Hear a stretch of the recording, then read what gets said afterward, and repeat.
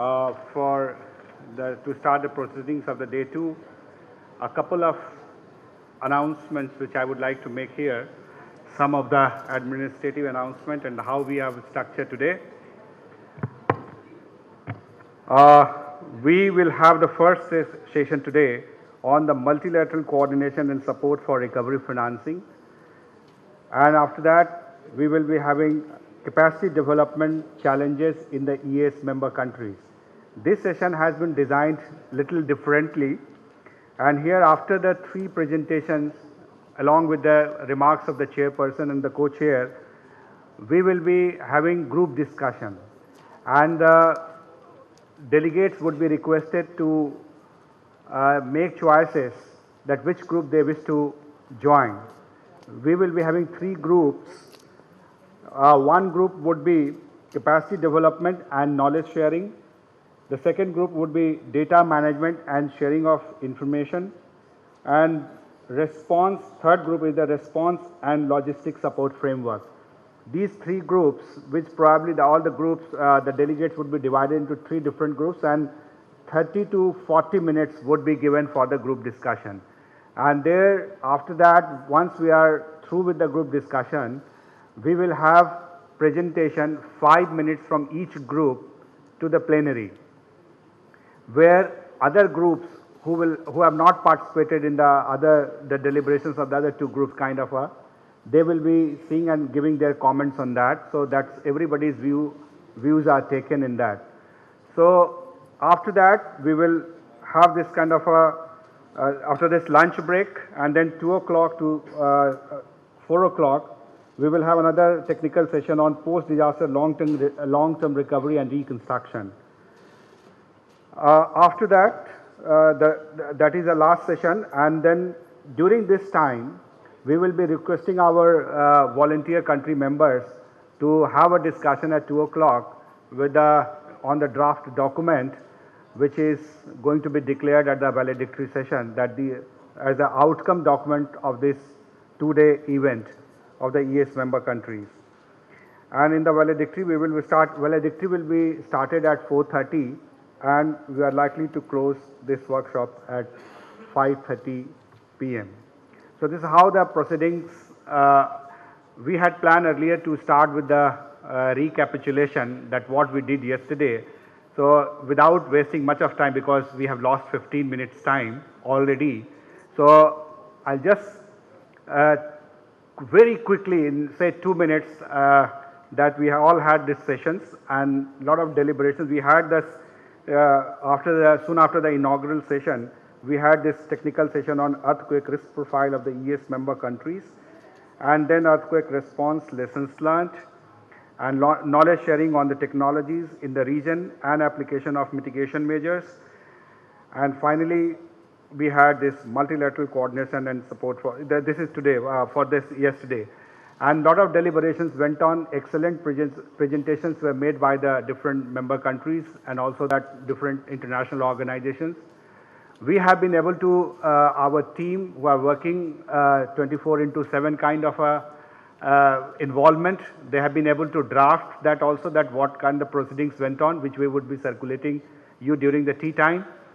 And so that you can see that how much and what have been covered so far. With this, I would end here, and I would request the coordinator of this particular session to move forward so that we can start the proceedings without any further delay. Thank you very much for kind attention, and I hope that you all have enjoyed the evening and also the whole day of the deliberation yesterday. Thank you very much. Thank you, Professor Santosh. Again, welcome to this session, session 4 on multilateral coordination and support for recovery financing. This session will be chaired by Ms. Liz Grande from UNDP. You are most welcome, ma'am, to come over the dais. And co-chair Mr. Matthew from Australia, Emergency Management. Please take your seat. In this session, we have 5 presentations. We also request the speaker, Mr. Saurabh Dani, to kindly take over the seat here, please. He is from GFDRR.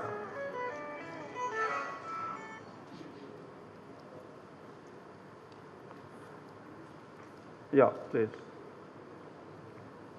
And from Asian Development Bank, Mr. Paolo Spantigatti. Yeah, please.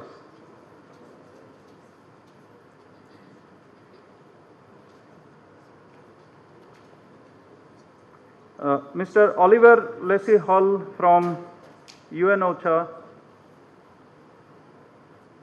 There are 2 country presentations on this subject.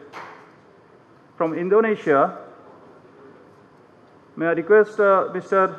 Jainuddin Maliki to kindly take the seat. And also from India, Mr. Thirupugaja. He is Additional Chief Executive Officer.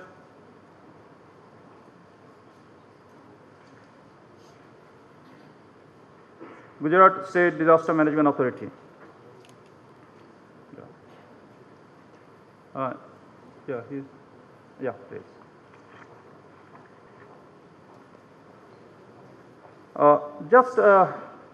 There is a timer there. Of course, we know that we don't want to stick to the time or anything. It is all that how chair and co-chair running the session. After 15 minutes is over, there will be some sound.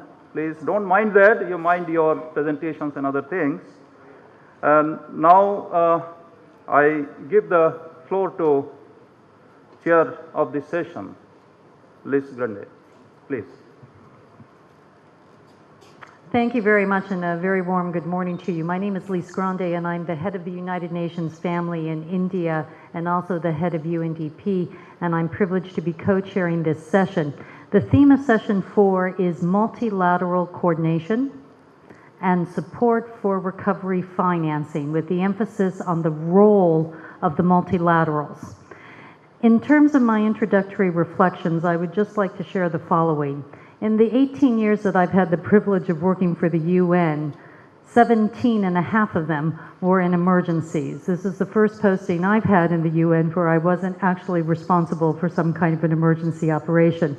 So I come to this session with great interest in the issues that we'll be reflecting on together. One of the things that we would like to do this morning, within the framework of building back better, is to ask ourselves the question of what the multilaterals can do realistically to contribute to building back better. If that's what we're trying to do with recovery, what we want to ask ourselves is, what do the multilaterals contribute to that process? What do they contribute in terms of financing? What do they contribute in terms of coordination? There have been some instances where the role of the multilaterals in recovery has not been wholly positive. I know that because for years I've done this. There are other instances where the role of the multilaterals in recovery has been decisive. And what we're hoping to do in this session is not only to educate ourselves on what the multilaterals can do, but to have an open and frank discussion amongst ourselves about where we've gotten it right, where we haven't gotten it right, and if we haven't gotten it right, what do we have to do in order to change that? So with these opening reflections, I would like to share with you the procedure for the session. We will have 3 presentations from multilaterals. We'll start with the Global Facility for Disaster Reduction and Recovery. We'll then have a presentation from our colleagues in the Asian Development Bank. We'll then have a presentation from UN-OCHA, that stands for the Office for the Coordination of Humanitarian Assistance.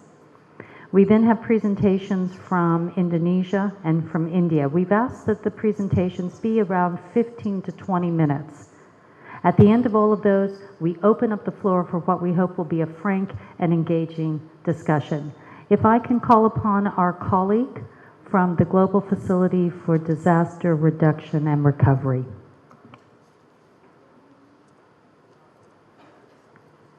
Thank you.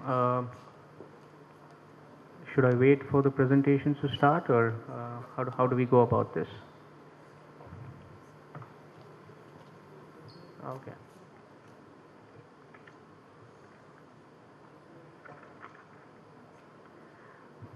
Good morning, and thank you to the organizers as well as the chair for giving me this the platform for presenting today.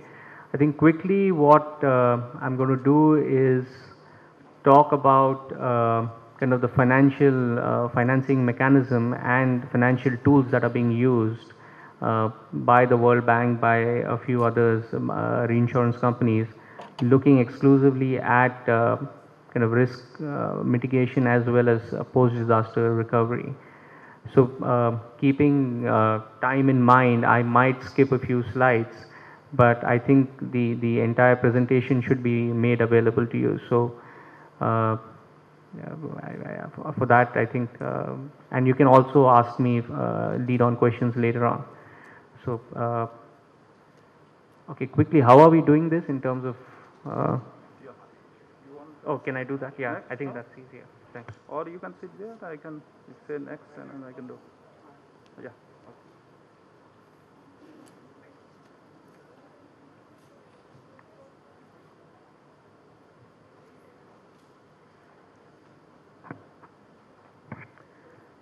So quickly, I think if you take a look at this chart, I mean, you see tremendous spikes in urban agglomeration, and all these are exposed to cyclones and earthquakes. And I mean, you can see the light and the dark. And so by 2050, we're going to be in serious trouble. Also, especially if you look at both Southeast Asia as well as South Asia, the huge spikes coming up. So it's something that we should all be seriously concerned about. Also, I mean, this is just another graph to kind of further emphasize the fact that insured losses for most disasters in developing countries are practically non-existent, less than 10%. Another thing to kind of, I don't know if you can see this, it's there are too many disaster events in here, but the last one is interesting. Is the storm Lothar from 1999 in France, and you see that the insured losses are close to 90%. And one of the major reasons for this is almost I think every house that is bought in France has to have a mandatory insurance. Without that, the sale deed does not go through. And kind of the insurance covers everything: acts of God, natural disasters, fire. And I think that is something that is interesting and something that we need to learn, is that instead of the state taking the entire burden, insured losses have covered most of the losses from that particular disaster. Quickly, kind of talking about, I'll just lay a few ground rules in terms of, I mean, liability. We all know obligation to pay, but contingent liability, I mean, usually it's both explicit and implicit. Explicit directly where the government is asked to pay, and then implicitly where there are other pressures, public political pressures that come into play in terms of the liabilities. I think what we've been doing at the World Bank over the past few years is also trying to help governments assess their exposure to risk. And so you have what you would want to look at traditionally as the history of budget outlays resulting from natural disasters. So you have your recurrent losses, and then you start teasing out what could be your exceptional losses from probabilistic assessment. And that slowly but steadily starts allowing you to get a clearer picture of what your financial exposure is and what, in terms of policy, what you're dealing with. Something which again, in all honesty, what we don't do enough in, at least in South Asia, and my sense is also in Southeast Asia, is looking at loss exceedance. the maximum loss for specific return periods, and usually traditionally we go to 100-year, but can we go the next level? Can we go to a longer period and then look at what the impact on the GDP is, the return periods? I mean, if you look at again the Japan tsunami, there is a sense that had they gone in for a return period of 1,000 or 1,500 years even, probably this tsunami would have featured in their probabilistic risk assessment. So unfortunately, we are in this scenario today where you say your white elephants and black swans are unfortunately kind of recurring more often than they ever would. So think of the unthinkable is really becoming the motto.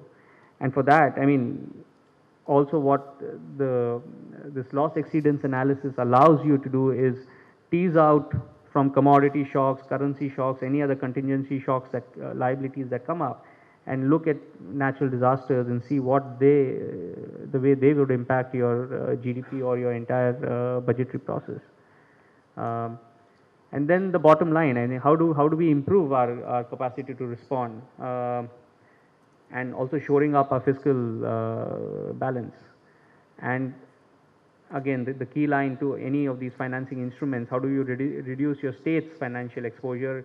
Can you bring in the markets? Can you try and balance things out?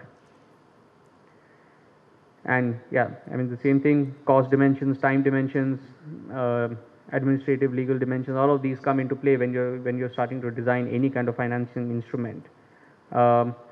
This is an interesting kind of slide. If you look at it, I mean, this gives you the different stages of risk layering. Again, in India, in places like the Philippines, until very recently, where we are at is right here. I mean, we really use only reserves for our risk retention. I mean, you have the Calamity Relief Fund, the National Fund, and how do you move from here to slowly build all the way up to here, where you can get, I mean, this is the risk transfer is where we want to be, and how do you get there? And similarly, I mean, you have classic scenarios where you have your high magnitude, low frequency events as against kind of low magnitude but higher frequency events. And so how do you balance this out along with this? And I think that is where we've been doing a lot of work, and I mean, not only the bank, but a lot of other people have been doing a lot of work in trying to get from risk retention to risk transfer. And again, this is the kind of the whole gamut of what we call as kind of post-disaster relief, early recovery, and then long-term reconstruction. And kind of again going back to retention, transfer, and then kind of getting the probabilistic nature of maximum losses into play. And this is the whole spectrum of different tools that are there. I think the bottom line is, again, there is no one solution. Every country is different, every scenario is different, every risk is different, and that's why I think a mix and match and trying to come up with a different bag of products that can fit is something that we've been looking at. So you have your budgetary reallocations, or then what we call as a CAT DDO is a catastrophic drawdown option. It's basically a contingent credit, and the Philippines has recently come up with a CAT DDO, which is a policy loan along with a loan CAT DDO for floods, and or I think it's multi-hazard. So they used it recently for the floods in Manila, and so this is one very good way of shoring up your fiscal balancing. You have your loans, ERLs, and you have catastrophic bonds that a country like Mexico has been using. I'll talk about that more. Parametric insurance, all these reinsurance companies are very much involved in that. We also, I mean, the bank did something which is called CRIF in the Caribbean, where they pulled in all the different countries from the Caribbean, and they came up with a common risk instrument for essentially for hurricanes and earthquakes. And no individual country was able to do this, but by pooling all these different Caribbean countries together, they managed to create an instrument that was also attractive to or any reinsurance company or any private insurance.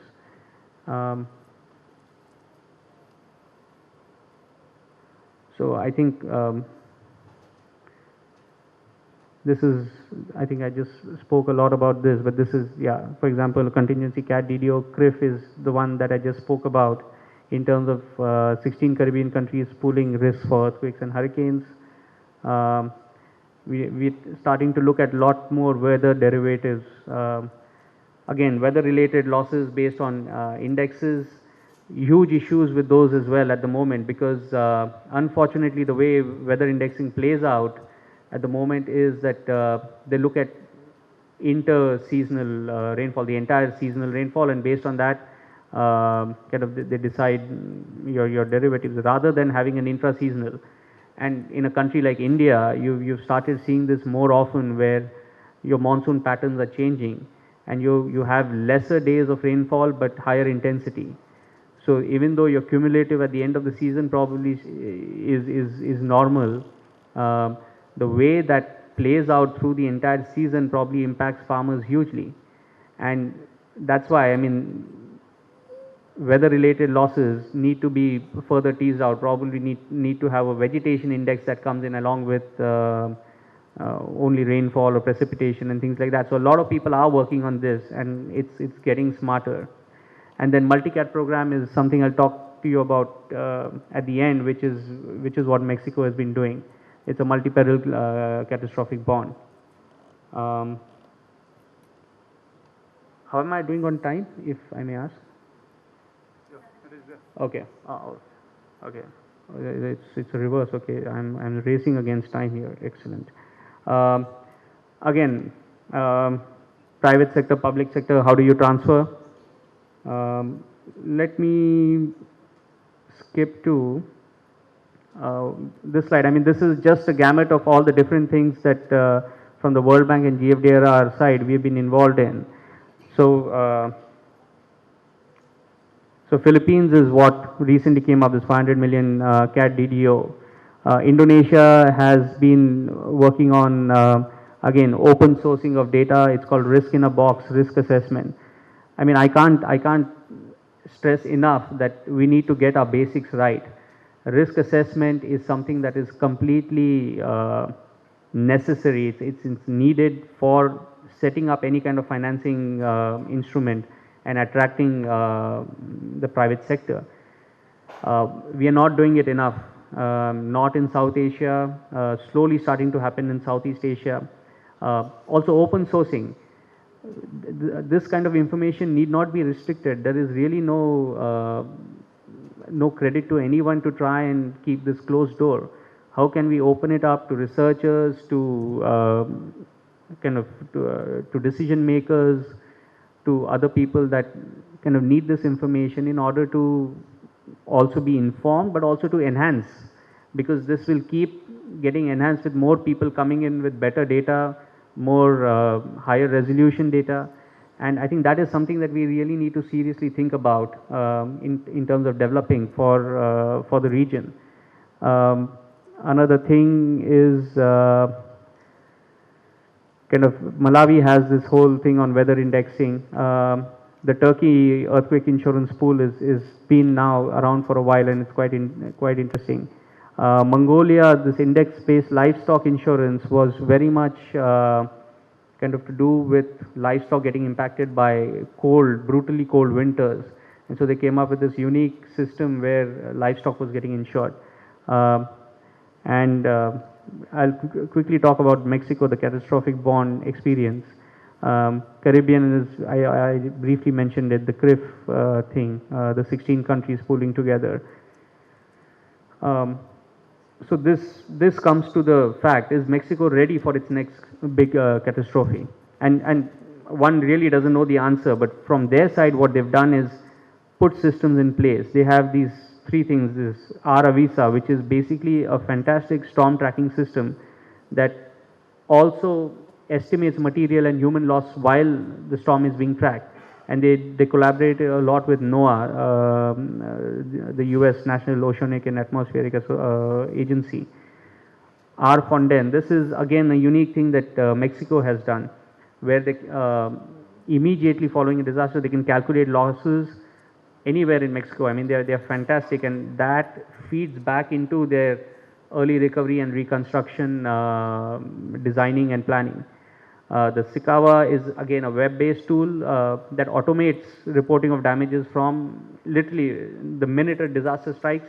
They start reporting damages, and they can start calculating what the expectations are.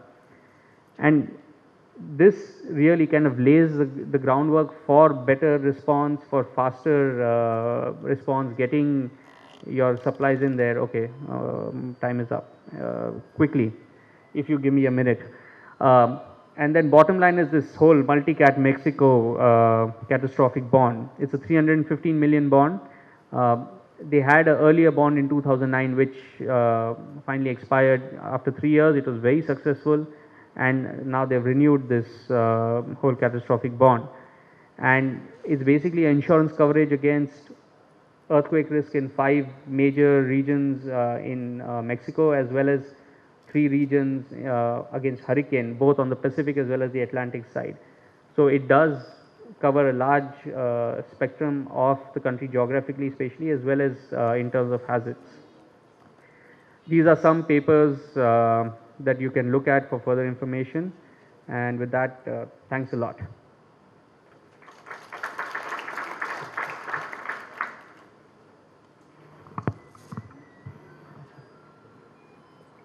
We'd like to thank very much our colleague from the Global Facility for the presentation, and we would now like to ask our colleagues from the Asian Development Bank.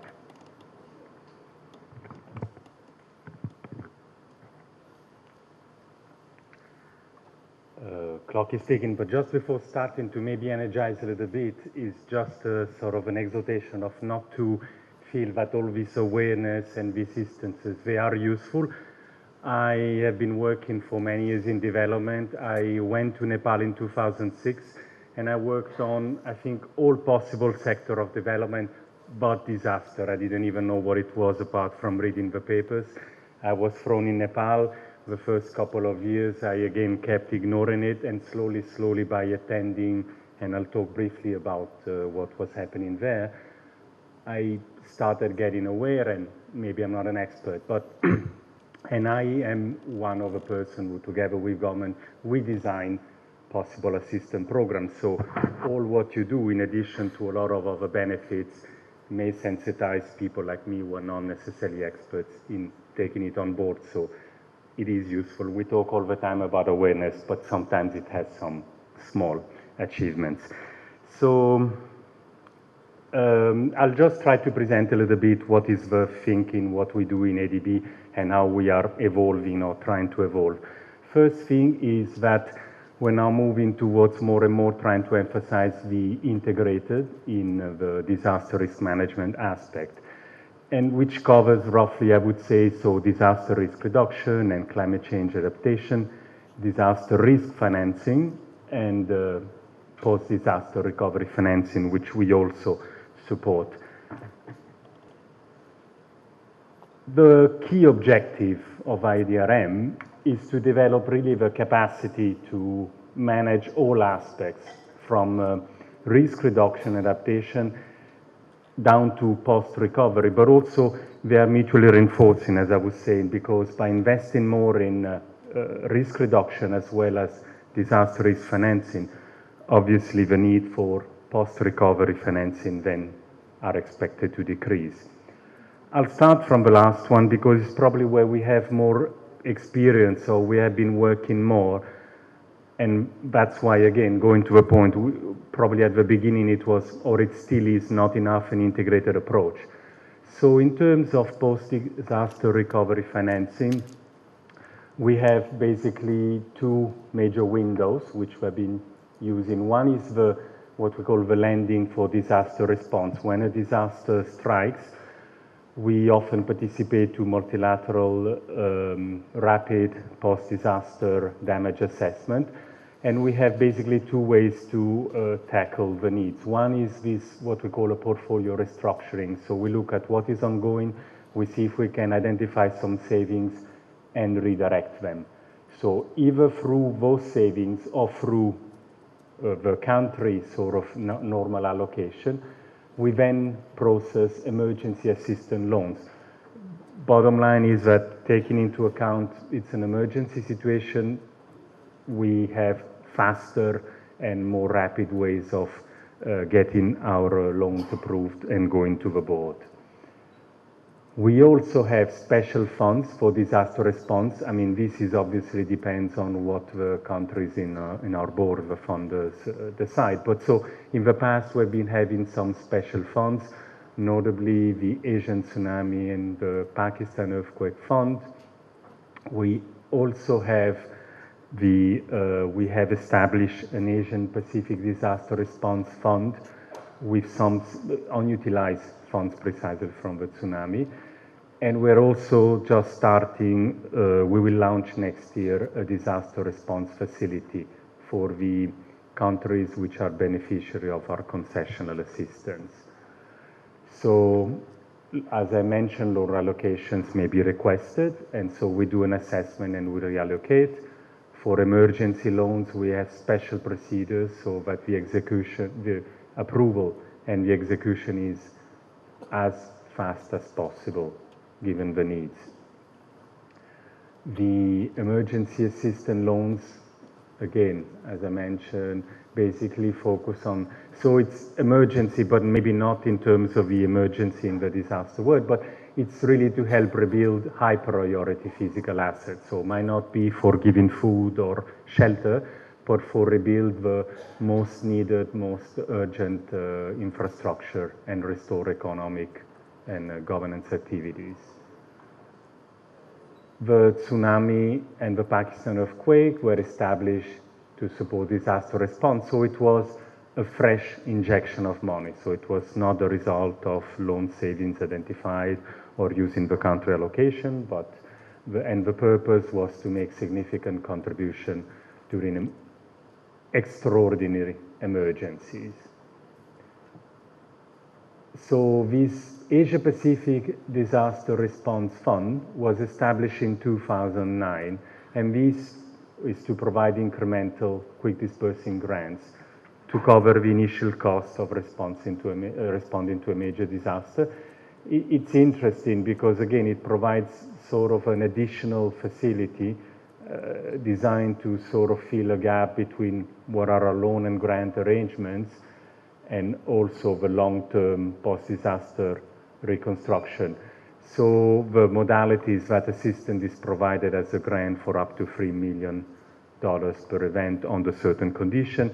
And it's interesting, I would say, linking a little bit to what the colleague was saying, because it's more of a regional idea, sort of trying to internalize a kind of internal insurance. So it's for the Asia Pacific islands, a pool of funds, which hopefully nobody will ever need to use, but otherwise it's available depending on certain triggers. 12 grants have been approved so far for a cumulative total of about 30 million. Now, interesting is that as part, we have our cyclical, some of you might be aware, we cyclically replenish our concessional assistance, the Asian Development Fund. So as part of a negotiation for replenishment over 2013-2016, the donors requested that actually 3% of the allocation be set aside to finance post-disaster recovery.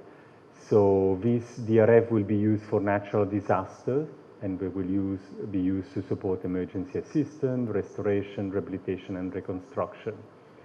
So all countries that can access ADF funds can get up to certain limit and condition. And I would just like to say, if I'm not mistaken, the paper which really provides all the processes and regulation for using it is going today to the board. So hopefully it will be approved. So from next year, we will have a pool of funds which will be specifically earmarked in the case of any hazard occurring in one ADF recipient country. This is coordinated with the World Bank, which actually, I believe, had a similar facility already in place for quite a while. And it's meant in the mandate from the donor countries, they ask ADB to make sure there is a very close coordination in possibly utilizing the funds. And it will have to use certain general frameworks. So going back, I said I would start with where we have had more experience, unfortunately, with post-disaster recovery financing. So since 1987, to give an idea, ADB approved 609 disaster-related projects for around 14 billion, out of which 52 roughly are assessed as for disaster risk reduction, 35% for disaster recovery and rehabilitation, and 13% for emergency assistance. The second aspect, again, integrated disaster risk management. So from the bottom, when a disaster strikes, we started financing. So we started trying to look more upstream. And now a lot of emphasis we're trying to put in dialogue with our member countries in disaster risk reduction and climate change adaptation. So the idea is to help countries better or to prepare for possible hazards, as well as more specifically building better resilience of the very same investments we support. A couple of examples, as I said, I've been 6 years in Nepal. I can cite as an example, which I think is a reasonable, good example, and my colleague also has been working on it. There, a few years back, the government took the initiative to put around the same table all the active donors in the area. There was a joint assessment, many needs and priorities, but there was a real prioritization effort, and as a result, there were 5 areas identified, and for each 5 area, a lead, moral lead, identified like ADB's leading in the education and health risk reduction. And so with the leadership of the government and the guidance of the government, we're all trying to work together in a little bit more coordinated way, and we commit to raise the voice for disaster risk reduction. The second aspect, building resilience of the investment we support. More and more, we try to make sure that whatever we do keeps an eye on again, aspects of hazards. And again, I can tell you when I was preparing the Nepal strategy, after having been exposed to these issues, so we introduced a so-called checklist of any new project ADB finances in Nepal should go through rapid screening. What are implications of Nepal profile in terms of natural hazards and climate change? How could it impact whatever we plan to do? And can we identify any potential mitigating measures? So that should probably help us build better projects and investments. The third aspect is where we are, I believe, as I mentioned, I'm reasonably late, but as ADB, we're reasonably new. So, and I understand this was of interest of today. So disaster risk financing. So we are starting working on that. Now, disaster risk financing as we see it, and as I believe is the definition, is again, trying to apply financial instruments as part of, again, this systemic approach to better be prepared for disasters, and so to anticipate, plan, and reduce and transfer the risks. And examples have been given in the previous presentation, but basically there might be many examples of, again, local insurance, sovereign emergency liquid insurance program, emergency standby credit lines, microinsurance for households. There might be a number of modalities. So what is interesting is that creates new applications of traditional financial instruments to provide development solutions.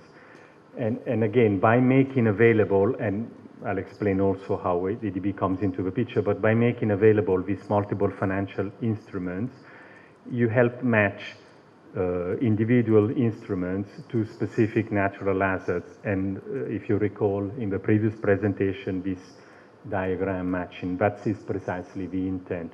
Looking at what is the potential natural asset and its profile, you could match the more appropriate financial instruments.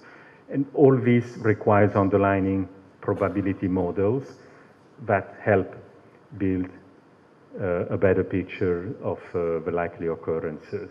And based on such model, financial instruments can be employed. A long slide, but basically again, just one which I picked is that for some DRF instruments, such as the parametric insurance, those could be particularly useful. The parametric insurance, I understand, is basically a payment which is triggered by the simple fact that the damage has occurred. So it's based on a certain estimate of what would be the post-disaster damage, which triggers the payment. So it cut short of all the need to provide evidence and proof or what is the damage which has been actually incurred.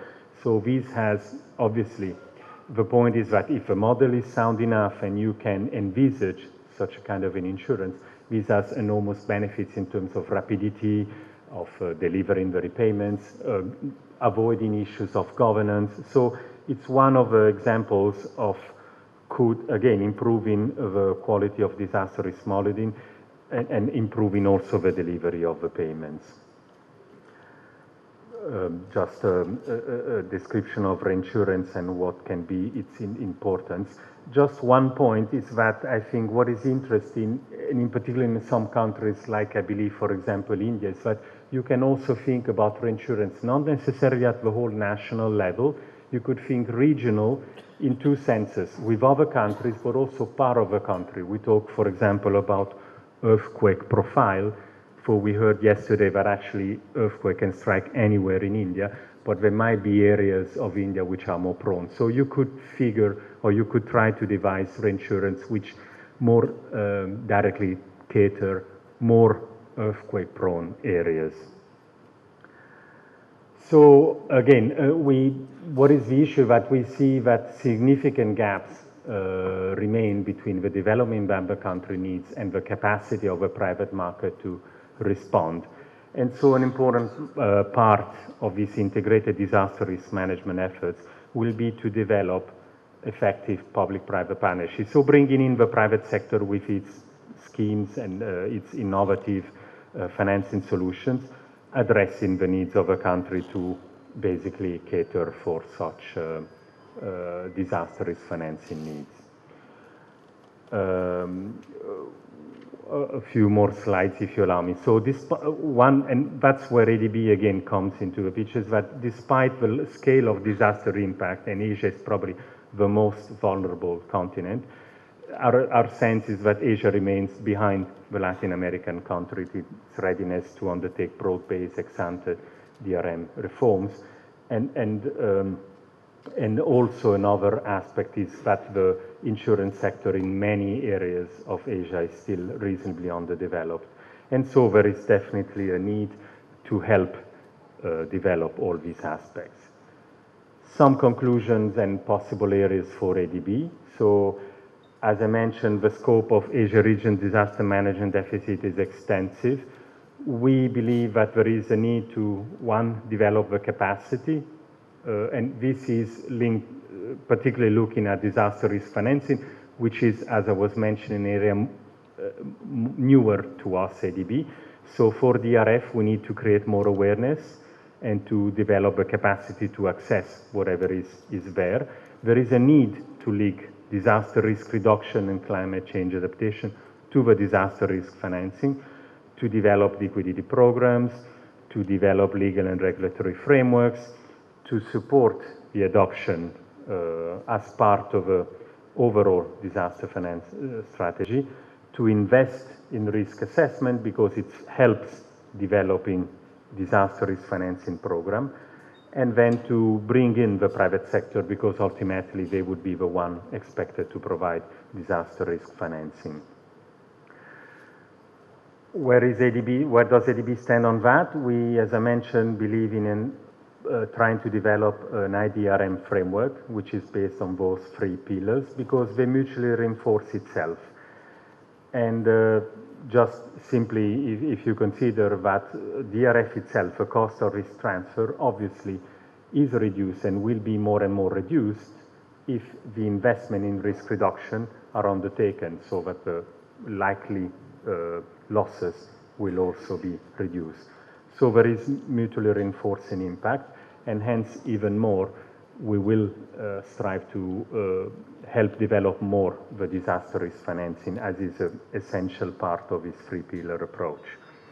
We have several DRF initiatives. One is we have a couple in the Philippines and Indonesia, which are targeted to 2 countries in each country, because we believe urban hazards are emerging, are more and more important.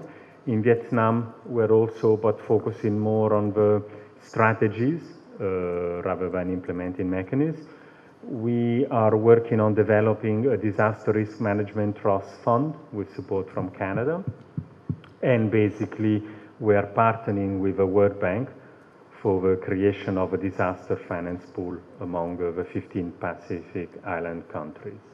Going forward, we will promote the adoption of IDRM, and we will try to support the adoption of DRF as part of the DRM. Thank you very much. Thank you. Our next presentation is from UN OCHA.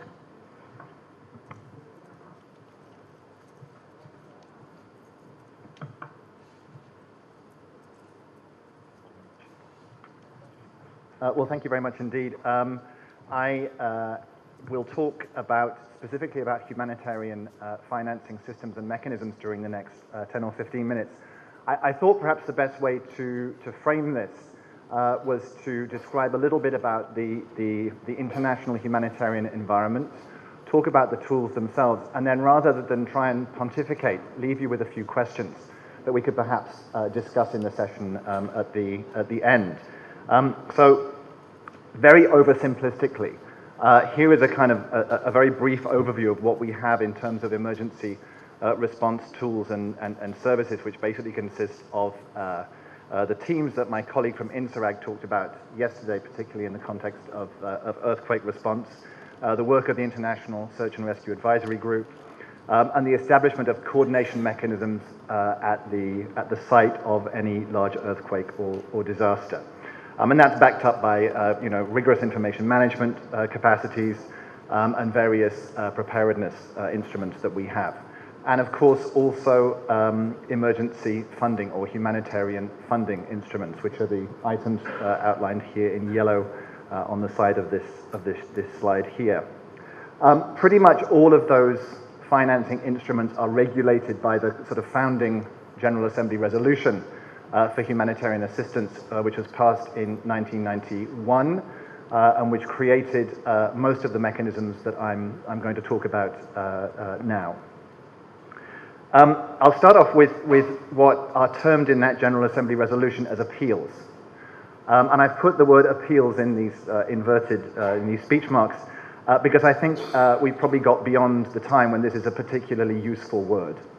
Appeal has a very loaded connotation, and certainly in this region of the world it's very rare now that anything that is issued will be called an appeal. It's called a response plan or a humanitarian plan. We've moved away from this sort of this legal language of appeal to something which I think is more acceptable both to the agencies that are seeking to be provided with financing, and of course the governments to whom that support is being provided.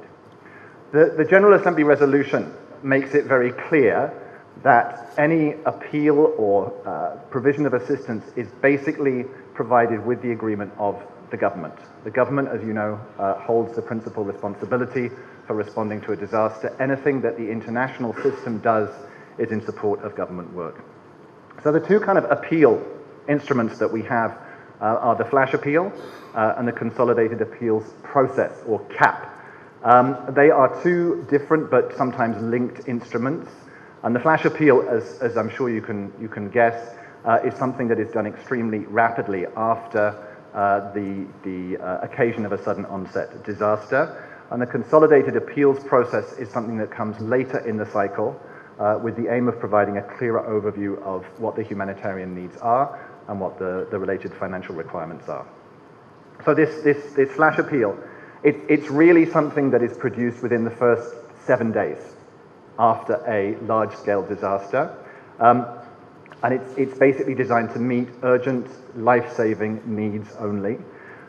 It covers humanitarian action sort of for 3 to 6 months, with a promise that fairly rapidly after it's issued, there will be a revision of that appeal. The initial flash appeal is based on what I would describe as a quick and very dirty assessment of the humanitarian situation, and there'll be a revision fairly rapidly thereafter. It's a simple document, 7 to 10 pages. It provides a paragraph or 2 paragraphs for each sector or cluster on what they plan to do to respond to the needs, and provides a series of 1-page project sheets for funding under each of those cluster or response plans. The consolidated appeal is a rather more sophisticated instrument. It's composed of something called a common humanitarian action plan, which I'll talk about a little bit more in a minute. And it aims to seek funding and seek money, but it's actually a much more strategic document, which basically lays out the plan that's been agreed between the government and international humanitarian organizations working in a particular disaster situation. It also provides a framework where the money that is provided can be measured against the needs. And because there's usually a pretty rigorous results framework with it, it ensures that the funds will be spent in a way where there's a greater sense of accountability. The Common Humanitarian Action Plan, which is the heart and soul of the consolidated appeal, provides this common analysis of the context. It's based on a pretty rigorous needs assessment process, and then develops 3 scenarios: best, worst, and most likely scenario, and much more detailed information at the sector or cluster level. And it's broken down into priorities, objectives, goals, and has this monitoring framework and strategy revision attached to it. So those are kind of the 2 appeal documents, if you like. Beyond that, and really developed in the last sort of 7 to 10 years, have been a series of pooled funding mechanisms, which are funds that are held, generally speaking, by OCHA, my organization, for very rapid disbursement. The first of these is the Central Emergency Response Fund. The fund was actually created in 1991 as a $50 million loan, which could be called upon by United Nations humanitarian agencies if they had received a confirmation that they would be provided with funding by a donor. It was kind of a quick way to get money. By 7 to 10 years ago, I think we'd reached the point where there was a recognition that when there's a disaster, it happens on a Monday, and you need the money on Monday night or Tuesday morning, not the following week or the following month. Donors realized, we talked to donors, and there was an agreement that we needed to have a kind of upfront fund which could disburse money extremely quickly. So this $50 million loan fund was augmented by a $450 million quick grants fund. And it's been remarkably successful. We raise the requisite amount of money each year for this. We have 126 out of 192 member states of the UN supporting this fund. And it has sort of 2 windows. One dealing with rapid response. So when there is a disaster, getting money from the fund to the field, to operations as quickly as possible, with the aim of reducing the loss of life and just enhancing that response time. And the second window looks at underfunded emergencies, or emergencies that just simply don't receive money because they're off the radar screen. It's regulated by a resolution of the General Assembly. Funds can be received by UN agencies, programs, and by the International Organization for Migration. There are certain parameters by which NGOs and governments can receive funding through UN agency systems, which I'm not going to go into because the clock is ticking. And the projects, the criteria is relatively simple. the projects have got to be for life-saving activities. So that's either activities that in a short time span remedy, mitigate, or avert direct loss of life, or humanitarian services that enable life-saving activities to take place, like logistics and security. So those are the sort of the two areas. I won't go into the decision-making. The second fund that we have in place is the Common Humanitarian Funds. They're managed at the country level by this humanitarian coordinator, which is basically the senior humanitarian official from usually the UN in country, supported by the OCHA office in country. They're only established in countries which have an existing common humanitarian action plan or consolidated appeal. And it basically is aimed to ensure that the humanitarian system or humanitarian community can ensure the predictability and timeliness of funds. Definitely, I mean, most specifically around sort of meeting gaps. So everybody who's participating in the consolidated appeal, whether it's UN agency, NGO, are eligible to receive funding through the Common Humanitarian Funds. And basically there's a consultative process that ensures the release of those funds. So there are two allocation modalities, which are the same as the SURF, in fact. Standard allocations which take place twice a year, and then a reserve which can be used by the humanitarian coordinator in the country to meet unforeseen emergency needs as they arise. There are actually none of these funds in the Asia-Pacific region at the moment. Then we have emergency response funds, generally a sort of smaller funding pool. We have two of these in Indonesia and Myanmar right now, and they're basically designed to provide NGOs and the UN with a kind of flexible in-country funding mechanism. They're designed to meet smaller shocks and to meet short-term emergency needs of vulnerable communities. So not kind of at the front end of a humanitarian crisis, but to meet kind of longer-term needs. The smallest instrument that we have, but actually the fastest, and the turnaround here is 24 to 48 hours, are emergency cash grants, which are also managed by OCHA. Those are normally requested by the resident coordinator office, in this case by Lisa's office. It's a $100,000 limit, and it's for life-saving activities. The request comes straight from the resident coordinator office to OCHA and is rapidly dispersed through a UN agency or a non-governmental organization. And the response period or the report back period is within 4 months. And here's the criteria. It's 3 very simple criteria: local purchase of relief items, logistical support for the relief operation, and exceptionally, if we need to, recruitment of staff to support the emergency relief operation. We have also, for humanitarian financing, something called the financial tracking system, which is managed by the OCHA office in Geneva. And this basically is a real-time database that records all international, well, I say all, it records international humanitarian aid that is reported. So it's a kind of, it's not mandatory, but generally most donor organizations provide information on funds that they're providing. So it includes funding that's provided through the formal appeals mechanism, as well as any ad hoc donations that are provided. It encompasses multilateral, bilateral, as well as in-kind contributions and private donations. And it's actually a very useful tool to just get an idea of what's out there and what's going on. It's openly accessible. You can see the link there, fts.unocha.org.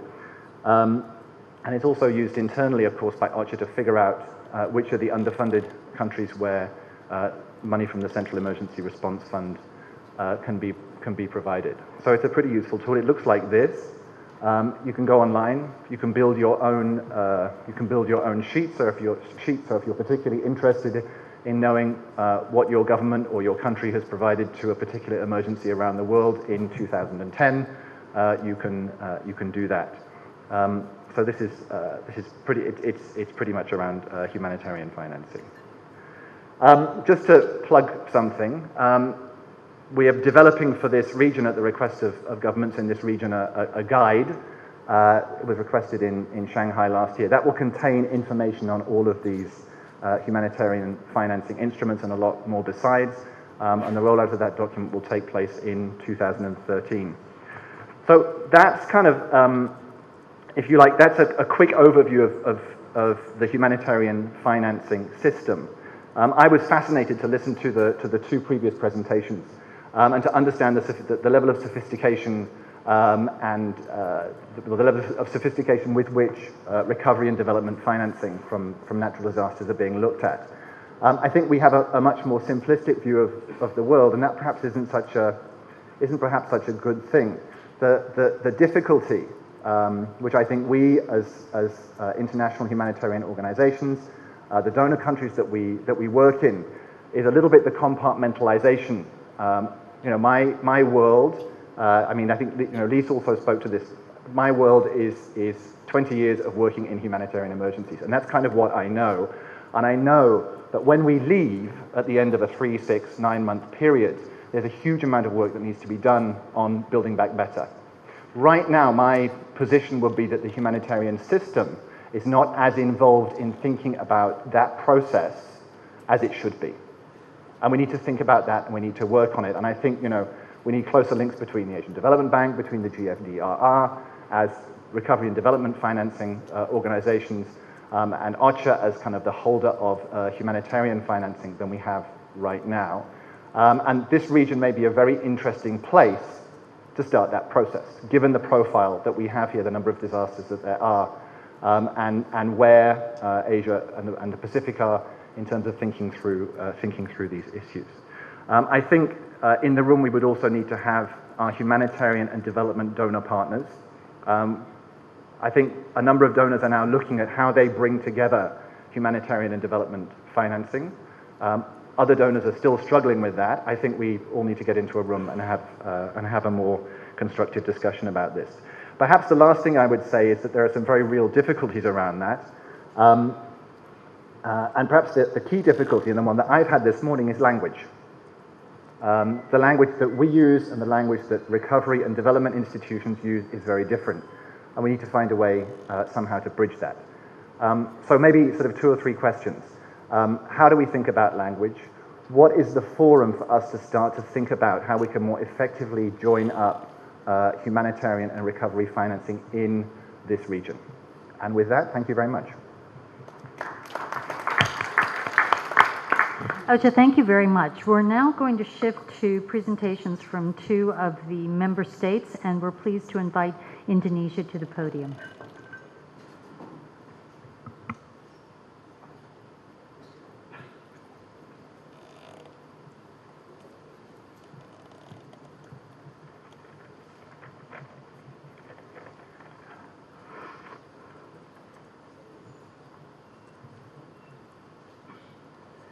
Distinguished Ms. Chairman, ladies and gentlemen, good morning. It is a great pleasure for me to be given opportunity to deliver a speech on the subject, on the important subject to discuss multilateral coordination and support for long-term recovery financing. I do apologize that my concern here is not directly about how to get fundraising, some scheme of loan or insurance, such as presented by 2 presentations earlier. But my concern here is more specific to Indonesian experience, especially experience on mechanism to use and manage the funds or financial. Hopefully, the mechanism would be more accountable and induce the vision of rehabilitation and reconstruction implementation to build back better. I think such accountable mechanism in using and distribution funds in rehabilitation and reconstruction implementation is required to get any scheme of law. We have 41 billion IDR, loss of the money, so much money, 41 billion. And then number 2, earthquake in Yogyakarta and Central Java province.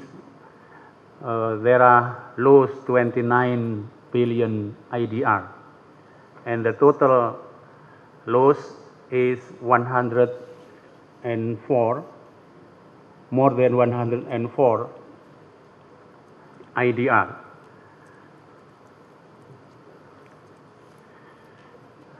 Now turn to tell to you about government spending. With so many disasters which claims huge losses, of course requires funds in a huge amount. The Indonesian government in 2012 allocated 4.5 trillion in funds ready for use or standby funding. This is spending for housing sector in 10 districts or cities in West Sumatra. The infrastructure, social and government building sector be implemented in 2012. There are the government give budget allocation not more than 394 million IDR.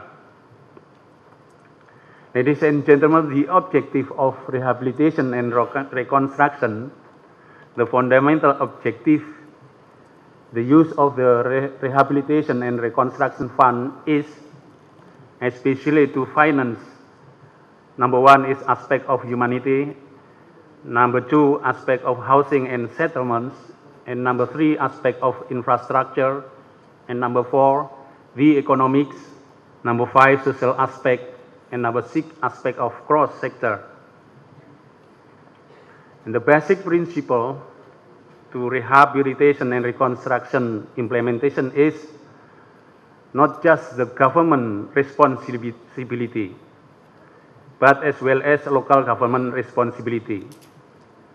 Rehabilitation and reconstruction principle is build back better and encourage minimum of 10% fund allocation for DRR or rehabilitation and reconstruction. Now about the policy. Coordination should be based on duties and function approach, and the implementation based on plan document, spatial approach, social and cultural, and Indonesian national standard of quality and strengthening community preparedness. And about strategy, we encourage the role of BNPB in the central government and BPBD or SKPD in the local government. And the implementation is conducting the assessment of physical and human development, priority determination and dissemination of information. Rehabilitation, reconstruction, implementation. We have a planning, and now we discuss about funding. There are 2 funding resources in Indonesia.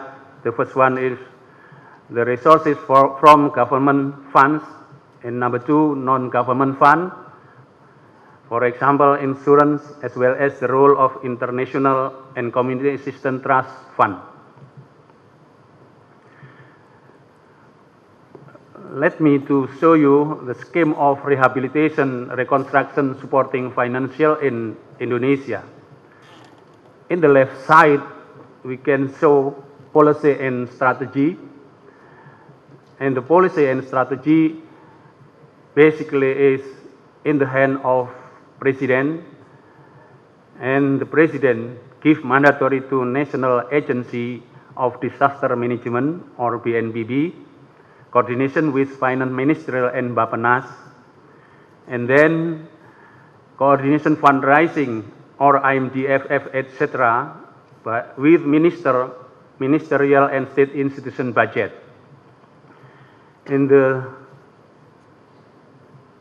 right side, the implementation and control, the financial mandate, the governor is has responsibility to implement it and control the financial, and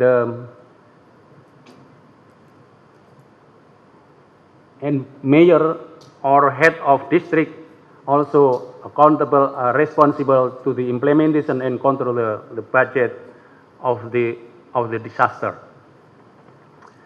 This is the cycles how to the financial supporting for rehabilitation and reconstruction post-disaster in Yogyakarta, in West Sumatra, as well as in Mentawai. The firstly, we have to identification of housing damage, and we got slightly, moderately, heavily damaged, and then we decide the beneficiaries.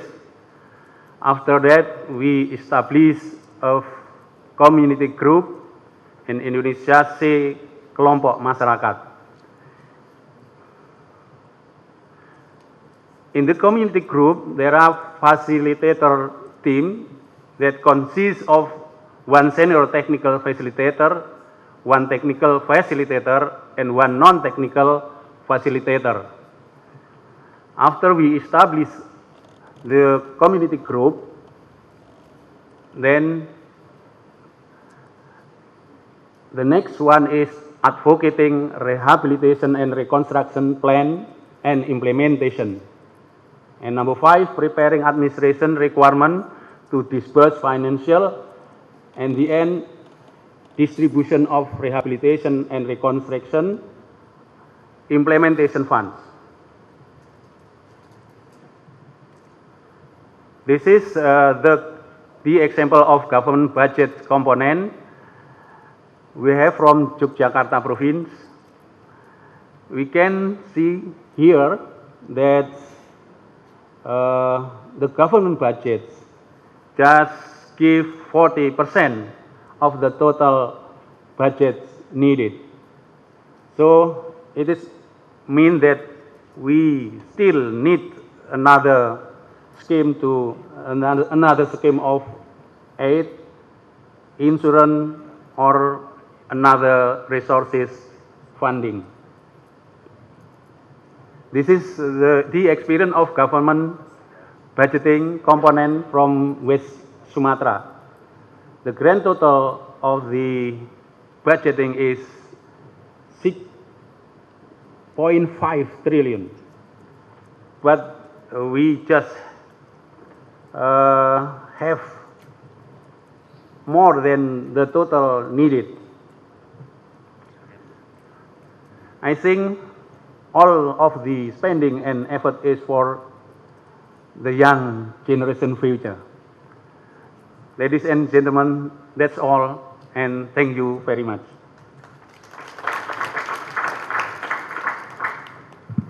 Thank you very much to the Indonesian delegation. And we would now like to ask Mr. Tirapugas, who is the additional Chief Executive Officer from the Gujarat State Disaster Management Authority.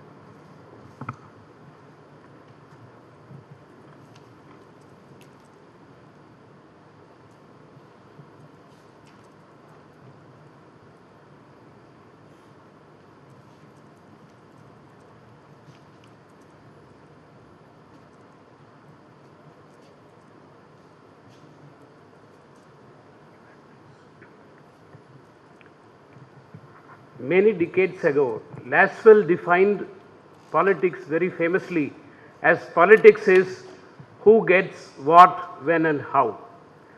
In the recent context, in the age of politics of aid, we should redefine politics as who gives what, when, how, why, and to whom. Giving involves more politics than receiving. External aid can be a blessing, it can be a curse also. It can help to build resilience, it can perpetuate vulnerability by making people dependent on external help forever. In this context, based on Gujarat experience and the latest research in this field, I would like to highlight some of the issues and challenges in receiving and giving international aid.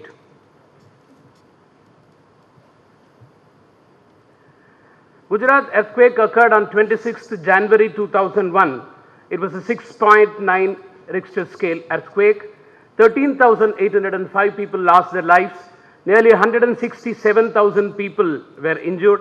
Over 2,20,000 houses were fully damaged and over 900,000 houses were partially damaged. There was heavy loss of social infrastructure and public infrastructure and loss of livelihood. In terms of economic impact, it was nearly 33,000 crores. The task ahead of us was reconstruction of all the damaged infrastructure, private houses, restoration of livelihoods. I am not going to read and explain all these bullets. It will take 15 minutes. This is to just tell you the immensity of the task which was ahead of us after the earthquake. We received international assistance for search and rescue, humanitarian assistance and relief, and we also received assistance for rehabilitation and reconstruction in the form of grant in aid, in the form of loans from Asian Development Bank and World Bank. Also, some of the international agencies adopted villages and reconstructed houses and infrastructure in those villages. We also received a small quantum of help for a disaster management capacity building in the state. Let's start with the rescue. Many international rescue teams arrived. They saved about 435 lives. It's not without problems. I will discuss this later. 250 flights arrived from different parts of the world carrying mainly food, clothes, blankets, medicines and other relief material. As I told you, social infrastructure was totally destroyed, particularly in the worst affected district of Kutch. Many countries helped us by setting up temporary hospitals and helping us in emergency medical relief.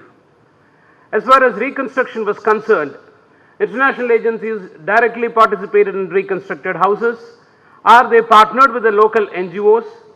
Many countries directly funded the government, Japan, Netherlands and European Union, and we implemented the project, and international funding agencies, as I told earlier, provided us loans, mainly World Bank and Asian Development Bank. If you look at the total funding, we will see that nearly 66% of the cost of construction is from external funding and more than 55% is in the form of loans from Asian Development Bank and World Bank.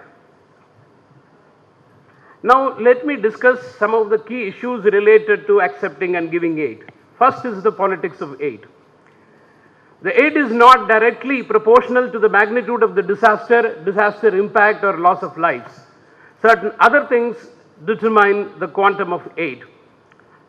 Second is, I will discuss this later, second is aid which is promised is not always committed, and the aid that is committed is not delivered, and the aid that is delivered is not delivered timely. There are gaps in all these things. And the aid delivering country has also a set of norms, rules, protocols, bureaucratic procedures which results in delay. Accepting aid is also not easy. There are delays in accepting aid. Many countries do not have special provisions for accepting aid during the time of disasters. They have to go through the normal procedure and there are delays. Then there is something called a conditional aid. Many countries give aid, but with certain conditions. Consultancies and goods and equipment should be procured from that particular country only. It is a way of indirectly taking the aid which is given back to their own country. Then there is this inappropriate aid. Disaster after disaster we are seeing this. Yesterday somebody spoke how the search and rescue teams which came to Japan were not really effective. Search and rescue teams from outside the country are not able to arrive within the first 24 hours during that golden period. It takes time for them to come without knowing the local terrain, language, culture and people. They have to depend heavily on the local support. It would be better, of course, huge men coming from the west with their dogs, they attract a lot of media attention. But in reality, it is the local teams which have to be trained before the occurrence of the disaster so that lives can be saved effectively. Second is, many times the aid which is delivered is not suitable to the local culture. In Kutch, plain loads of jeans pants and tops were delivered to the women who were there. And of course, in that part of the country, they do not wear that, and they sold it in the market. And if this aid is sold in the market, again, it will have its own repercussions. Third is the nature of emergency loans, which is very important. World Bank and Asian Development Bank give emergency loans, but the loan period initially is for 3 years. I have not come across any reconstruction program in the world which was completed in 3 years. World Bank and ADB also must be knowing this. But they give emergency loans for 3 years. At the end of the second year, you start working, doing the paperwork for extension of the loan for 1 year or so, go to Washington, negotiate. Precious time in actually reconstructing is wasted in preparing this paperwork. So there should be a realistic estimate of the loan period upfront. Aid is often based on political considerations. Decades ago, there was a simultaneous disaster in Bangladesh, a cyclone in which a lot of people died, and there was a flood in Zimbabwe. The damage was much more in Bangladesh, but the aid flow was much more for Zimbabwe, for political considerations. The other is how media constructs a disaster. Media construction of the disaster brings in more aid. Number of studies have been done comparing two counties or two areas which were equally affected by the same disaster, just because in one county there were better visual pictures, more high-rise buildings collapsed, high-profile people were living there. It attracted more media attention and more aid went into these counties. Then there is something called project-based funding by these external agencies. Each of them prepare their own projects without consulting each other, and they send them to their particular countries or agencies. It takes a year or two for approval. It happened in Kutch. One international NGO wanted to build community halls in a particular area in some 30-40 villages. They prepared a project. Nobody knew about it. They sent it to the donor country. Meanwhile, a local NGO constructed community halls in all these villages. After 2 years, they got approval for community halls. The local people told them, we already have a community hall, we don't want community halls. But the donor agencies and the NGOs told, now our period is only 3 years, in 1 year we have to reconstruct, and we cannot send the proposal again, and they reconstructed a second community hall in all these villages.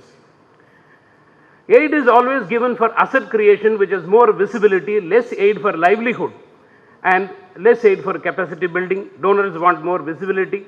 There are several shortcomings in the design and delivery and implementation of aid at all levels. They apply uniform standards for all countries. You provide aid to a country which has no basic governance systems, and you provide aid to Gujarat in India. The same set of norms, uniform standards are applied. There should be more flexibility in that. And there is lack of equal distribution of aid across various priority sectors. More visible sectors attract more aid. An example will be Haiti, where a very attractive sector of transportation attracted 510% of the total requirement in terms of donor funds. And the basic necessity of creating democratic institutions, which is fundamental, which was lacking in Haiti, attracted only 20% of the government target in terms of funding. A good entrance strategy is lacking. When donors come, there is no proper entrance strategy, coordination, discussion and things like that. At least of late, we see there are some donor conferences being held. There are some discussions in identifying the sectors. But there is no exit strategy at all. They just decamp and disappear. What were the outcomes expected? What were the outputs expected? Whether they have fulfilled it? Whether these initiatives are sustainable? What sort of further help will be necessary? No such discussions ever take place. There is no exit strategy at all. No aid is given for disaster prevention and mitigation prior to the disaster. And there is a lack of methodology for assessing damages, which is uniformly agreed upon by all the outside donors, aid providers. For the sake of speedy assessment, initially after the disaster, a joint assessment is usually carried out. UNDP, World Bank and ADB do this. But this joint assessment done within the first 2 months is not able to capture beyond asset damages and some livelihood damages. What are the real livelihood damages? What are the impacts of the downstream impacts of the damages of assets? They will not be able to capture in 2 months. But this initial assessment becomes the basis for a 10-year reconstruction program. There are no supplementary damage assessments done, which is totally lacking. Then there is no agreed upon international framework for design, delivery and implementation of aid. Whatever exists is totally fragmented. A group of countries have a framework, group of NGOs have a framework, there is no universally accepted framework, and there is no institutional mechanism for coordination. Again, there is a problem. The norm for delivery of aid and procedures differ across all these agencies. UN system has a set of norms, World Bank and ADB, they have a different set of norms. Other multilateral donors have a different set of norms. The recipient country has to cater to the norms of different countries and different set of procedures, which is not easy. What is needed? One is need for working out protocols for delivering and accepting assistance. There should be well laid out protocols. Then there should be a framework which contains the following. One is define shared aid principles, which is lacking. Different agencies have different aid principles. Second is joint need assessment should be promoted and priority should be identified. What is happening is post-disaster is looked at as a window of opportunity for doing everything, whether it is gender equity, bringing in equity, disaster management, capacity building, poverty alleviation, educating people about AIDS. They think that this window is big enough to push anything and everything, which is not. So there should be clear identification of the aid priorities, and there should be a well laid out strategy to mobilize resources. I mean not only financial resources, human resources as well as technical support. There should be common programming so that duplication of creation of assets is avoided, and phases of assistance should be established well clearly upfront, not when the program is going on, you renegotiate and then get a second phase of the loan. Define the roles of aid providers and recipients. There should be a clear-cut triggering mechanism for early engagement. Now, all countries are not appeal countries. Countries like India are not appeal countries. So, what is the triggering mechanism? Often it is the media construction of the disaster which becomes a triggering mechanism. What is needed is a well laid out, clear triggering mechanism. And external aid comes for relief, recovery and reconstruction. It is not provided for development. There is a gap. So, if this aspect is not looked at, all the good initiatives undertaken during recovery will be lost. We may think of creating a global reconstruction fund on the lines of global environmental fund. This is just an idea. And the donors need to be more realistic about the timeline of engagement in the affected area. They often think that it is 2 years or 3 years, and then they are not able to sustain themselves. Or while they are working in a particular area, there is a better disaster, more attractive disaster, more hyped disaster elsewhere. They all move out to that area, leaving a skeleton staff in the area in which they committed themselves in the beginning. And aid recipients are expected to have high levels of accountability and transparency, but the same is lacking in the donors. They always tell how much they have spent. They never tell how much they have received and who gave them and how much they received. So with this few suggestions, I wish to conclude my presentation. Thank you.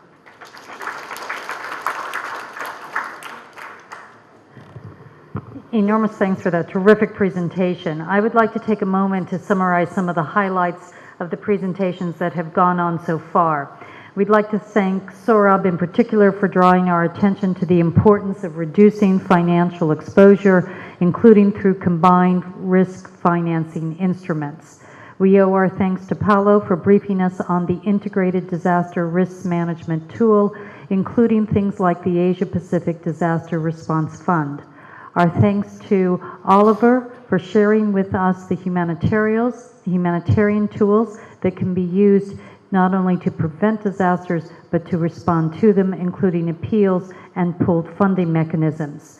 We would like to thank Dr. Maliki from Indonesia for recalling the impact of crisis in his countries, the importance of sharing responsibility between the central and the state governments, and for the very informative briefing on the process in Yogyakarta of how the government centrally and locally responded to the crisis there.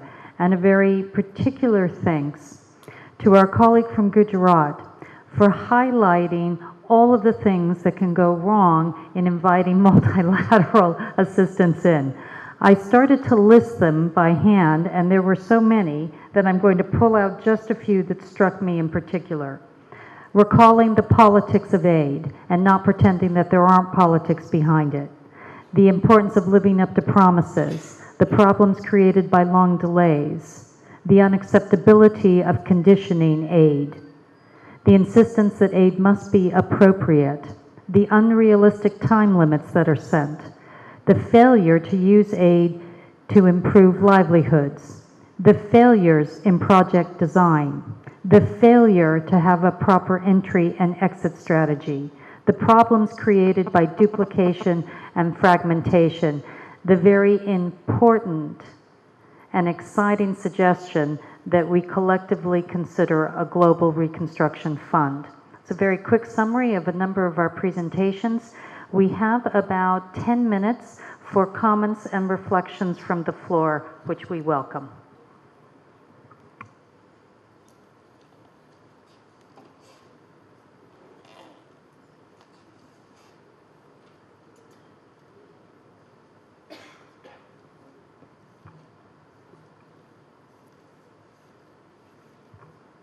So I feel the emergency grant given of $1 lakh is too small, and I think you should form some institute. We should lay down that number of persons affected or number of houses damaged, some yardstick. Suppose 2,000 houses affected, you pay $200,000 or $2 million kind of emergency assistance. That's the time when relief is required the most.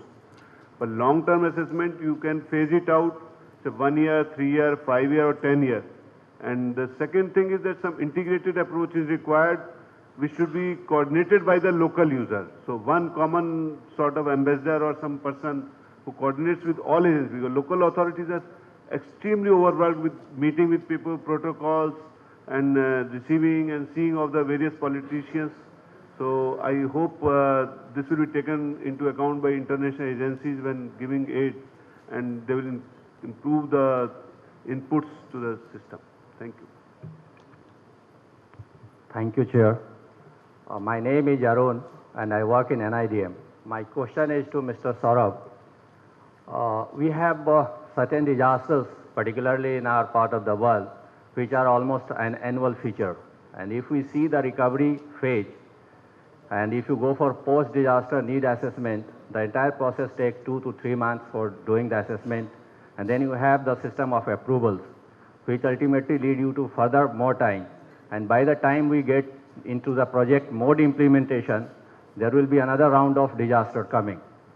So what do you suggest? Like you have given some example of Mexico, where they have very quick, weather tracking kind of system, and then estimation of losses, and quick kind of recovery planning and project implementation.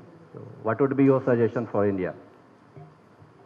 We'll take reflections from the floor and then ask our panelists for final observations. Are there other comments? Yes, please. There was this presentation, Mr. Saurabh Dani, on this financial aspect. One issue he highlighted the role of insurance beyond a particular point to reserve and insurance and so on.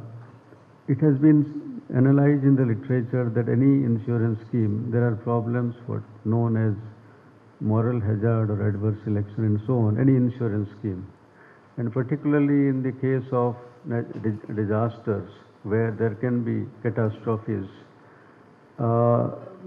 many people argue that it is not insurable at all because certain criteria are to be fulfilled to have a viable insurance scheme.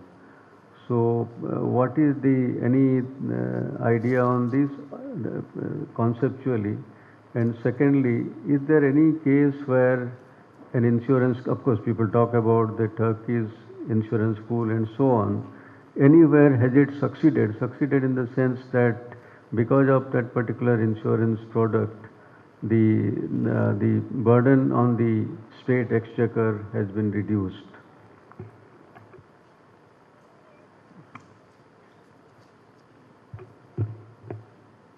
Thank you. I'm myself Satyendra. I'm Executive Director, National Institute of Disaster Management. This question relates to ADB. And it's very good to know that they are considering the disaster impact assessment in their projects, the vulnerability assessment. But my query is, what do you think about the climate change? I mean, climate change is also going to have adverse impact. So do you take into consideration the climate change impact also in your project, which you fund? And any final question, please, sir? Aslam from ADPC. This is not a question, just an additional input to what our colleague Thiripuga mentioned. Of course, he spoke about the difficulty of doing joint assessment or the subsequent assessment. I just want to add that one of the member country, of course, they are not present here today, Vietnam, and I think we need to learn from them. And over the period of time, I think 20-25 years, there was this informal disaster management working group. And this is not a group of bunch of NGOs or people like us. This is now a full-fledged system supported by UN agencies, UNDP, WFP, many more. What is actually happening there is that not only for mega disaster or a bigger disaster during September, October and November, but a smaller disaster, they have now agreed upon protocols and standard formats. It evolved over the period of time, and those who know Vietnam can understand that how difficult it is to convince the government finally. But what we are seeing for the last 2 years, that the government is convinced, and you only see that the government actually approved those kind of assessment and the subsequent assessment conducted by this. So this whole atmosphere of creating confidence among the players is one of the requirements. And I think we need to be open to learn from some of those smaller countries where things has really worked well. And this is what just to add to this presentation. Thank you. Thank you. We would like to invite Saurabh to respond, Paolo, and then any other member of the panel. Yeah, thank you. I think very interesting questions. I think something that comes to my mind is, again, this whole aspect of risk assessment. I mean, we need to have our groundwork and our foundations ready. Without strong risk assessment, any kind of probabilistic assessments are not possible. Probabilistic risk assessments help because then as soon as a disaster is striking or a cyclone is coming in or the moment there is an earthquake reported, you have a sense of what the expectations of the damage are. So you can carry on your detailed damage and needs assessment over, I agree, over a brief kind of a month or 2 month period of time. But immediately to start responding, you have a sense of what the expectations of this disaster are. And this can be mega disasters, this can be small disasters. As you rightly said, I mean, Fondent in Mexico does this very well. They also track every reconstruction program component that is happening. So there is this whole feedback mechanism, excuse me, that goes in. The other thing, I think, the question about insurance. See, again, this whole thing is about the fiscal. I mean, individually, yes, there are insurance mechanisms people can buy for their house, for their property. There are various clauses in there, and that is more a tightening of the policy and working with insurance companies. But again, fiscally, the different tools that are there, for example, again, the Mexico bond, it's an international bond. It was oversubscribed because the yield was higher than regular bonds, with the understanding that if there is a disaster during the span of that bond period, the principal will straight away go back to government for kind of immediate relief and reconstruction. So things like that are in place. So you immediately have access to that money rather than waiting for this whole disaster assessment to happen and then it going to someone and then them approving and then transferring funds. Similarly, the CAT DDO thing that I was talking about, I mean, it's literally a system that sits in your policy realm where you have the money allocated, and it's like a credit card that if you want it, you just draw from that pool of money that has been agreed upon. And there are certain guidelines which allow you in terms of triggers where if it's declared a national calamity or a state calamity or whatever you prescribed earlier on in your understanding, you can just have the trigger and immediately you can have access to that cash.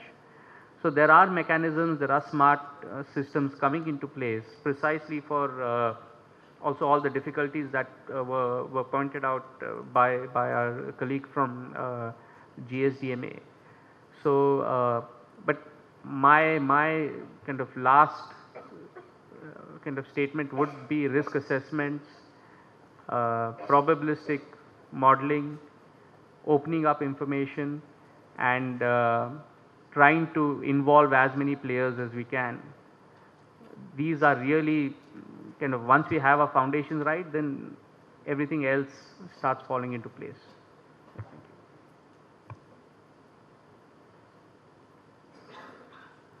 On climate change, I can a little bit detail on what happened. In Nepal, again, we were preparing a new strategy, and given that Nepal is so prone to the impact of climate change, at the country level, we decided with the government to adopt this common disaster hazard and climate change checklist. So it was a national country initiative.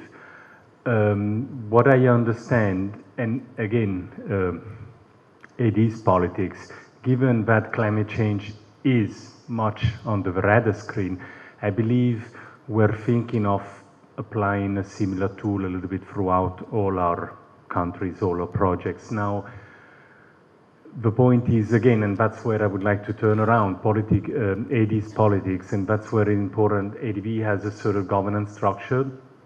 For example, we have policies which are non-negotiable, be it gender, be it environment, etc.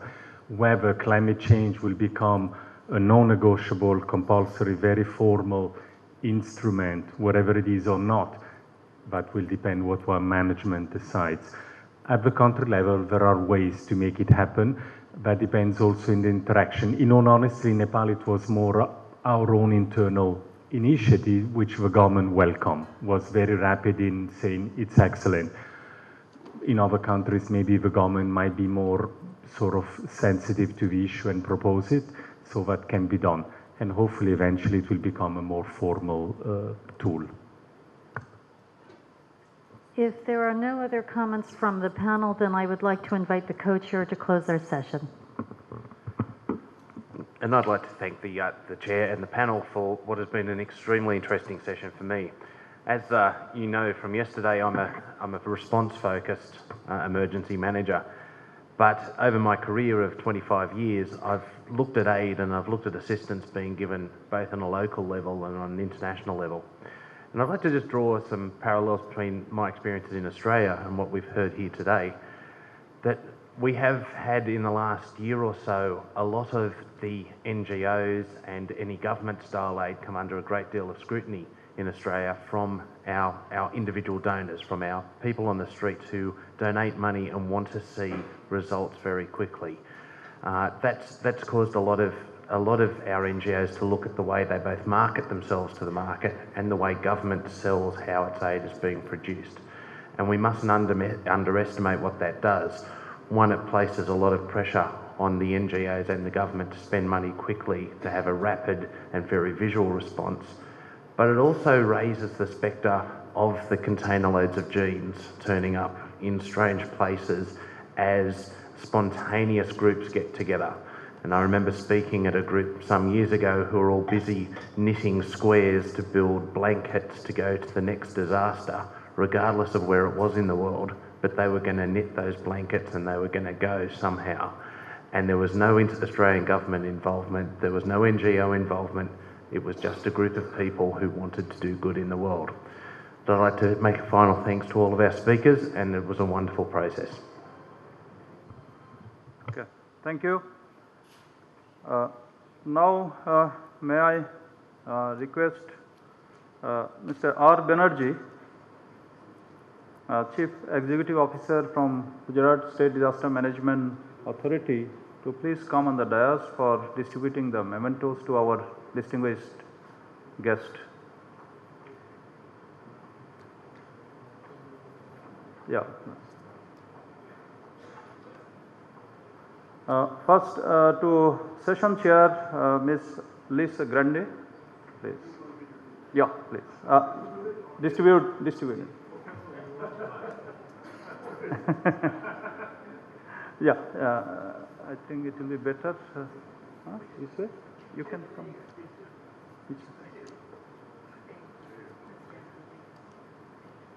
Thank you, sir. And then to Mr. Saurabh Dani from GFDRR. That's, yes, sir. So, that will be easier. Okay.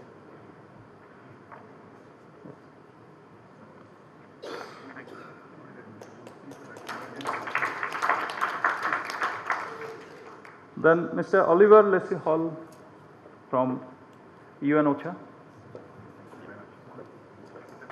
Thank you, sir. Then Professor Jainuddin Maliki from Indonesia.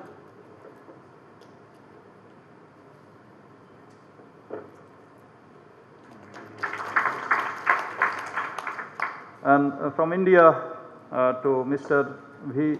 Thirupuga. Yeah. Yeah, just you can see this. Okay. Vice Chair, you have forgotten. It is already given. Yes, thank you. Do you want to? No. So this is the end of the session 4, and we have all discussions, question answers. Everything has been done well in time and with a lot of enthusiasm. On behalf of Ministry of Home Affairs, I extend my all thanks and regards to chair, co-chair and speakers who come from the various parts of the country and also outside to address the gathering, and also to all country representatives over here and delegates who have come and to enjoy the session. Now the session is over. Now I request you to join the tea break which is there in the outside. And we will be assembling here just exactly after 30 minutes. Thank you.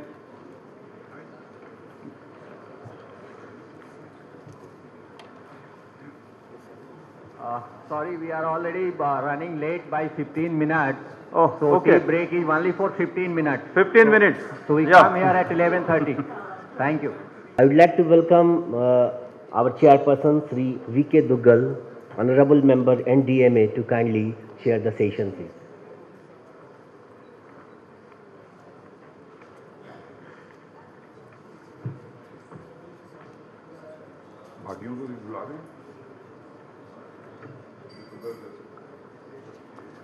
I would also like to welcome Mr. William S. Barger, Principal Regional Advisor, USAID and Asia, South Asia, to kindly be the co-chairperson of this session. Welcome, sir. Now I would like to invite participants of this session to please take the seat on the dais. Mr. Sanjay Bhatia, Program Officer, Head of the International Recovery Platform.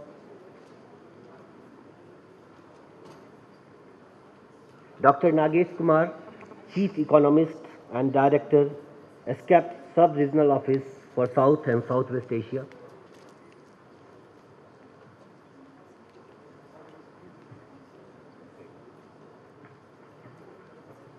Professor Santosh Kumar, Head Policy Planning and Cross-Cutting Issues Division, National Institute of Disaster Management, Ministry of Home Affairs, Government of India.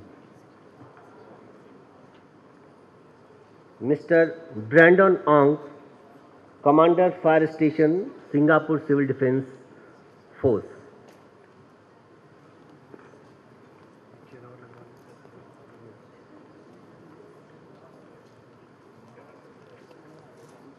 Now I would like to request our chairperson to kindly take the session, please, sir. From there, sir.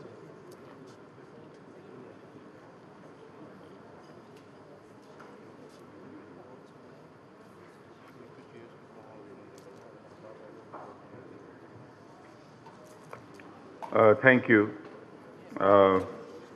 The co-chair of the session, Mr. William Berger, Mr. Sanjay Bhatia, Dr. Nagesh, our dear colleagues from the... Oh, I missed Singapore. You making a presentation, is it? Okay, all right, from Singapore.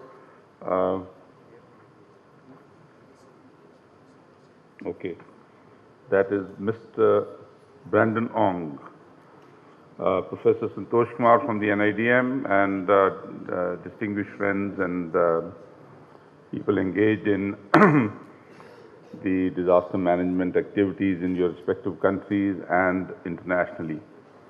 First of all, let me once again, on behalf of Government of India, welcome you all here to this workshop, and particularly to the foreign delegates. I hope you are enjoying the early winter of Delhi.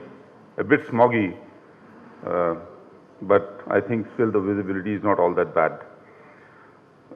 And I would like to compliment the conference secretariat or the workshop secretariat and NIDM for what I understand has been a very good success over the last 2 days.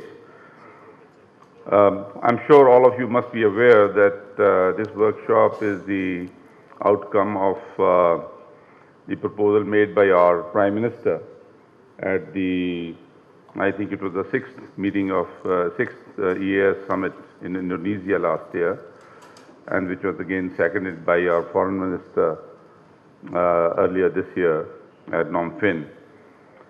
And I have seen the objectives and various documentation of the workshop, and you have a huge canvas to cover. And we are now in session 5, which primarily deals with capacity building, and there's, I think, one more session to follow. And so you have a huge canvas, and I'm sure that at the end of the day, there will be a common declaration to meet this severe challenge, which this region actually, particularly when you look at it, the entire globe, earthquakes and various other disasters this region is highly prone to. I have really, as a chair, just on the issue of capacity building, I've gone through the documentation. I'm sure in the discussion it will come out that beyond the government and the organized systems, I think there is, particularly looking at our country, and I have visited in my different government capacities several other countries in Southeast and East Asia, the need for community involvement and community training, and need for education right from the high school or above level on such issues.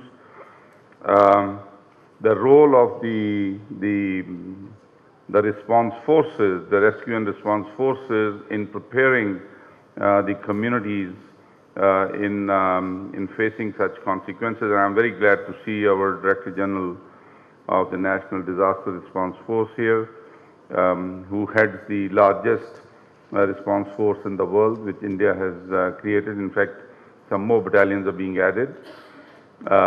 In fact, if we have time for 2 or 3 minutes, I'd like him also to come and share his experience on capacity building, what role as a response force you play. But most importantly, I would say, at this level that we are sitting, a very well-defined regional cooperation setup of learning of best practices from different countries, and kind of given your strong points and constraints together, adopting those best practices in your own countries.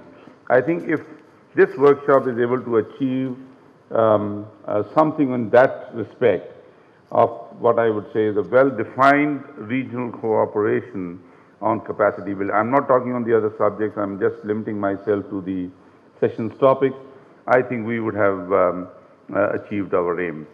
So I'm sure that the presentation that will follow after a brief address, I suppose Mr. William Berger may like to say a few words, and by the end of the session, as we break for the group discussions and then have lunch, we would have probably learned a little more on the issue and also focused on how we can come out with a well-defined regional cooperation system. So thank you very much, all of you, and I'd like to wish you a pleasant afternoon and very useful discussions this morning.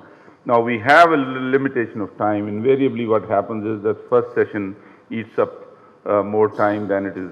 People come late, you start late, so we are running about 20-25 minutes behind schedule, and we have two distinguished interventions, one from Singapore and one from the DG NDRF.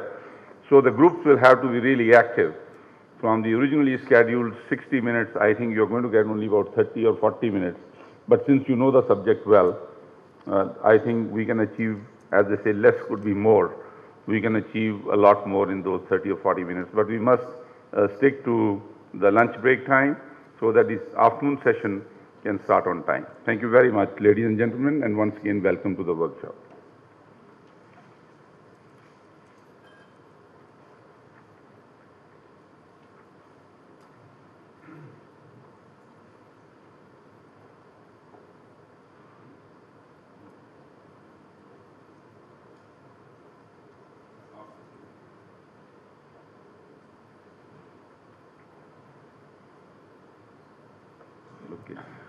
Mr. Berger said that he would share his thoughts after the presentation. May I now request Mr. Sanjay Bhatia, the program officer.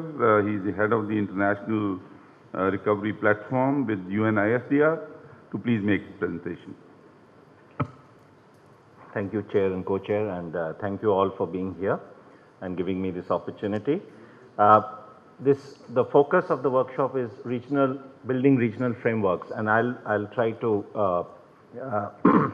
focus my talk around that area. And basically, what I'll do is give you an example of a live example of building regional frameworks and see how that could feed into the discussions which will follow in the group discussion and also in the outputs of this two-day workshop. But just for introduction, I come from the UN-ISDR, which is the United Nations Office for Disaster Reduction, and those our activities include all kinds of activities for advocacy on DRR, but also substantive campaigns such as the Making Cities Resilient campaign, the Safe Schools, Hospitals, and so on. One of the activities that we support is thematic platforms, and what you have before you is the International Recovery Platform homepage. The International Recovery Platform is based in Kobe in Japan. It is a network. It is not an organization, but it is a network of organizations who are engaged in post-disaster recovery, reconstruction, rehabilitation. And most of the organizations represented here are members of the IRP. And there are more than 600 documents and growing on this website, which is recoveryplatform.org. What the UN-ISDR through the IRP tries to do is ensure integration of risk reduction into recovery and into the development agenda. This is the key point, because post-disaster recovery and reconstruction is an opportunity to fix the errors of development in the past, and we have seen so many examples in Kobe, in Tohoku, in Christchurch, all examples of build back better. And that is the motto of the International Recovery Platform. Also, what we aim to do is capture the lessons and then to disseminate these stories. And that's what I'll be talking about in a while. Now, regarding capacity building, there have been many discussions in various international fora. And some of them I've just tried to capture here. One was the Global Dialogue on the Post-Disaster Needs Assessment, in which the countries, the national governments they stated very clearly that there is need for technical support way beyond the PDNA. So it's not just the assessment which is important, but more important is the technical assessment for the reconstruction recovery process. Then there was the World Reconstruction Conference, which was held 2 years ago, and there was again almost all the 168 nations were represented, and they said that there is need for a global knowledge practice, a one-stop shop for knowledge services for DRR, because there is a lot of information available, but it's sometimes there's an information overload and you don't know what to access and where to access. In the Resilient Cities campaign also, there has been a lot of discussion with the city governments, and the theme that has come out is we have to move from the what to the how. So advocacy is important. It's been done a lot over the last many years. It needs to continue, but also we need to build capacities on how to implement. So we don't need new manuals, but we do need training and modules that help government practically use the existing tools. So what's next? What we need is rosters of experts. We have some at the global level. We have very little at the regional level, and that's what this workshop I think is aiming for. We have some again at the national level, and again very few roster of experts at the local levels. So ideally we need rosters at all the levels, and they should all be interlinked, because there's different kinds of information and different kinds of knowledge being generated at the global, at the regional, at the national and the local levels. So all this has to be interlinked, otherwise a lot of the information is slipping through the cracks. We either due to language issues or documentation issues, a lot of the knowledge, the lessons and the experiences are lost. Now the challenge is, okay, in Asia Pacific more than 50 countries, over the world more than 168. How do we build capacities and deliver capacity building programs to such huge numbers? And then this is not even counting the number of local governments and the city governments, which are playing a more and more important role with growing urbanization. So one approach which I'll talk about is the approach adopted by EAS-INDIA is working through the regional framework.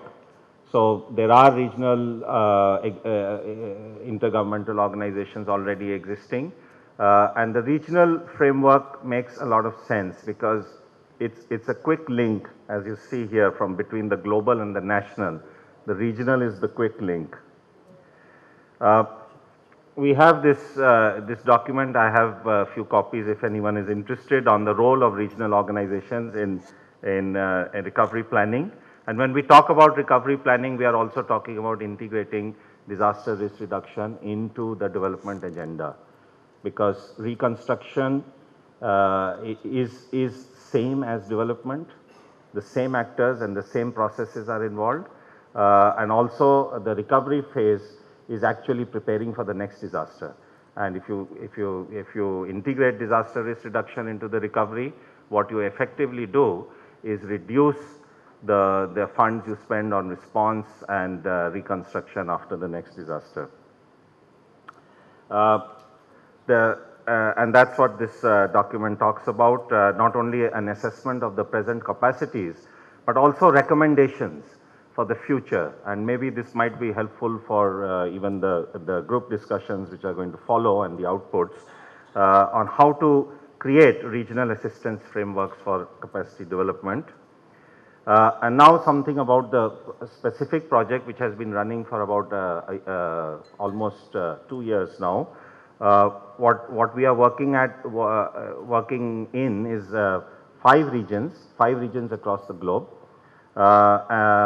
working with at least one regional organization in each region, and working with national governments or member states of those regions. This is just a snapshot of the large number of regional IGOs or intergovernment organizations that already exist, and there are many more. This is not a complete and comprehensive list, but I've underlined the ones which come under the East Asia region. Now, the methodology involves cases, so it's more like storytelling, because it's easy to give bulleted points, this is what you should do, but it's very difficult to absorb those bullet points unless you can relate it with some case or story, which is a real life example. Secondly, governments understand other governments, and we strongly feel that it is not the job of experts to go and tell governments what they should do, because they know very well what they should do. But a sharing of experiences between governments is always very helpful and very, if I can use the word, believable.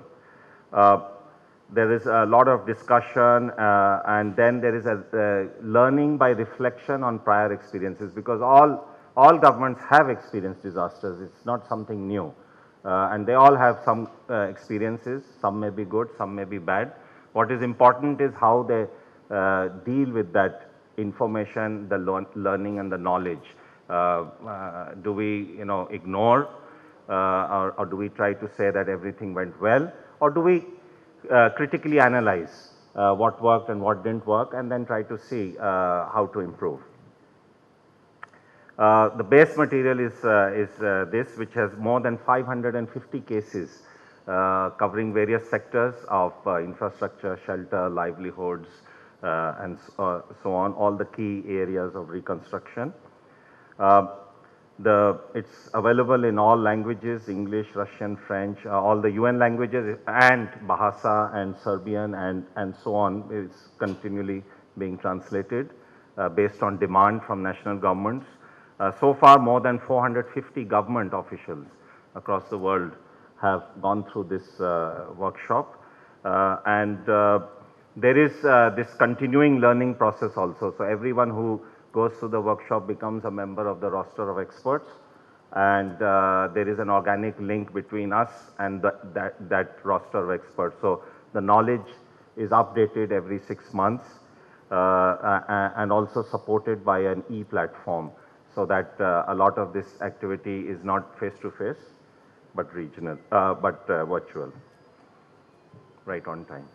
So, so thank you for, I mean, I went through it quickly, but thank you very much for your attention. Well, that was brilliant. I was just waiting to remind you, but thank you, Mr. Bhatia. So you all saw the brief presentation, highlighting the challenges and the key issues, making some recommendations, particularly focusing on the need for having a roster of regional experts and preparing some kind of a regional assistance program, again learning from the best practices from each country. But a good presentation, and I'm sure that was of interest to you all.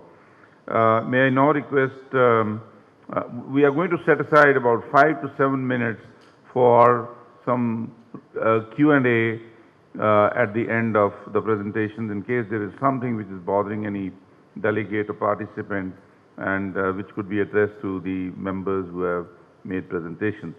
May I now request Dr. Nagesh Kumar, who is the Chief Economist and Director, EAS-INDIA, for Sub-Regional Office for South and Southwest Asia, who will be speaking on the EAS-INDIA perspective on capacity development challenges in the EAS region. Dr. Nagesh Kumar. Thank you, Mr. Chairman. I'd like to begin by thanking the organizers of this very important workshop for giving to EAS-INDIA this opportunity to share some thoughts and a perspective from our side on the capacity development challenges in the East Asia Summit region. As you all know, EAS-INDIA is the Economic and Social Commission for Asia and Pacific of United Nations, which deals with a number of issues for its member countries, which are 53 in the region and 9 observer countries. And because it is a multi-sectoral or multidisciplinary platform of, for the region of the United Nations, one of the work programs covers disaster risk reduction. And there is a lot of interest in regional cooperation in this sector of the member region, 80% in 2011. So Asia Pacific region has suffered more from these events and in terms of deaths or economic costs than any other region. There is no doubt about it. Then just an illustration of how these disasters are causing region-wise, disruptions. For instance, the Japanese earthquake not only affected the production and industry and life in Japan, but also across the region, the supply chains were affected. And then in that context, the capacity development challenge requires basically preparedness at the local, national and regional levels. And the regional level can contribute to strengthening and reinforcing the national level responses, and it can contribute to enhance preparedness at the national level, especially in terms of getting the assistance across the borders from the countries. Now, ASCAP has set up a trust fund after the tsunami of 2004 struck the region. Trust fund which was initially designed for the tsunami and earthquakes, but later graduated to cover multiple hazards, including climate preparedness. And that trust fund has been used to support a regional integrated early warning system for Africa and Asia called RIMES, which was established after a number of preparatory projects jointly with Asia Pacific Disaster Preparedness Center, ADPC. It's called, and so it was created in 2009 after some preparatory projects. It works on hazard monitoring, detection, analysis and prediction, risk assessment, potential impact analysis, the generation of tailored risk information at different time scales, risk communication and application of tailored risk information in decision making. It has set up in different places a network of seismic stations, and a lot of work is being done. Disaster forecasts and early warnings are regularly issued.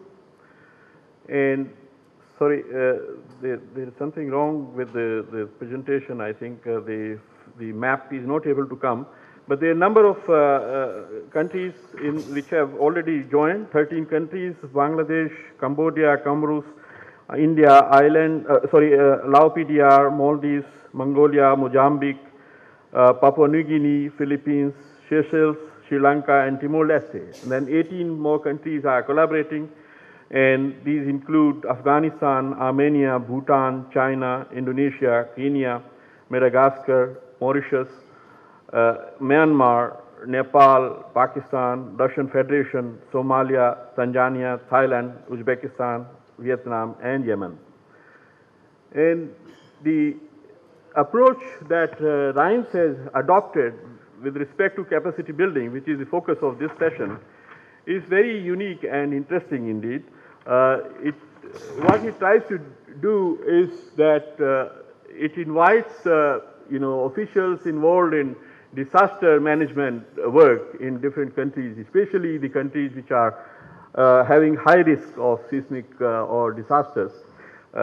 They are invited to work on secondment basis with the colleagues in the RIMES facilities. And during this attachment with the RIMES facilities, they get trained, and then they go back. When they go back to their own offices, they are able to work closely with RIMES and also are able to assist in their work, much more effectively. Now, recently, India hosted the first ministerial conference of RIMES in June in this year, where an action plan for 5 years of RIMES work was adopted, and a number of governments, member governments, came up with their support, financial support to strengthen the work of RIMES, including government of Bangladesh and India. Others have also expressed interest in supporting. So that was an important milestone in evolution of RIMES as a new intergovernmental platform for assisting the region in early warning and capacity building and dealing with disasters.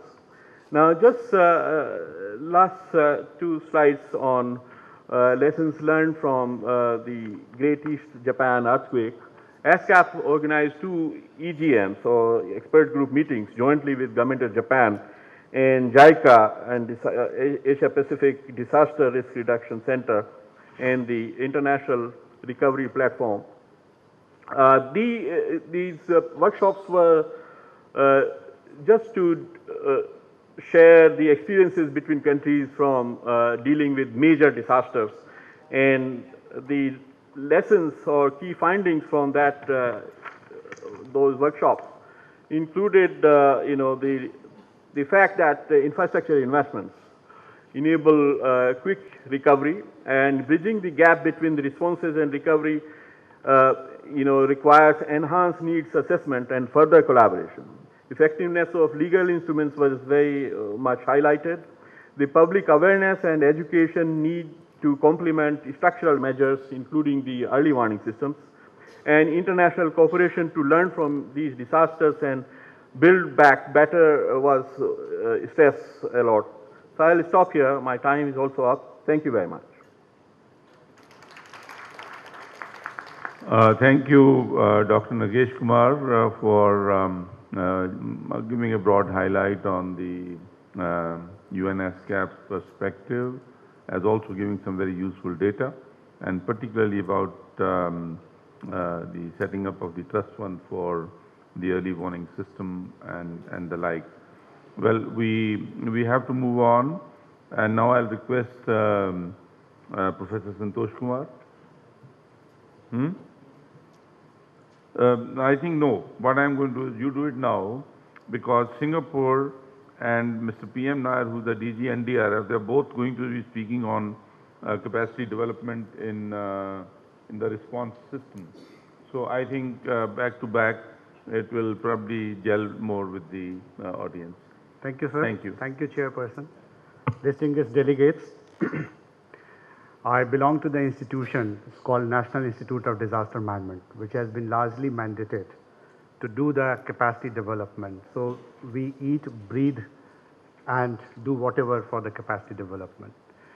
So it's very, very important for this capacity building to understand, first of all, that how we at NIDM have defined capacity development to take the process further in terms of whether it's a earthquake risk mitigation or for any hazard related to. So which is we are talking about, it is a process, and this process which will define the approaches and the strategies and the methodology. So it has to be understood in a proper format, and that definition should be very, very clear when we are designing intervention. And also we struggle to define in terms of that how the capacity, capability can be made distinction very clearly, so that our intervention and the programs should speak differently about each of the things. And in the capacity, what we have said is capacity could be a kind of the capacity of resources, capacity of machineries, capacity of knowledge, but the application is very, very important. So that, as UNISDR has already highlighted about the how, so that comes here, that how, and that how this knowledge will go into the application. And there is this capability where we talk about intention, motivation, policy, and all together. And when the capacity and capability put together is a diligence and execution. So this is much more important than just to have a capacity. So here we are talking about, about the accomplishment. So if we have certain kind of a target or the work to be done to reduce the risks of earthquake or for that matter any disaster, we have to have all these into players together in terms of governance, the personal capacity, the local capacity, the community, which also been highlighted by UNSCAP. Dr. Nagesh has beautifully presented that. What we are saying is that capacity scenario in the country, but we started in India doing the capacity development work, and we found there's a big kind of a gap in the absence of the capacity gap, how to start the capacity, capacity building process. So it's very, very important to understand that what is the capacity expected and what is the existing capacity to undertake any kind of a DRR program. And we found that capacity is not coming alone for the DRR, and this is coming from the vicious spirals of disaster risk reduction and development. The disasters are very much interlinked with the development process, we all know, and that is the risk is getting built there in the sectors, and those sectors where you see the linkages when talking about the poverty issues, with the inequality issues or distribution issues and the governance issues all together. So we have to have a kind of a virtuous kind of a circle to break this and to go for the capacity development process. So NIDM, in terms of the components which we have understood as a larger capacity development program in the country, and that too started with the need assessment. And the need assessment in terms of the identification of the skill gap, knowledge gap and the activity to carry out certain kind of a work. Then we also try to look into the motivation and the willingness and the ability, so that capacity and capability both are getting measured here, and then reasons to carry out the task given, human, financial and all. Everything is there, but you do not have the finance or the budget and all to carry out, or the processes or the enabling environment is not there. Probably whatever we may do, whatever we may design, probably we are bound to fail. So it is very, very important to look at the capacity development program as in NIDM, which we are looking at and addressing in terms of the National Human Resource and Capacity Development Program. First of all, we are also talking about the, after this need identification at the individual level, what are the gaps existing at the individual level. Then we are going into the analysis of the organization and institution level, those gaps. And then we are thinking that whether this is a policy or the legislation or the budget, that is also required to be taken into account. So that is the things which we look into. And we started with kind of a one hazard approach, but landed up in a multi-hazard approach. We thought that let us bring the capacity of the governance in terms of the people or at all levels in terms of a single sector based approach. But this probably is not adequate and not desirable. So we went into the multi-hazard approach, multi-level approach and also the multi-sectoral approach. That is the focus which we are trying to. The task is very huge. And we put together, we found this kind of a framework which came.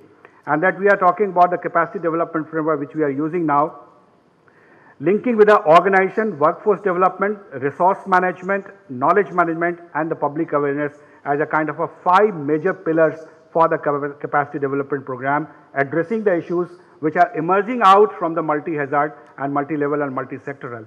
And it is just not focusing the pre-disaster but also the post-disaster event. So it is a very, very integrated framework which is talking about ex ante and the ex post, both kind of a disaster approach. And we were discussing about that many of the organizations when we talk that whether and yesterday in the presentation of UN OCHA we found that immediate, if we talk about response and the recovery, immediate is to be done by the local. And whatever the local capacity may build, it is always overpowered by the disasters. So this is the biggest challenge for each country which we are talking about. So how we are going to look into the immediate and that later rehabilitation, the reconstruction phases which we are talking about.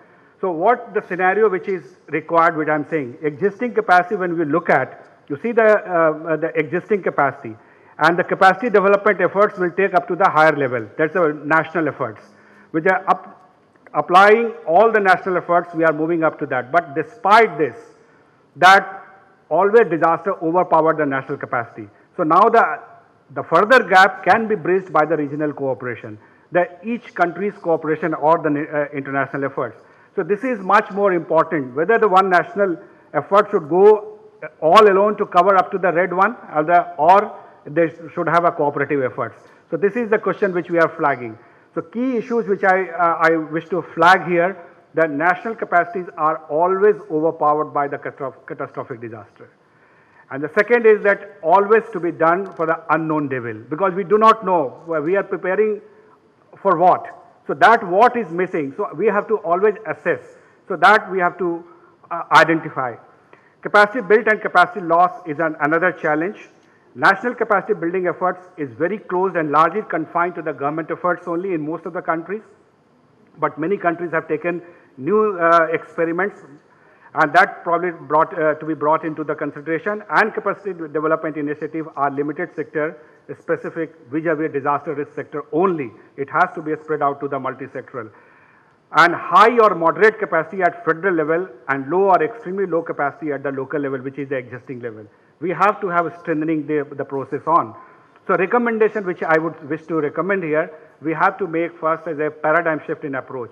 And we have to go for reverse pyramid, federal, national and the local, but we have to think that how local should be stronger than the national and then to the federal. So that is a very, very important how we are taking it.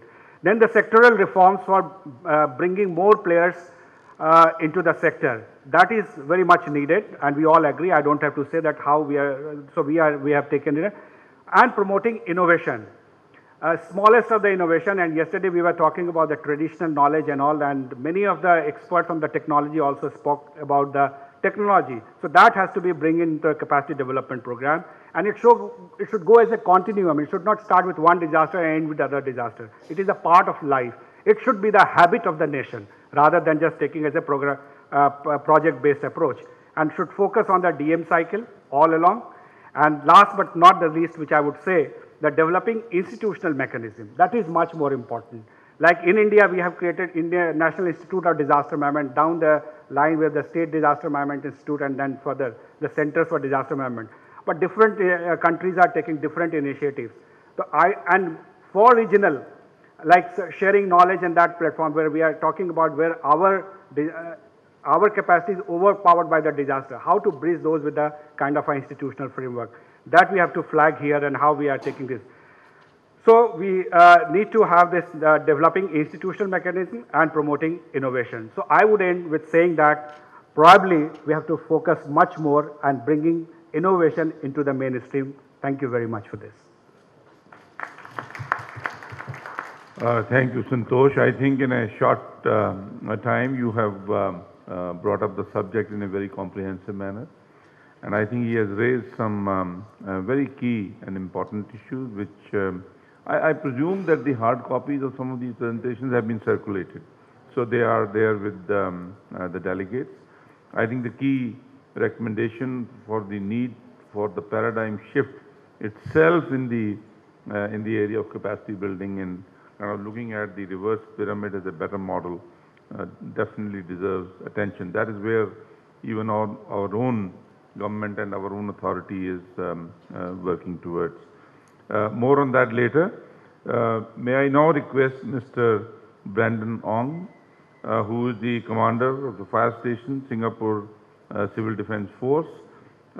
He will be talking, I think, because from my experience, both as earlier I was the Union Home Secretary in Government of India, and most of our disaster work is still, I mean, response and relief based. You know, I mean, it's when it happens, so forces get kind of active and all. But I think it is extremely important that how they can contribute in capacity development. So over to Mr. Ong. Thank you, Chairman.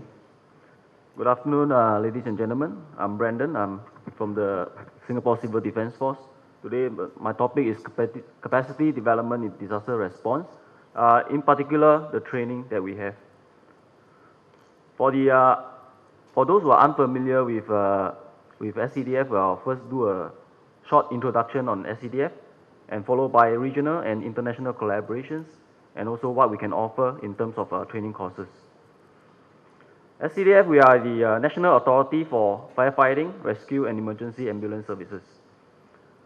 Our mission, to protect and save lives and property for safe and secure Singapore. And this is our command structure. The apex of the structure is the HQ SCDF with all the staff departments, and followed by 4 CD Civil Defense Territorial Divisions. And they have jurisdiction over the fire stations and fire posts that are spread across the island of Singapore. SCDF, we are the incident manager for civil emergencies. This is our definition of civil emergency, sudden incidents involving large-scale loss of lives or damage to property, major incidents with potential to escalate in scale, grave national, diplomatic, or political implications, or emergency that requires multi-agency response to manage the entire spectrum of events arising from the incident.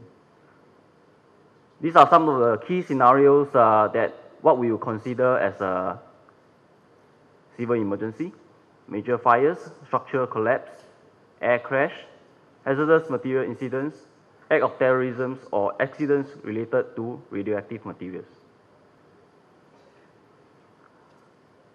What we have in Singapore is actually a plan that's known as the Operation Civil Emergency Plan. It's a national plan for major disasters, and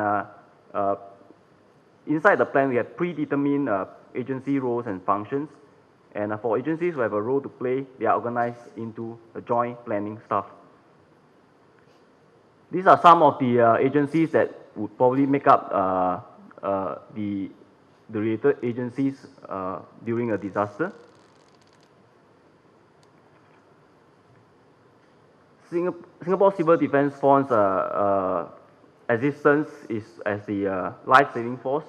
So other than local emergencies, okay, we respond to overseas disasters as reasons stated below, and also articulated by presenters these 2 days. So that's why we have a lot of collaborations with our external parties. On the regional front, Singapore is a member country of the ASEAN, and as we know, ASEAN is quite a disaster-prone region. And in terms of collaboration with ASEAN, these 3 points listed, 3 capacity here is listed. I would like to bring your attention to one of the 3. This is ASEAN Iraq, which is the Emergency Rapid Assessment Team. It is a fully functional emergency rapid assessment team, can be mobilized within 8 minutes of notification, and is coordinated by the AHA Center, which is short for ASEAN Humanitarian Affairs Center. SCDF, we have 12 Iraq personnel on 24/7 standby. We are also the host country for the inaugural training of the Iraq team.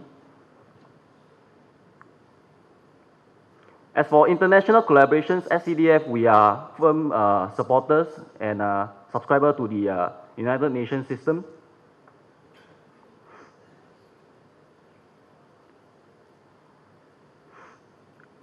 In terms of INSARAG, what we have is we subscribe to the system, and our international search and rescue team is actually following the system, and we have a code name for it for our overseas mission. It is Operation Lionheart. Okay, this contingent was formed in 1990, and henceforth we have went for several missions. We are trained in accordance to the INSARAG guidelines. We are self-sufficient for 14 days with own transport, logistics, and communications equipment. In fact, I'm proud to say that we are the first in Asia Pacific to achieve the prestigious UN Heavy USAR Team classification. We are now registered as a mentor and a classifier under the UN OCHA. Listed below here are the deployments of our international USAR team. Other than search and rescue collaborations, we are also actively involved in the UNDEC system. The commissioner of SCDF, my commissioner, is a member of the UNDEC advisory board. Okay, and we represent Singapore as one of the 5 member countries tasked with reviewing the UNDEC system. To date, we have 10 trained UNDEC members on 24/7 standby. Other than the UNDEC system, we are also a member country of the Asia-Pacific Humanitarian Partnership. This partnership is formed to support UNDAC missions in the Asia-Pacific region. Okay, we were operationalized on the 1st of January 2006, and to date we have 11 trained APHP support staff members on 24/7 standby. Other member countries in this partnership includes Australia, China, Japan, New Zealand, and South Korea. We are also member of the JEU, Joint Environmental Unit, which responds to environmental emergencies worldwide. Okay, as it is, we are the current lead in the Asia Pacific APHP's environmental module subgroup. This map here shows our deployment for UNDAC and APHP missions. Because of all this involvement and experience, the knowledge gained, we feel that SCDF is in a good position to be a good training provider in terms of capacity development for disaster response. SCDF, we have a program, 2 flagship programs, which trains international participants on international search and rescue course, and also international disaster management course. The IUSA course, or which is short for International Urban Search and Rescue, is actually designed to train international participants on tactics and techniques of conducting rescue operations in urban search and rescue. And the IDMC, which is short for International Disaster Management course, is designed to train participants on Singapore's approach towards disaster management, focusing on the whole of government response framework. These are some of our, other than the 2 courses, 2 flagship courses that I've mentioned, these are some of the other success stories. Recently, we customized our urban search and rescue course for the United Emirates, and they successfully achieved classification under the INSRAC system as a medium rescue team. These are pictures of some of the other courses that we have successfully run through. Thank you for your attention. Thank you, Mr. Wong. It gives me great pleasure now to invite, I'm sorry, every other presenter has got 10 minutes. Mr. Nair, you have 5 minutes. So just to make a brief presentation on the role of the National Disaster Response Force on capacity building. Just for the uninitiated, NDRF is the world's, I think, largest response force. And in fact, they have gone on some very special assignments overseas also. Like when we had the Great East earthquake in Japan, a strong contingent of this force was sent. And I feel very privileged and happy to say that the Prime Minister himself commended the work done by this, the force in Japan, in rescue, relief, saving the lives of the people, and the like. So since the DG was here, I thought I'll take this opportunity of inviting him to share his thoughts. Thank you. Thank you so much, sir. Good afternoon, ladies and gentlemen. Thanks to the chair for asking me to make a short intervention. I'll be focusing on the contribution of a National Disaster Response Force with reference to the capacity development challenges. As mentioned, National Disaster Response Force is perhaps the only force across the world completely dedicated to disaster response. I feel privileged to be here as a Director General of the force. We have 10 battalions. Each battalion is around 1,200 men. A few of my colleagues are also here. We have specialization to meet various disasters and challenges. And as I mentioned, we don't do any other work except disaster management. We undertake reactive, proactive, and preventive work. Community partnership is the hallmark of the NDRF, National Disaster Response Force. The partnership with the community has helped us to undertake various missions. For example, rescued 19,511 persons in last year, retrieved 126 dead bodies last year. This year, 38,569 persons were rescued from various disaster situations, and we have retrieved 140 dead bodies this year. In a number of animals, carcasses, properties, etc., much large.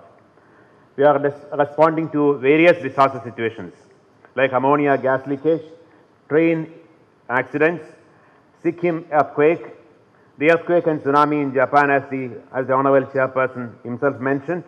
With a lot of, we reached a little late, but yet we could retrieve 7 dead bodies in Japan, which made a tremendous impact, as mentioned by the chair himself. The flood disaster in Assam, you know, northern part of India, northeast coastal region, we rescued 32,207 persons and 6,362 persons today in the Assam, in the Andhra Pradesh eastern coastal belt. All our activities are with complete public support. That's the strength for the National Disaster Response Force. So therefore, capacity building is on our top agenda. When we don't respond to disasters or there is no response required, we are working on capacity building completely and totally dedicated. We undertake capacity building at the primary level and specialized level, 2 levels. There's a target approach and also a general masses approach. When we think of capacity building, we focus on all the 4 aspects: knowledge, skills, attitudes and resources, means technology included. Attitude too. In 2012, we have undertaken massive program. This year itself, we have trained 309,400 persons. 309,000 persons. 309,000 persons, a big number. Their capacity building has been undertaken. It includes students with specific programs for the students across the country. Then the villages, the first responders in the vulnerable areas. We identify the most difficult and challenging areas and undertake the capacity building of the population, the villagers, including women and children. Locally elected representatives who hold a say there, who have an important power to say. The government officials at the grassroots, the state disaster response forces like the NDRF for the National Government of India, which attempts to work across the country. Many of the states have also started setting up state disaster response forces. We train them, we empower them, and we build their capacity too. We also undertake a capacity building of the civil defense establishments across the country, and as well as the fire services. I was very happy to hear the Singapore colleagues speaking about the fire services. We also have established fire services training institutions. The National Fire Service College in Nagpur, National Civil Defense College in Nagpur, both are my responsibility to look after their capability building and the programs which are being undertaken by them. We have a lot of specialized courses being undertaken by this. In fact, the National Fire Service College even gives a degree in fire service technology, fire technology. We also train home guards and integrated defense systems of managerial systems across the ground. Towards the end, I would say the international experiences, exercises done by us. We have, NDRF has done international exercises in Tunisia, Indonesia, and the INSIRAG is here. They are helping us a lot to develop into international scenario. I am sure with all the support, NDRF is coming up as a viable, vibrant, a capable force, fully dedicated to the cause of disaster management in entirety. Lastly, as regards the capacity building, we have undertaken 2 mega mock drills this year.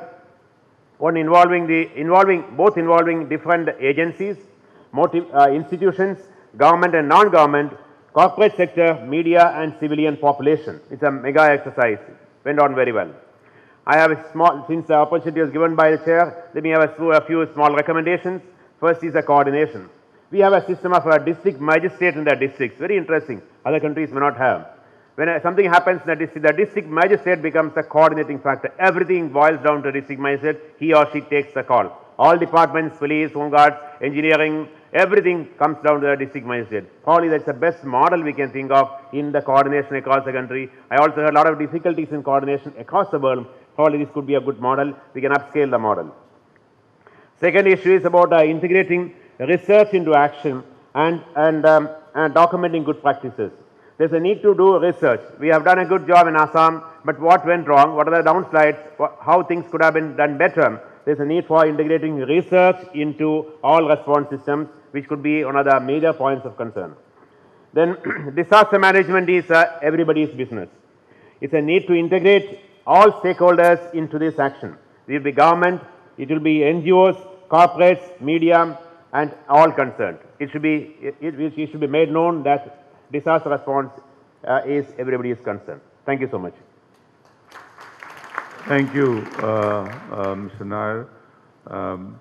As he mentioned on the institution of the district magistrate, actually the Disaster Management Act, which came into force in India in 2005 post tsunami, it looks at a system which is not the kind of a very union government centric, and it looks at the state disaster management authorities and the district development authorities, and which are headed or co-headed by the district magistrate, who is really the kingpin in coordinating all activities, including, of course, capacity building. So thank you very much for your and keeping to your time. As I mentioned, the groups will be the sufferers. We can't give you the allocated time, but before we come to that, I have great pleasure in requesting Mr. William Berger, the Principal Regional Advisor of the USA in South Asia, to share his thoughts on the session so far with you all. Hello, thank you. It's a great pleasure to have this opportunity to talk to you. Particularly for me, I've been working on capacity building and disaster response in Asia since 1995, and I do think we've come a long way, and we have learned quite a bit. One of the things we've learned is that no country has the patent on knowledge about disaster or disaster systems. And why is that? It's because every disaster teaches us lessons. And the most important lessons that come out of every disaster is what it is we didn't know. In every disaster, we find out what we didn't know. We know what we know what went well, but it's those things that didn't go well that teach us and have to be brought back into the system. So every country that experiences a disaster has lessons to share with the rest of the international community. I think this is a beautiful example. This meeting is a beautiful example of ring composition. It was so interesting. We had our colleague from Gujarat here talking about the Gujarat earthquake, and he listed a lot of problems that existed in that disaster, and a lot of those are perennial problems, and every country would do well to take note of the issues he raised. But I must say that we have learned a lot since that time. I mean, we've learned it both on the national side and on the international side. On the international side, the international community took that disaster very seriously and tried to improve its systems. OCHA has developed the cluster system since then, which is very effective. And I just have to say that every country should, I hope every country can appreciate what an important tool UN OCHA can be in managing. As our friend from Gujarat showed us, there are lots, it's fraught with problems in a disaster, but they can be extremely helpful in trying to manage and mitigate some of those perennial problems that we come up against. And that system has evolved and continues to evolve. And now on the national side, that I think was the event that catalyzed a huge change, a sea change in India in its own the way it went about responding to disasters. At that point, they decided that they were going to build not just an improved system for disaster management, but a world-class system. And they sent their people around. They had a high-powered committee that went around to various countries to look at examples all over the world of disaster management systems. And it was my great privilege to host them in the United States when they came to visit our systems. And I must say that for the U.S., the collaboration with the government of India after that disaster on capacity building was one of the most successful examples we have of collaboration that can be sustainable over time. And I think we all learned from that that you needed three things to make that to make a sustainable improvement in capacity. One is the will of the government, and certainly the Indian government was totally committed to this after suffering a string of disasters, Gujarat being the last one that catalyzed this change. You need that, and that commitment has to be there for the donors to be able to engage, because we also have to understand that capacity building is not a quick thing. It's not the response phase. This takes years of work together to take those lessons and create a change on the ground as it goes through bureaucratic systems. Another thing that we learned, the second thing that we learned, is there has to be a budget dedicated to this on the government side. I think that we learned from the Asian tsunami that while the time right after a disaster is the time of highest awareness and the easiest time to get commitment from the government and the donors to improve capacity, that inrush of sympathy and largesse coming from the international community can often lead to building to overcapacitation and systems that aren't sustainable by the governments. So you have to have something that is sustainable, that can be effective and sustainable over time, and that when you spend these years will show the benefit of those investments. I think in these economic times we all know that we're accountable to our own countries and our taxpayers for the dollars that are spent doing. And you have to have that kind of commitment. You also, we found, the third thing you need to find is a champion within the government, because all of our government systems are extremely complex. And in that process, as we were, a couple of the programs that the Indian government was interested in was our collapse structure search and rescue and medical first responder program for preparedness, and also our incident command system. And I can remember the days, the endless days we spent with Mr. R.K. Singh that you all met, and who opened this session, acted as the champion to make sure all of the lessons learned and all of the things that the government of India had chosen from countries around the world could be drawn in and built into the Indian system. And it's just amazing to me coming here in these days and seeing the changes that have been made and the effectiveness and improved capacity of the government of India, and how much more effective they are at responding to their own disasters, and now supporting the region by being able both to send assets abroad and hopefully in the future becoming a center themselves for training and taking these capacities that they've developed and being able to train folks from other countries in those capacities so that they can take it back home. So for me, it's coming full circle, and there's no better example of what we're talking about here than the example of India. So thank you very much.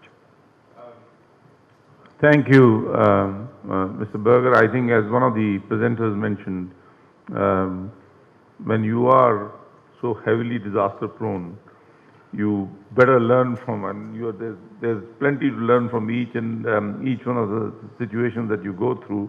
We have learned the hard way, and I share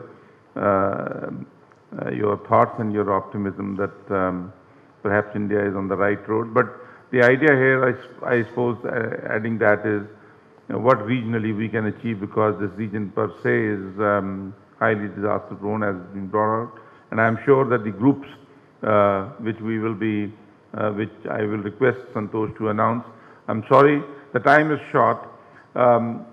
What we are looking at is when the groups make, or the group leader makes a presentation, to touch upon what in their minds are the key issues and the key recommendations. So about 5 minutes of presentation is what we are going to give to each of the groups, just on the key issues and the key recommendations. But before I hand over to Santosh to take charge of the announcement of groups, Are there any major things that are bothering any of the delegates that you would like to be clarified by the presenters who made these presentations? Oh, I'm very happy there are none. So that means we are all clear as to what capacities we need to build in the region. That's wonderful. Santosh, I'll say over to you. We are going to break for about 15 minutes after Santosh's announcement, just to, I mean, from whatever one has gone through over last day and a half, the key issues on capacity building, and then we'll invite the group leaders to make a quick presentation. Sorry, time is short, and you have a valedictory also planned in the afternoon, and I understand that I just got the paper from my office that there is the draft declaration that I have to go and we have to do that. So I said thank you for giving me 15 minutes to go through this and give my comment. Santosh, thank you.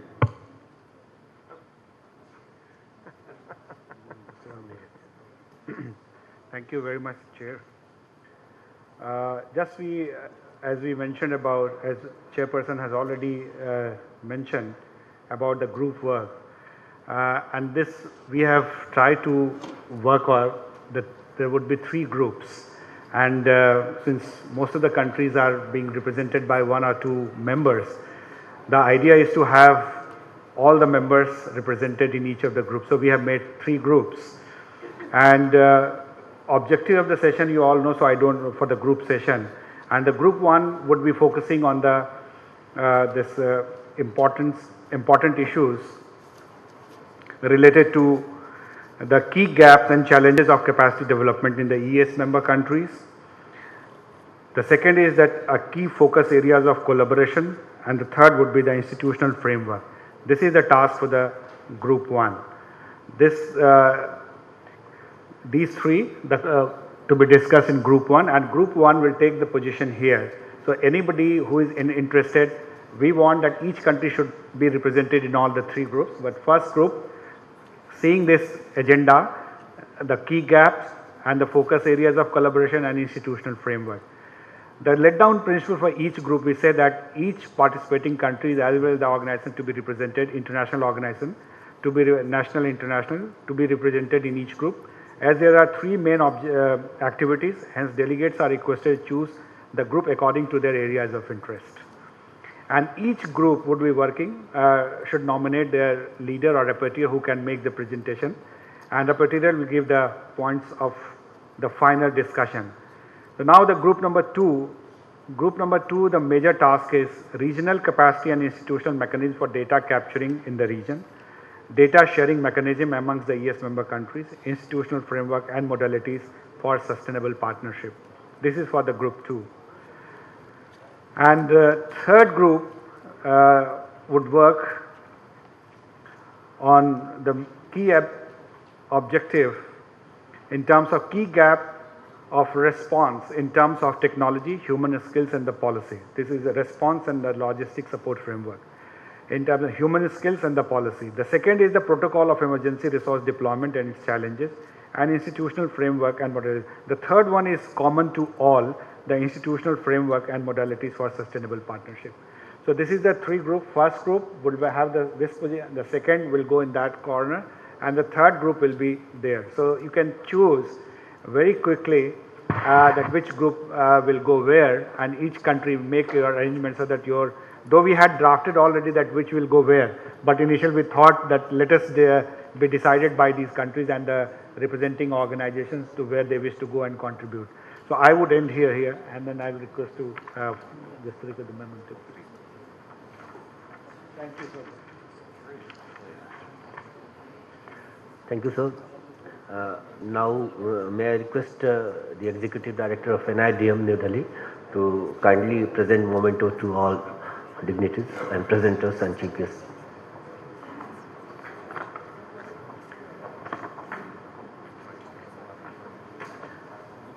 Dr. Nagesh Kumar. Dr. Nagesh Kumar, please.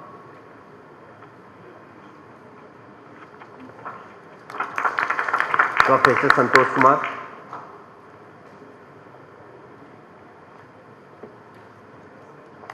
Mr. Brandon Ong.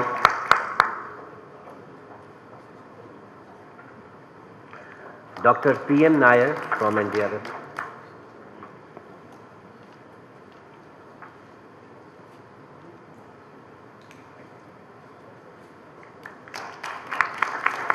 The co-chairperson of this session, Mr. William S. Barger, please.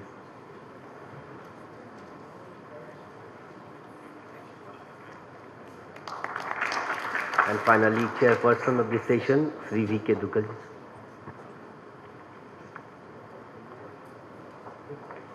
Thank you.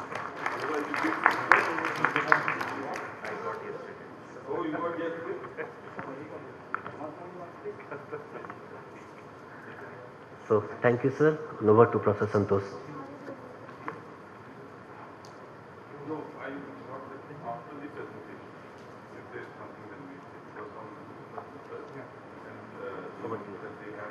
Thank you very much. Now, the chair has directed us to now start the group work for 15 minutes. And quickly we will request to make your choices and feel free to go to any of the groups. So 15 minutes, give your bullet points on each of this. We are circulating that paper also in the group so that you will be having that paper which we have been circulating, what are exactly has to be done by each group. So please join the group immediately now. Please.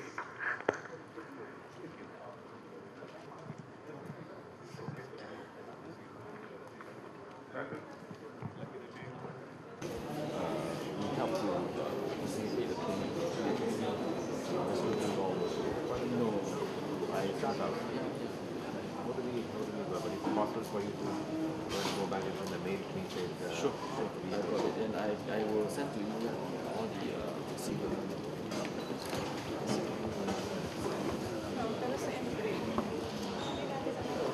Did somebody lead it of the group, or they had to? We're very happy you asked that.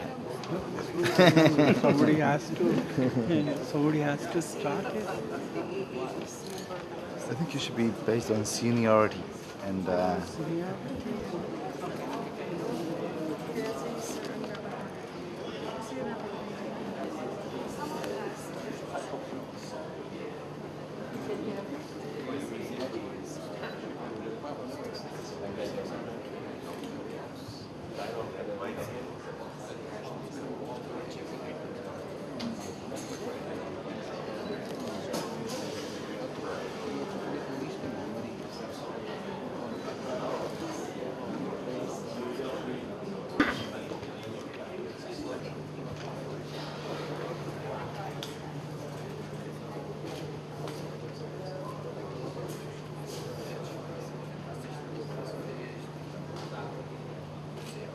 Group 1. We are group 1? No, we are in second. We are in group 1. Group 1, 2 is given 20. Yes. Wrong. Right in here. Group 2. I was actually I spoke to him yesterday. Either the one with training or the one with the patch then he would. It is not so much looking at but it is different perceptions. We have only 15 minutes, I think. Yeah, just touch upon I suggested each one of you can tell one point so that we note down. in terms of human skills. What are the gaps? For example, India is a country where we have all types of disasters. So our NDRF is trained in all types of disasters, resources or human skills, which can deal with cyclones, earthquakes, train accidents, mudslides, nuclear disasters, all types of disasters. But certain countries which are possibly landlocked, What do you feel one of the major problems? I'm not sure whether I'm going to get out of point, but during the, I think, disaster, I think one of the biggest problems is that, for example, many countries, there are resources there. There is a long time. Very good. From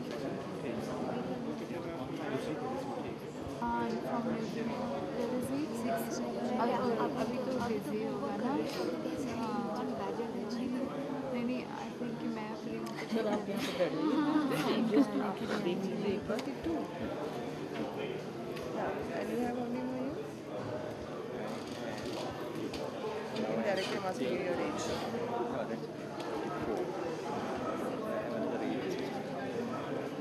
So you have done 28 years. Very critical. And we have also hosting one center, the CSTMP. So that in the Asia Pacific region we are catering.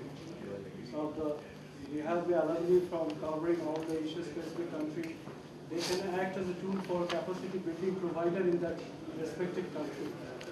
So I can bring to share towards each organization we have trained the personnel.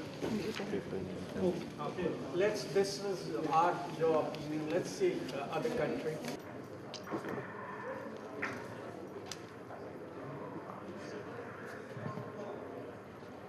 Sequencer after.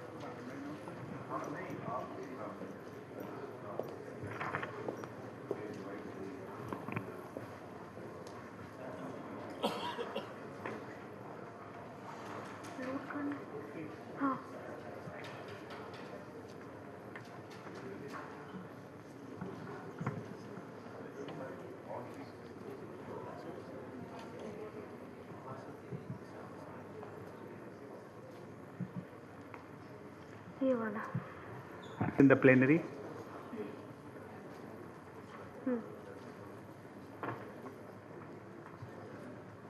Now I am handing over to the chair. Okay, I suppose we're all set, and thank you very much. I also wish to thank the organizers for putting off the afternoon or the session 6 by about half an hour. So there will be a few minutes for you to have lunch. So now, well, I just went around the group discussion and they were quite serious, very impressive. So I will now request, I think we are starting with group 3. The leaders of the groups in the order, say 3, 2, 1 or whichever, to please come in if they have their presentations and keeping them precise and in the bullet point order. Thank you.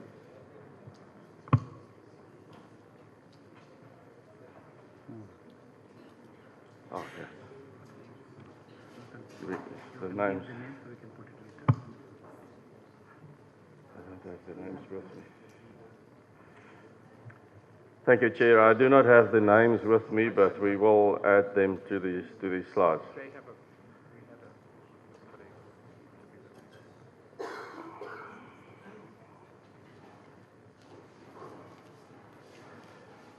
So the first question was the key gaps in terms of specifically technology, human skills, and policy. Now, these replies are across all those areas.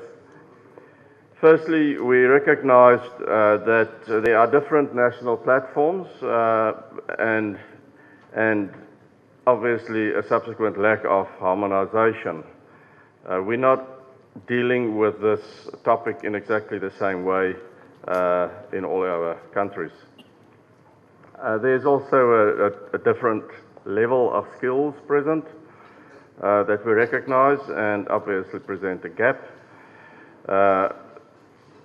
No doubt language and cultural differences is a problem when we talk about sharing and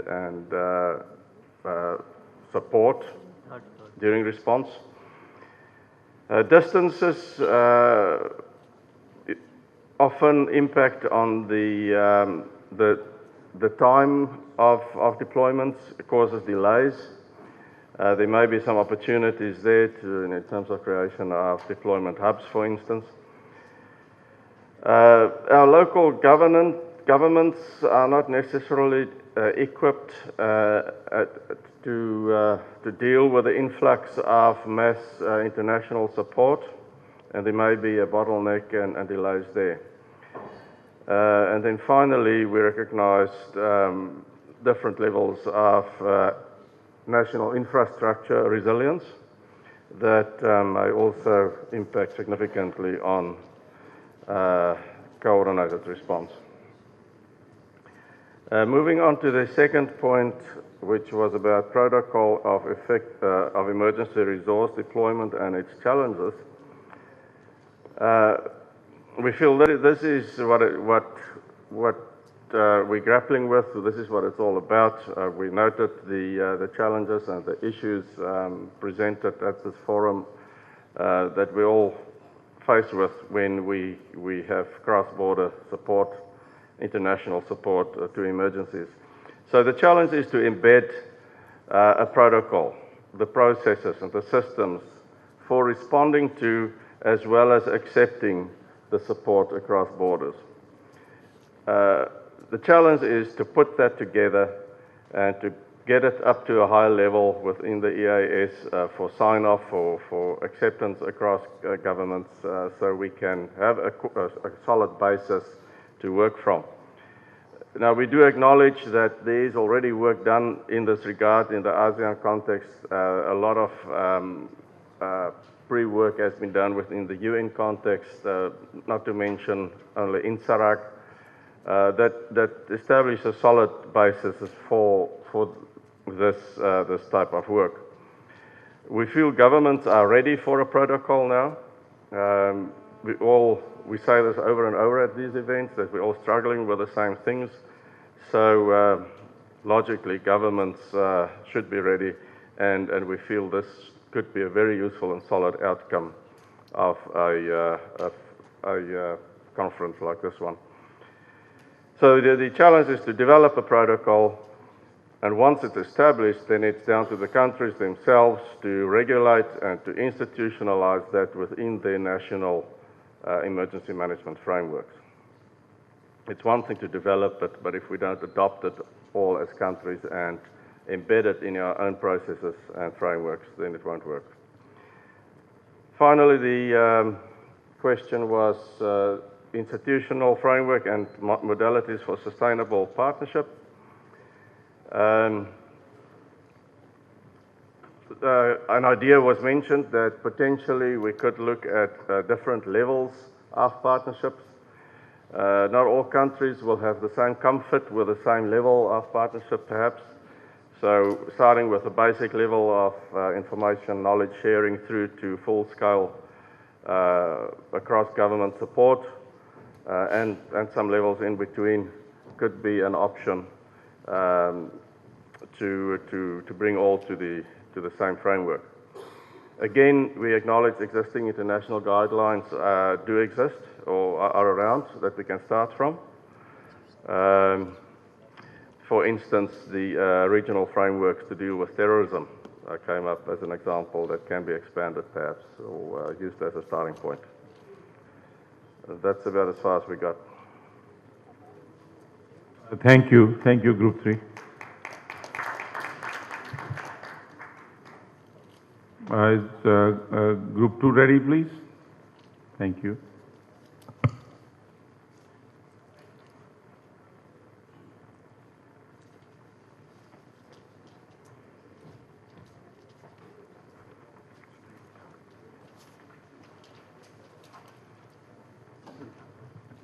Looking at knowledge and databases. First question was identifying the material, and it's seen that there are two sets of information that one is looking from each other from the EAS member countries.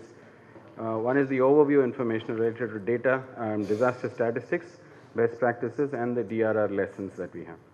And the second one is the detailed data, which is primarily used for research analysis and improving the systems. The second aspect is identifying institutes within the country which have the specialized knowledge. The general information will come from the national governments, who will collect it then on from local and provincial governments. But there is some specialized data which will have to be coming from specific agencies, which the national government will coordinate. When it comes to the mechanism, there are two modes of giving away the information and data. One is through internet and the other one is through hard copy. When you have internet, there should be a centralized clearinghouse at each national level, and the national government should some way do a validation of that. Otherwise, the other member countries could get misled by information that's not necessarily authenticated. And once again, here the governments will have to work diligently with the provincial and local governments within the nation and also with the organizations to ensure that the data is authentic. Third is the institutional framework. It's proposed that for the detailed data, for the data that's already on the internet, there is no concern, but for the detailed data that other member countries may need related to specific research or development that they want to do, inter-country agreements would be necessary as part of this EAS network.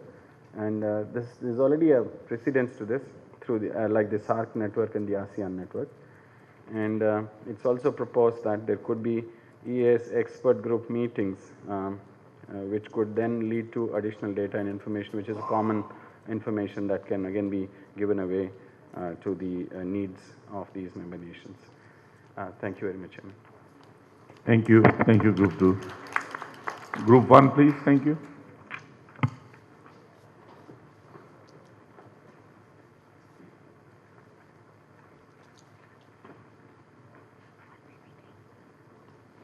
Mr. Sood? Mr. Sood? Or who is, anyone from Group 3 can come and present. Anybody? Sorry, Group 1. Sorry, Group 1. Group 1. 1.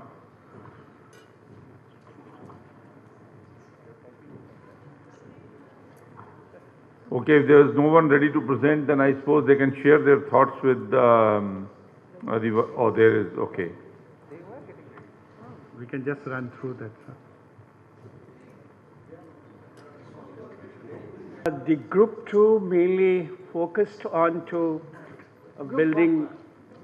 Group 1. Okay, Group 1 was mainly focused on to capacity development, and we had 3 areas in which we discussed. The first was, in the first point which came up for discussion and which almost unanimously all the countries they expressed is the lack of database. Now, they said there is lack of database on all facets of disaster management, whether it is geospatial database or it is human resources or it is somebody said it's a roster of experts. So all such databases are not available in the form or format that they can be shared amongst the concerned countries.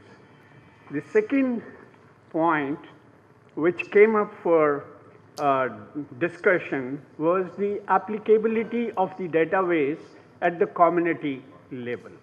Applicability of the information at the community level, that the information is as on day is available in such form and format that this cannot be simply given to the community. So that's another area, the gap which was identified. Indonesia in particular was very specific on the lack of financial resources. That's another gap. And then some experts were of the view that there is inadequacy of research.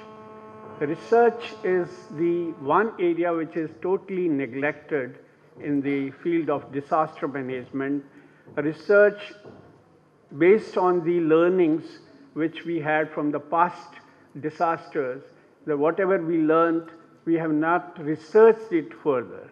So no learning per se as such. So research is another area. And then there was lack of coordination. Coordination is another area which requires attention, both vertical coordination and horizontal coordination within the country, between the countries. I think that's another area of concern.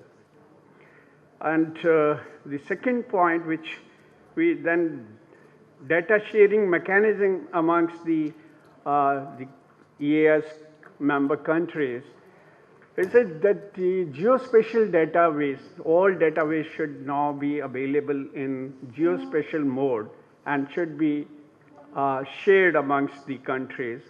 The mechanism which later on was suggested that we ought to have now give a practical shape to this format or EAS-INDIA EAS member countries format give a practical shape, something expanded form of SARC, or they said it should be more than the SARC, is just not meetings but more action oriented. And to sustain it, they suggested that there should be a fund, EAS fund. That fund should be established. Somebody had earlier suggested a global response fund. It should be, EAS fund should be established, and this process should be formalized. I think that's it. Thank you very much. Thank you, Mr. Very good presentation. Okay, I think we are now approaching the conclusion of this session. First of all, I'd like to thank all the delegates and participants for making very valuable contribution, even those who have not spoken. I'm sure that their views have been incorporated in what their leaders, the group leaders and the other spokespersons have said. Now, on going through the various papers and presentations and of course the concluding remarks, I asked the co-chair if he'd like to say something. He said the words of wisdom are spoken only once. I have given what I had to say. As a chair, I have this responsibility to invite you to lunch, but before that I must subject you to what I have to share. You will get your time. Now, I think one thing comes out with the common thread which runs in all the summations and all the presentation is that countries have disasters, they have experiences. We have this the summit arrangements, but really where disaster management is concerned, we have not looked at the EAS, the institutionalization of what we learn, how do we progress, how do we share the data, how do we share the information, how do we share the best practices, whether there's a need for a fund to support that activity, what kind of an institutionalization at the regional level should be there, under what aegis it should be there.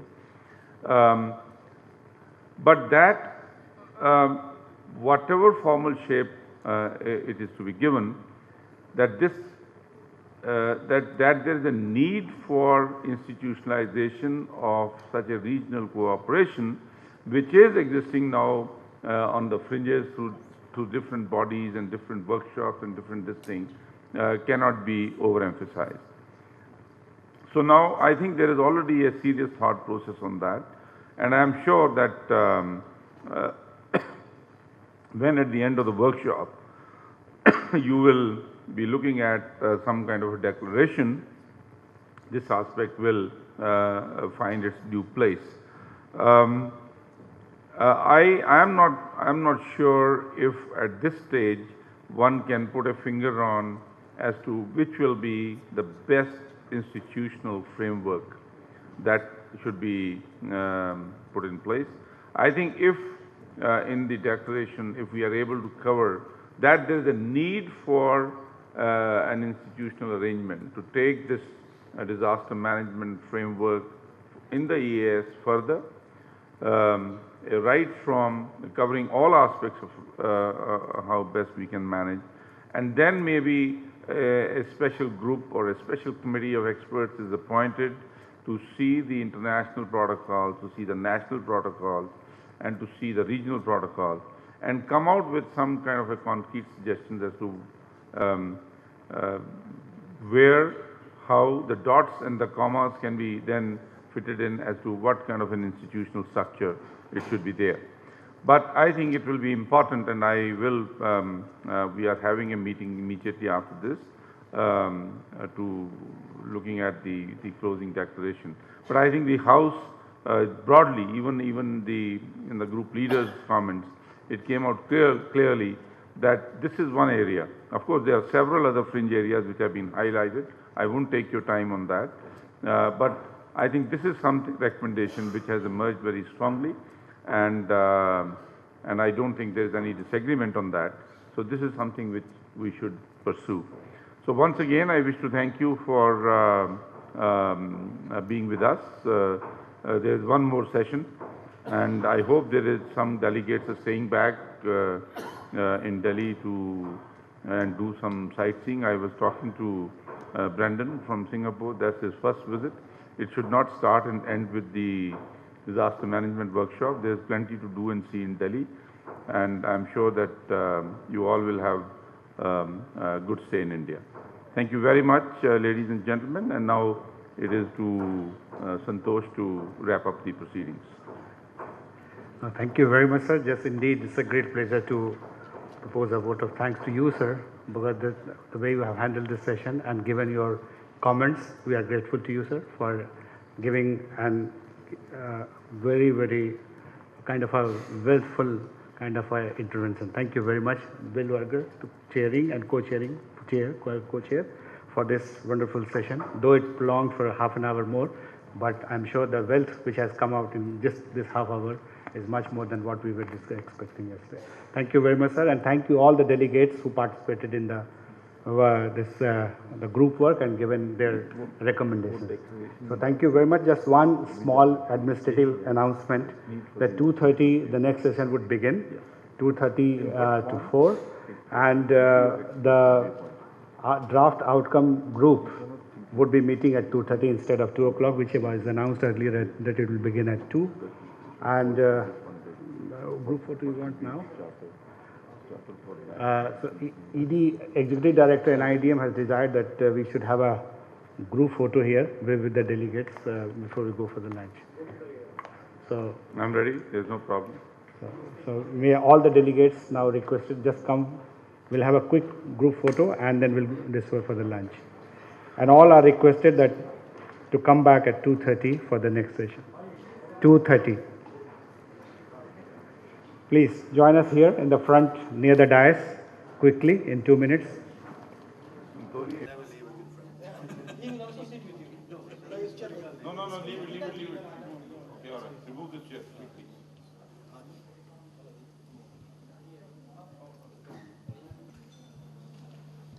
Yes.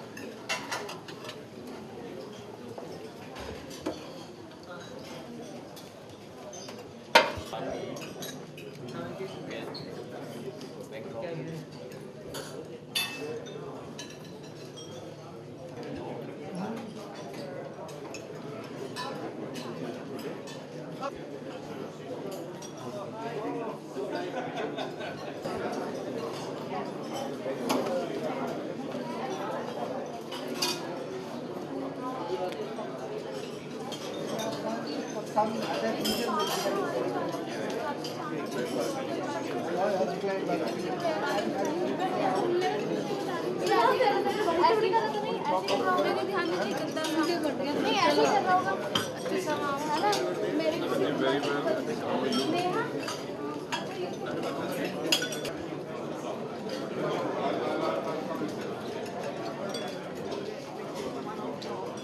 experts to this last technical session on post-disaster long-term recovery and reconstruction.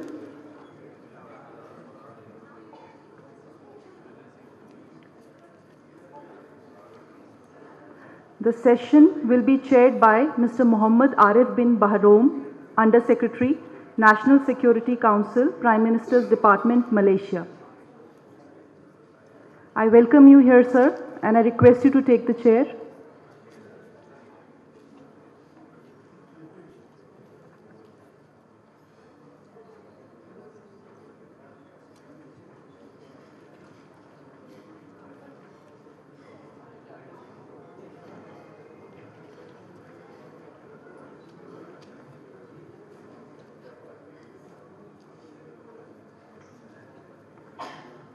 The session will be co-chaired by Mr. V. Thirupuga, Commissioner of Information and Additional CEO, Gujarat State Disaster Management Authority.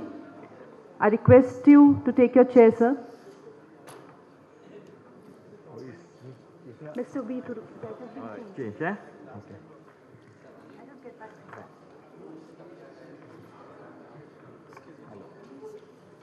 Could they change, Now, I invite all the presenters of this session. The session will have 5 presentations.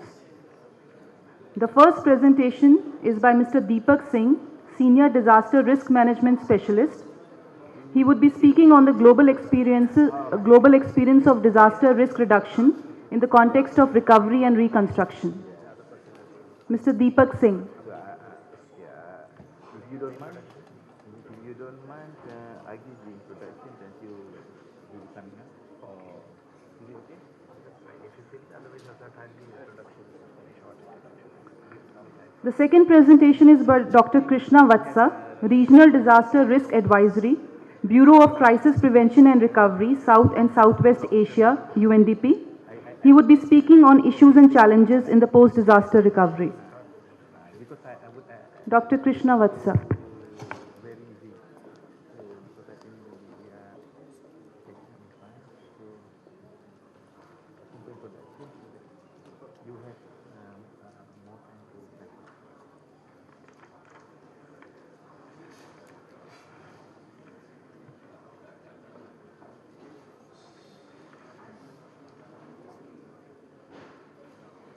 Do we have Dr. Krishna? His presentation will be followed by the country presentations. The first country presentation will be made by Mr. Zianuddin Maliki, Steering Committee Member, BNPB, Indonesia. And he would be sharing his experience on the subject.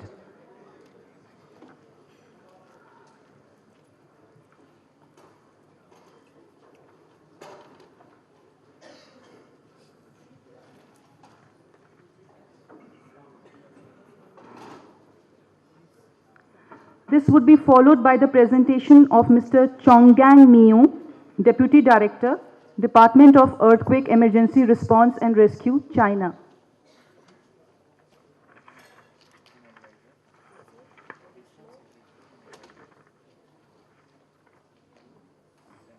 Mr.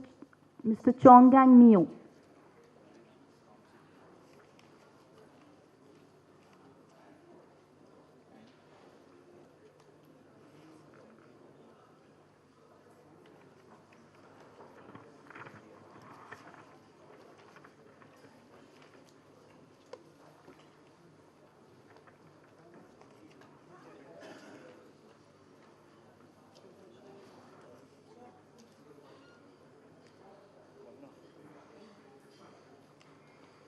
We can request the co-chair.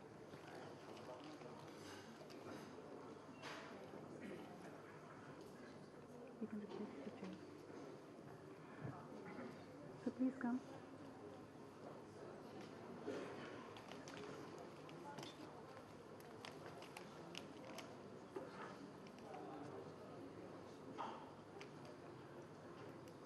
The last presentation of the session will be made by Mr. David Coetzee, Management Capability and Operations, Ministry of Civil Defence and Emergency Management, New Zealand. Mr. David Coetzee.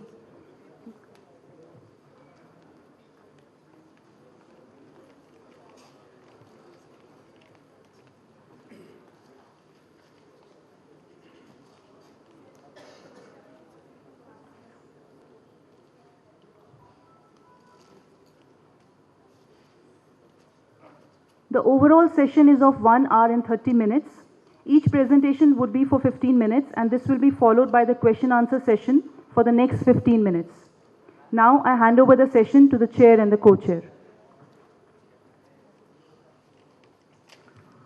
Thank you, Madam.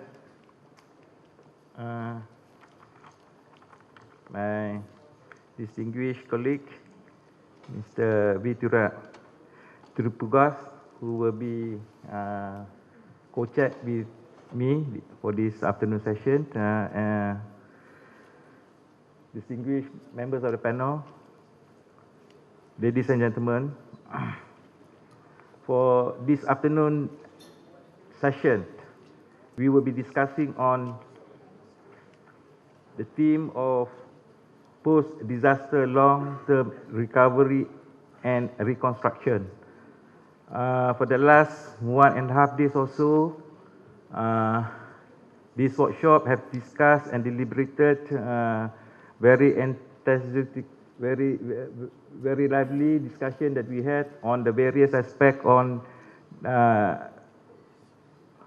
the disaster management on the whole, and last but not least, the question of post-disaster long-term recovery is one task that I believe the National Disaster Management Organization is that the country that is most affected will definitely have to handle this issue in collaboration with the international as well as multilateral organizations and institutions. This, ladies and gentlemen, I believe one of the daunting tasks that a national government has to deal with in order to ensure that the livelihood of the affected peoples are well addressed to, and in so much the concept of build to better is being in place in this recovery and rehabilitation as well as reconstruction on the long-term basis.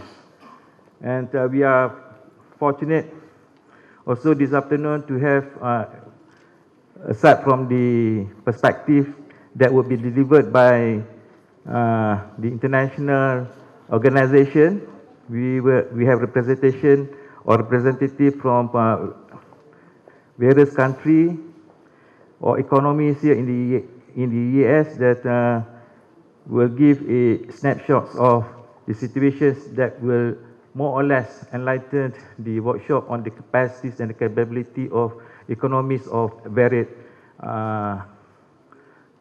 capabilities and capacities, and from these experiences, challenges faced by each country, we could draw lessons and try to make things better. So without much further ado, since our Chinese colleague need to leave the session right after the session, I'll make way for Mr. Chong Gang Miao to make his case. Thank you.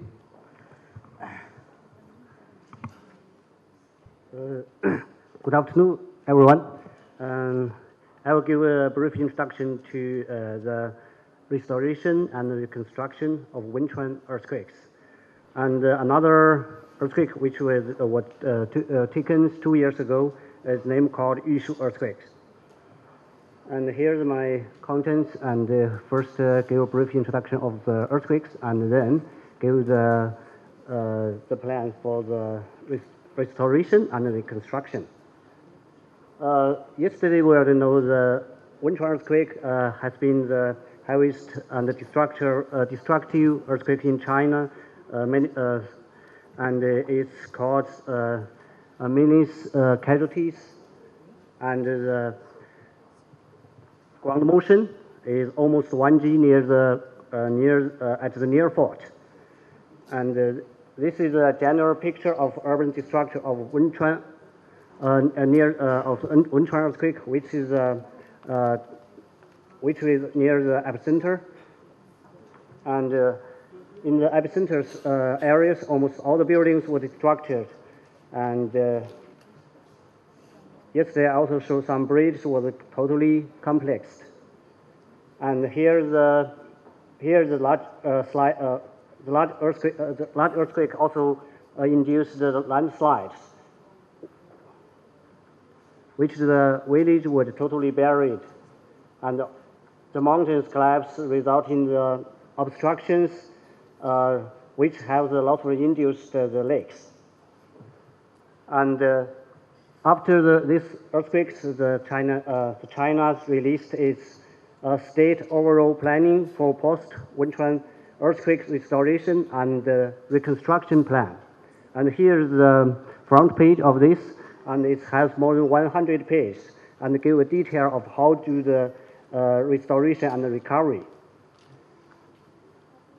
This plan was led by the National Development and Reform Committee, and almost all the ministries and the departments of the State Council of China, as well as all provinces and the autonomous regions and the municipalities are involved in the recovery and the construction.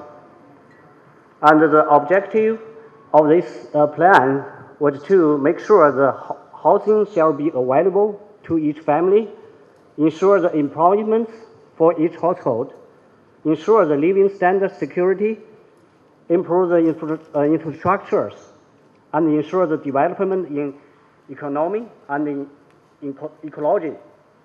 This is the objectives.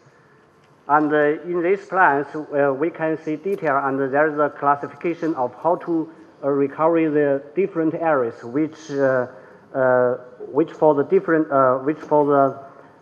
such as if it's structured as damages, and also try to find which area are suitable for reconstruction. And also, they give the numbers of the housings which will be built, and such as some of them need stringing, and some need to totally rebuild. And here is the numbers. And also, we pay more attention to the public facility. Usually, we call the lifelines. It's mentioned about transportations and water supplies, pipelines and gas lines, and all the utilities. And here is some key measurements. The recovery is main object is to recover the normal life and keep social stability. And the reconstruction money is totally 1,000 billions RMB. That's it's almost 150 billion US dollars. So where those money comes from?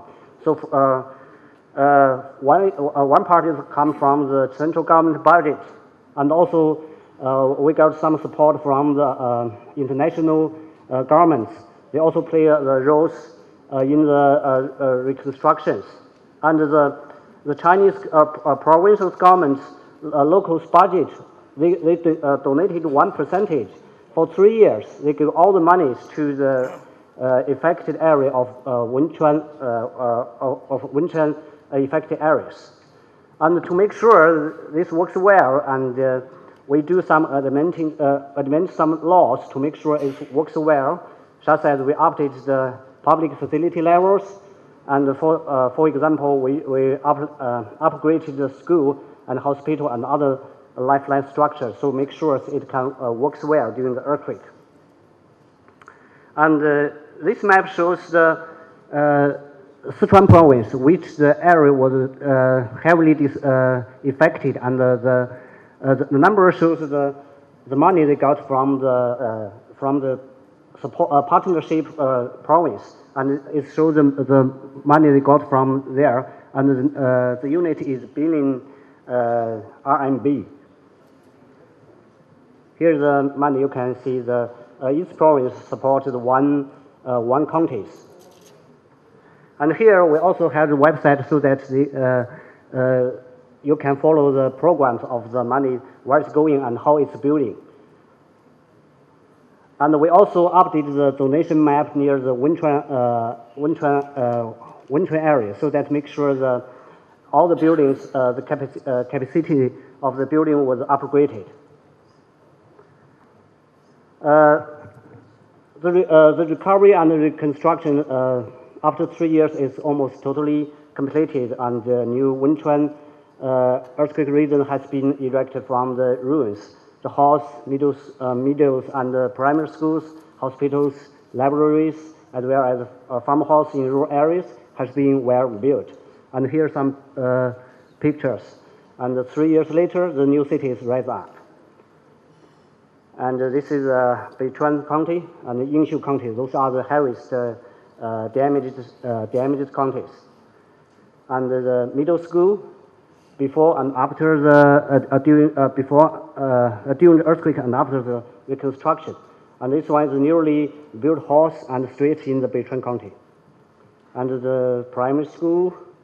And here is the reconstructed stockade village of Qiang ethnic minority, because we have in there is the area of the minority area in China. And all those about the Wenchuan earthquake, and you know, most of them are familiar with the Wenchuan earthquake. As you know, 2 years later in 2010, we have another destructive earthquake. We call it Yushu earthquake. So its magnitude is 7.1 and cost more than 2,000 casualties. And the area, most affected area is almost 2,000 square kilometers. And this is the destruct intensity maps. And this earthquake is a little bit different with the Wenchuan earthquake, because since it's a high latitude, and it's located about 4,000 meters high latitude. So it's very difficult for the rescue. And the rescuers who come from the lower land usually feel ill due to the high latitude sickness. And another feature of this earthquake is that this is happening in the Tibetan regions in China, and there was 93% of the population is Tibetan ethnicity. And this picture shows the before and after the earthquake. We could see it's totally damaged. And here is a closer look at the picture, and some stone and wooden house, and brick housing, and masonry buildings, and the frame structures also destroyed, and some temples was damaged. And after the Yushu earthquakes, the State Council released the overall planning for Yushu earthquake restoration and reconstruction. Since this one is a little, this one is smaller than Wenchuan earthquake, so the money and the object a little bit different with Wenchuan's. So to achieve the major task of the restoration and the reconstruction, there are 33 billion RMB was invested, and probably within 3 years. The basic living condition and the economic level should be reached or surpass the pre-disaster level. To build a new homeland characterized by enjoyable life, work, and equal civilization, security, and harmony. This is the objectives. And in this planning, we give the classification of the different different levels of the reconstruction areas, so that make sure it could be recovering well. And we also pay more attention to the ecological areas and give the different levels how to do this. And here is shows the roads need to rebuild, and the natural resource reserve areas should pay more attention and how to recover it. And this one also shows the tourist resource planning, how to recover from the earthquakes. And as in the usual earthquake, there is a lot of in the usual there are lots of the religion-related buildings. So totally 87 damaged buildings was recovered, and there 1.49 billion RMB was invested. And this picture shows the heaviest damaged village, which was reconstructed at the end of only half a year after this earthquake, and we could see it's totally brand new. So this is my conclusion of this brief introduction, and preparedness and mitigation and management of this natural disaster play an essential roles in the regional sustainability and development. Capacity buildings for risk reduction relies on the innovation and development of science and technology. The broad international cooperation in earth science, engineering technology, and social science is also essential. So here are pictures for one little boy, 2 years within those 3 years, and he lost one of his fingers from 2008 to 2011. And here is some girls, and we try to build a safer world for future smell.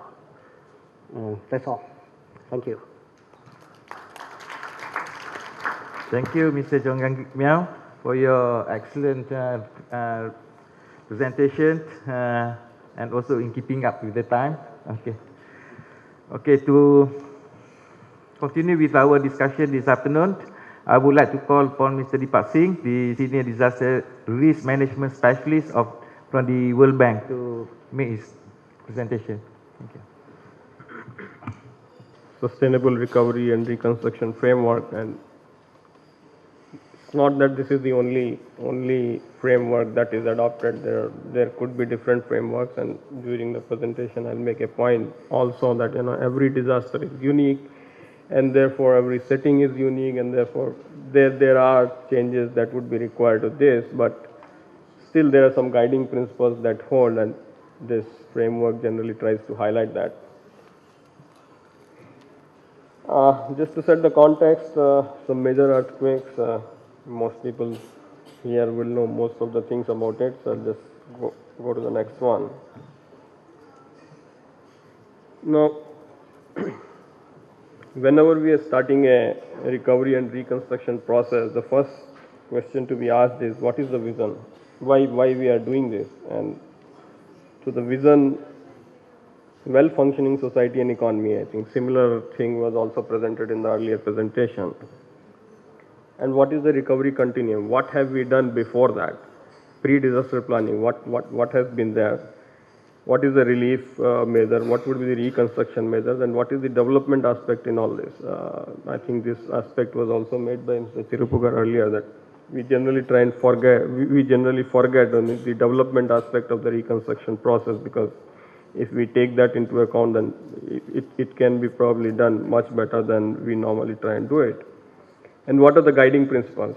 Good practices, government-led efforts, local participation, capacity and institution building, and risk reduction. And what are the cross-cutting issues? Gender, empowerment, social protection, stakeholders, evaluation, environment, and there could be some more. And what are the elements of this framework? Damage and loss assessment start with strategic planning, resource mobilization, and leading to the revival of the economy.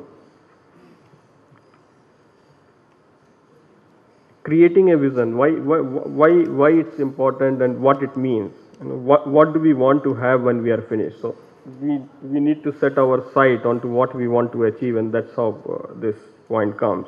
What are the objectives at different levels, at household level, at a community level, at state level, or at the national level?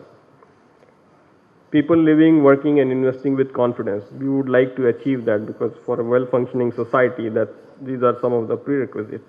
Well-designed infrastructure, social and health services, growth-oriented economy, and reduced vulnerability. Most importantly, every time we do this reconstruction effort, we have to keep in mind that for any kind of future disasters, we are reducing the vulnerabilities.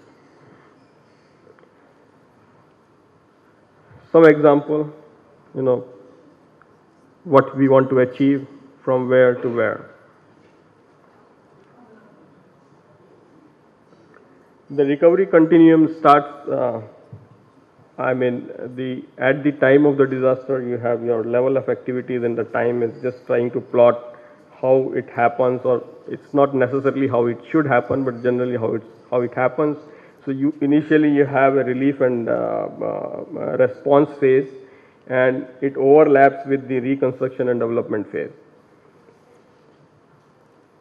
Now, what are the different timelines? Again, there is no sacrosanct rule for this. Depends on the magnitude of the disaster, depends on the type of disaster, depends on the area that has been affected, the population that has been affected.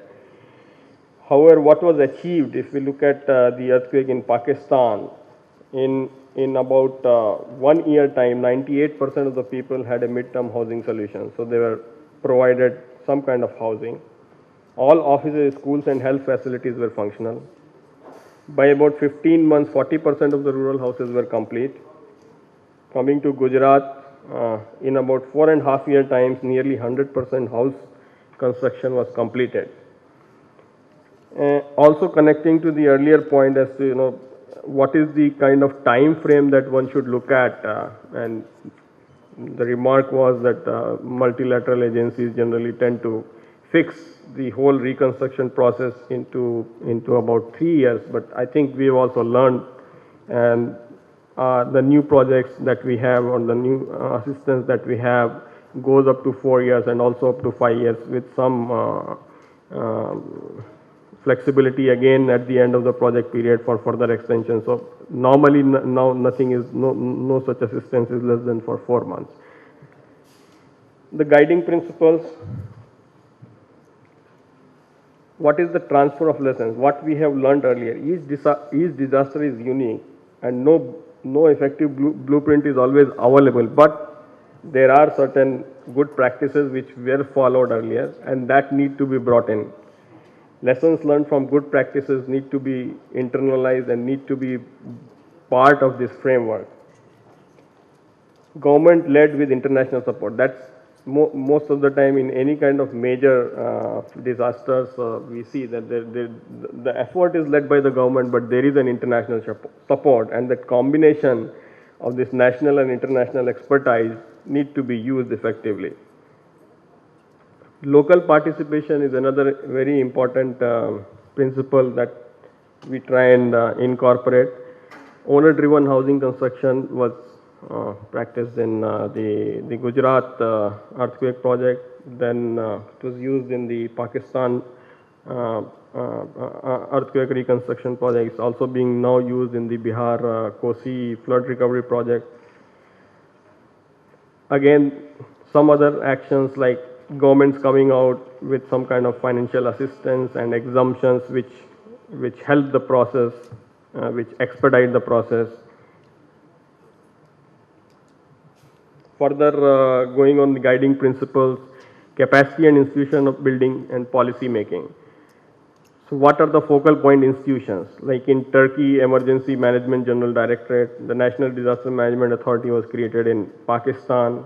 The Gujarat State Disaster Management Authority was created in Gujarat. So those are the kind of institutions. So you need to develop those institutions. We need to develop those institutions so that they are equipped to tackle further disasters, and some kind of policy framework also needs to be put in place, like a seismic retrofitting act that has been enacted in Japan, a school safety initiative that was taken up in Gujarat, in Turkey, the compulsory insurance of the residential building, and these are the kind of policy instruments which, if the government takes forward, then they tend to reduce the vulnerabilities in the future. Integration of the risk reduction. This is again almost the same thing, like ensuring that codes and standards are followed. Very clearly what we can see in the example of Turkey is what was the earlier situation and what happened later on. In past it was kind of fait accomplished. Whatever is going to happen will happen. Reactive. So we'll react to the situation when it develops, and then we'll recover, and then we'll wait and see. So the reactions, it's more kind of reactive approach, crisis management, ad hoc efforts, and development at risk. As a result of all this, whatever development that takes place, decades of development gets lost in maybe few minutes. Now, how it has changed? So now we have a choice. There is a choice. So what we want to achieve, what we want to do, so that choice now exists. We are proactive. Risk mitigation measures are indication of how proactive the governments are, or the local governments are, or the communities are. And we mitigate, we try and mitigate the risk, anticipate and prevent. We model what kind of flood event can come. We model what kind of hydrometeorological events can come, and then we are prepared for that. Risk management, all this leads to the risk management and a comprehensive approach leading to a sustainable development. So this is kind of shift that has taken place in the earlier approach and in the new approach. Some cross-cutting issues in the recovery framework, empowering individuals and communities. Very important, we all know that we need to reflect the concerns of the communities in the whole effort, reduce the social tensions and lead to more sustainable development. Gender mainstreaming, we all know, just a kind of a reminder that this has to be part of the framework. In Gujarat, it was done by giving joint ownership to the husband and wife. We are using the same example and same experience in Bihar, where the houses are being built in the joint name of the husband and wife. Protection of the vulnerable. There are always people who are more vulnerable than others, and that aspect needs to come in. It could be linked to the livelihood programs or the cash grants or social rehabilitation and protection kind of activities, and leading to, and also there are some things in this recovery framework which we need to keep in mind, that certain kind of infrastructure needs to be operational very quickly. Now, say for example, hospitals. Now, hospitals is kind of a very obvious example, but also schools, because children need not suffer for years without school. I mean, we have to ensure that as early as possible, as quickly as possible, some of the infrastructure, community infrastructure is up and running. And what those infrastructures are, two examples, and there could be some more. The environment, what kind of environment protection measures we can adopt during the reconstruction process. How can we reuse and recycle the debris? How do we develop the waterways, the greenways, the public spaces as part of the urban planning, which was very successfully done in case of Gujarat by doing a complete new kind of master plan for the cities. Mr. Deepak, I give you one more minute. Sure, I think just coming to the end of it. Cross-cutting issues, partnership is crucial, key stakeholders, different levels, all partners need to be able to track the progress. All those who are part of the program, they need to track the progress, and we can use internet and good communication. Evaluation, unless we do the evaluation, we don't really know what we are doing, what is the impact, so that is another important aspect of that. And land use planning. The recovery process as such, I think I'll not get into the subheadings, but the main focus is the joint damage and loss assessment, leads to the strategic planning, and you can see how the things have been achieved in Gujarat. You can see how it was earlier and how it has been planned subsequently. Resource mobilization, finances are required, funds typically come from various donors and various agencies, so that has to be collated. Just to give an idea, in one particular case, what were the respective requirements in the sector, and what are the human resources requirements, that also need to be planned.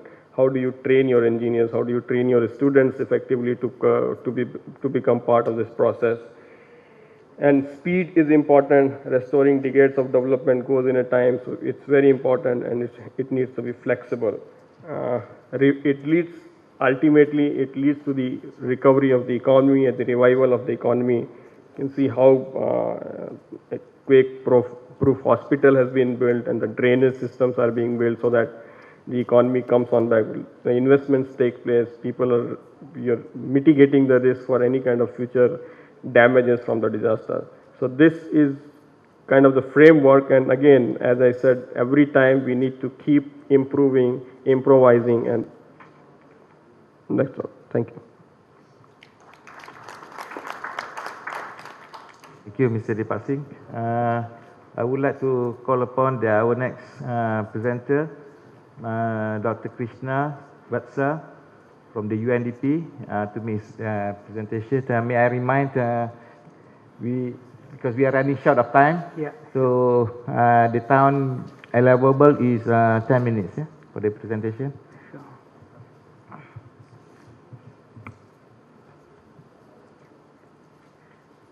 Very quickly, I think most of the points have been covered by my previous speakers. Basically, this whole idea of recovery is relatively new. It started with the post-disaster reconstruction, which IFI supported on a large scale in many countries. When the IFIs started this, they focused more on infrastructure. Initially, they were reluctant to support the shelter component, and slowly in 90s we found that IFIs got into supporting this shelter reconstruction as well.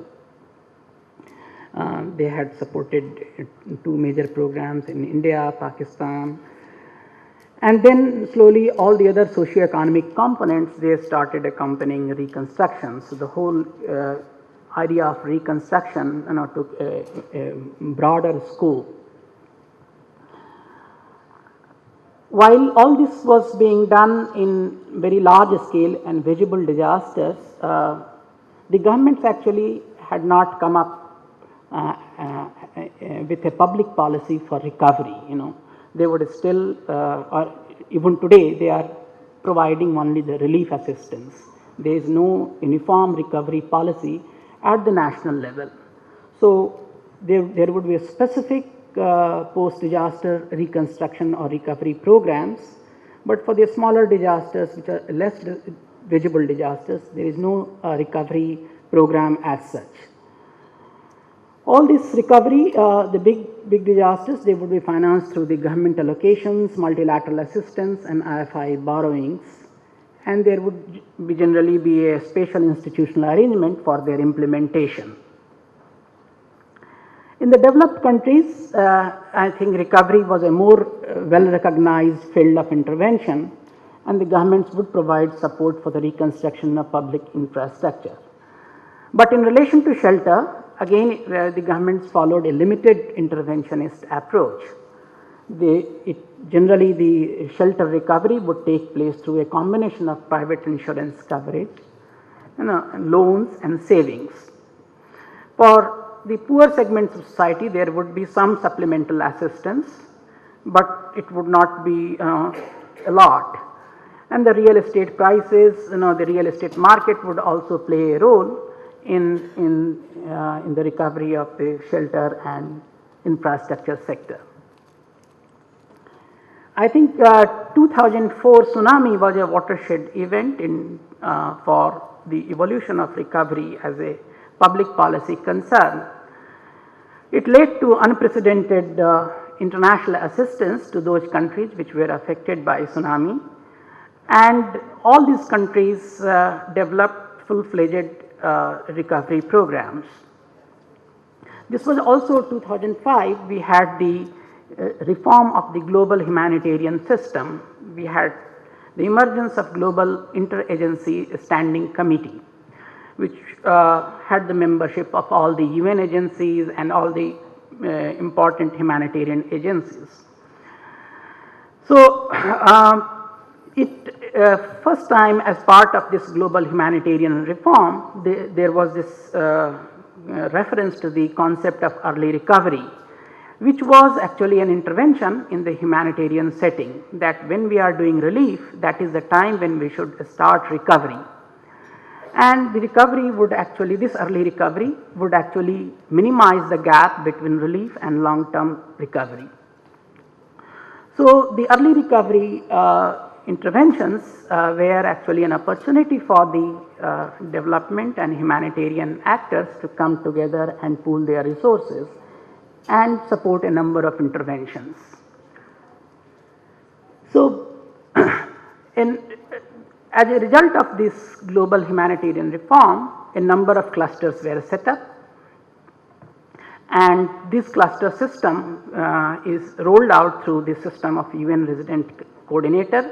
It's led by the UN resident coordinator initially, and then subsequently the idea is that the cluster system would be led by governments, and it would have a wider membership, government ministries, agencies, UN agencies, NGOs, all of them would join, and these clusters would become a kind of a permanent long-standing mechanism of the recovery interventions.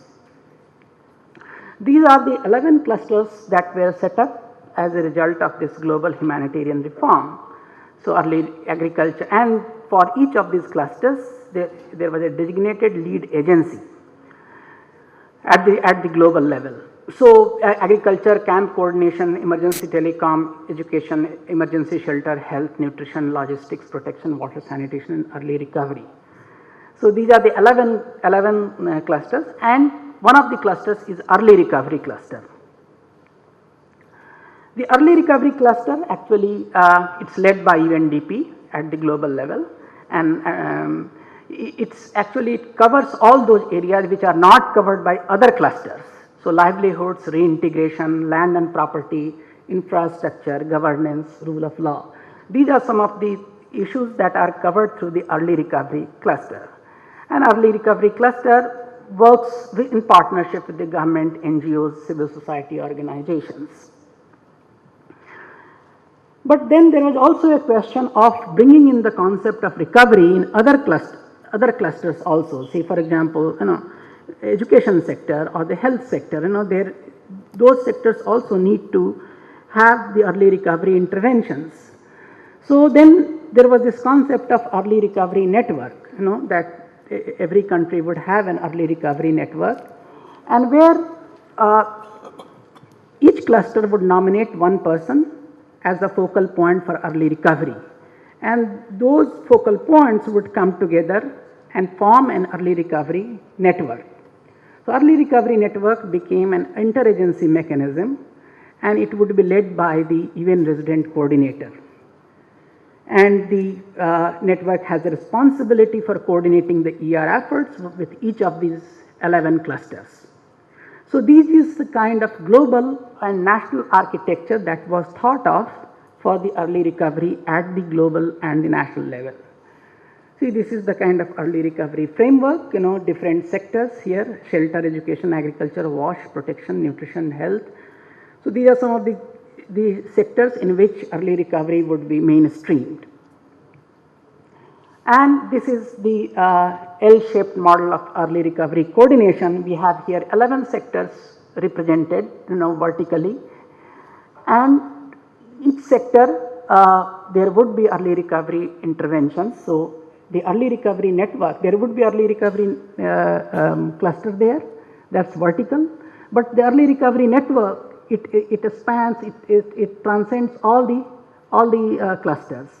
So the idea is that while the early recovery cluster should function on its own, early recovery network should include the elements of all the clusters. So that's how they thought of making early recovery more comprehensive. Now in this region, the cluster system has been rolled out in most of the countries. I mean, India is perhaps one exception, but Philippines, Indonesia, Myanmar, Sri Lanka, Nepal, Bangladesh, and Timor-Leste, all these countries have rolled out the cluster system. But they have not been rolled out as per the classic global design. All the countries have adopted their own variations.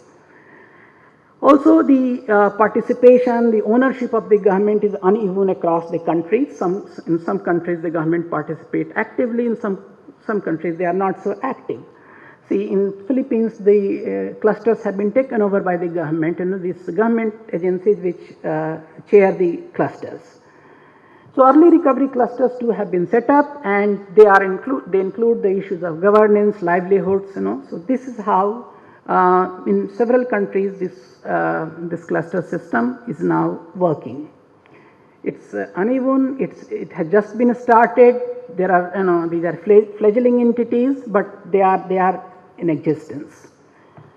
This whole idea of recovery was given another kind of boost of support by this PDNA, Post-Disaster Needs Assessment, which was also part of a global compact. The PDNA came together as a kind of a tripartite agreement between the World Bank, the UN system, and the European Commission. So you have all these agencies coming together and conducting post-disaster needs assessment after small and large, basically after large disasters.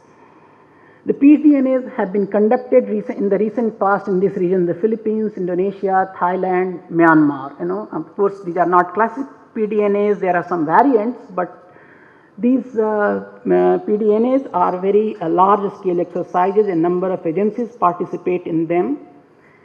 And apart from the PDNA, there are a number of other assessments conducted. So one of the important developments in the recent time is that there are a number of assessments which are available and which are actually supporting the recovery programs. So in some of the disasters, you would find that there are more than 100 assessments conducted by different agencies. So all these assessments lead to more support for recovery. The another important development is the whole structure of recovery financing. How there are different instruments and different modalities of recovery financing have emerged. You have calamity funds, reserve funds, then the governments are reallocating their own budget. Yeah. Okay. So flash appeal, revised appeal, multi-donor trust funds. So these are some of these different forms of recovery financing. Then the other thing is the institutional setup for recovery. All these recovery programs have been implemented by special purpose vehicles. You have Gujarat State Disaster Management Authority. Indonesia, there has been a separate agency set up. Same in Pakistan, Earthquake Rehabilitation Reconstruction Authority. And then in developed countries, in Japan, a committee-oriented approach has been adopted. So there is some difference here between the developing countries and the developed country. So these are some of the large earthquakes, large disasters where we have well-organized recovery programs. I'm running out of time. This is the cash transfer in recovery. It's becoming increasingly more important, direct form of assistance, and it's tried in many countries. In Sri Lanka, the shelter program was implemented through cash transfer. Some of this owner-driven reconstruction, again Deepak referred to the owner-driven construction in Gujarat, in Pakistan. This is becoming more and more kind of prevalent. Then there are other issues like relocation and in situ reconstruction that is coming up, whether to relocate or in situ. All the experiences suggest that we should go towards more in situ reconstruction. Then there are livelihoods interventions, different kinds of livelihoods interventions: cash, food for work, cash support for livelihoods recovery, support for income diversification, microfinance. So these are the different kinds of livelihoods interventions. Implementation time frame, generally Deepak referred to it, 3 to 6 years. That's the kind of a program, the period that is taken for the implementation. In almost all the recovery programs, we include disaster risk reduction. There is an integral component of capacity for implementation. Most of the countries face this problem. And then we don't have actually an institutional mechanism, a permanent, long-standing institutional mechanism for implementing recovery programs. We also need well-established partnership with NGOs, technical institutions and communities. And what is more important is that all the recovery programs need a lot more flexibility, innovation, leadership, community outreach. So these are some of the challenges and lessons for the recovery program. This is an area which is still emerging, and a lot of at the global level there is a lot of impetus, lot of support, but at the regional level and the national level a lot needs to be done. Thank you very much. Okay, thank you, Dr. Krishna, for your presentation. I would like now to call on Bapak Zainuddin Maliki from the BNPP to make his presentation. May I remind to have the presentation within 10 minutes and try to highlight and on the pertinent matter. Okay. Thank you. Good afternoon. Distinguished chair and co-chairpersons, it's great to be given the opportunity to perform a second time in front of the delegates EAS-INDIA Workshop 2012. I would like to thank to the chairperson who has been given the opportunity to present a discussion on post-disaster long-term recovery and reconstruction.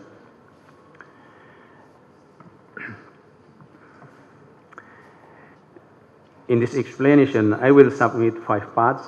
The first one, we will deliver organizational structure of BNPB. The second, earthquake and its effects based on West Sumatra case. The third, building to TST, technical support team of rehabilitation and reconstruction and responsibilities. Mr. Krishna Fatsa, as earlier mentioned, that Indonesia established Badan Rehabilitasi dan Rekonstruksi (BRR). The BRR based on earthquake and tsunami in Aceh, but in West Sumatra and Yogyakarta, West Java, we have TPT or TST. TST is technical support team for rehabilitation and reconstruction. And the fourth, I would like to talking about economic growth following the earthquake, and at the end, finally, I will take conclusions.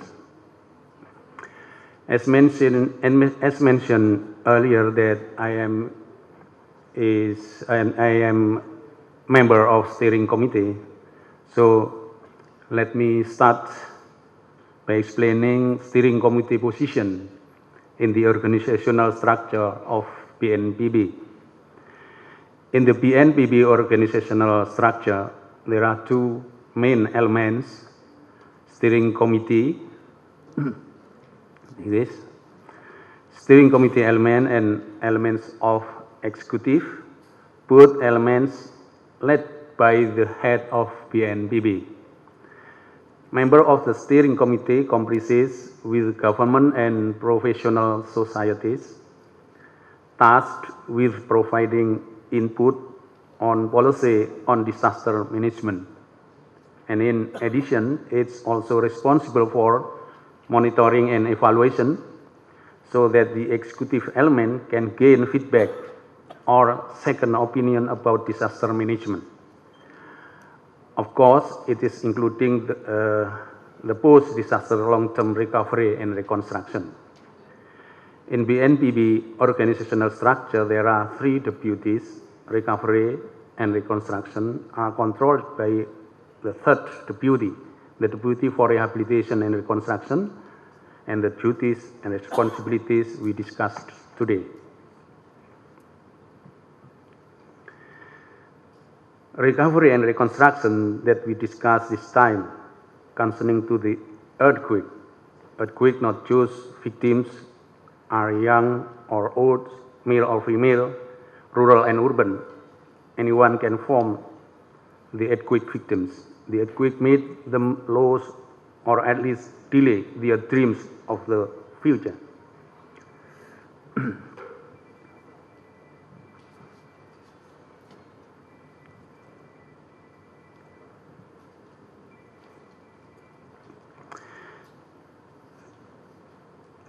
Now let me talking about the government policy implementation of reconstruction and rehabilitation. The concept was developed based on community with due regard to the opportunity to improve cycle of rehabilitation and reconstruction, and as well as gain a better residential area.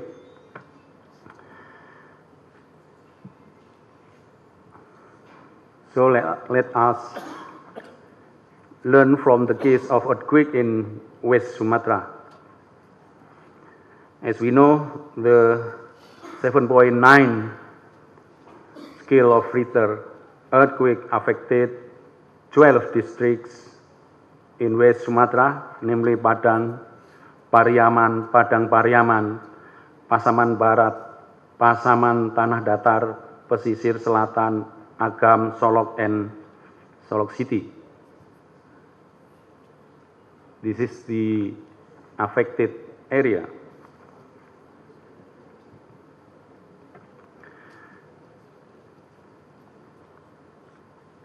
From the result of damage and loss assessment, the earthquake has destroyed 81% housing, 80% social sectors, respectively 4% productive sectors and infrastructure, and 3% cross-sectoral. Based on the disaster management action plan for 2009 and 2011, rehabilitation and reconstruction estimated budget is 6.4 trillion IDR.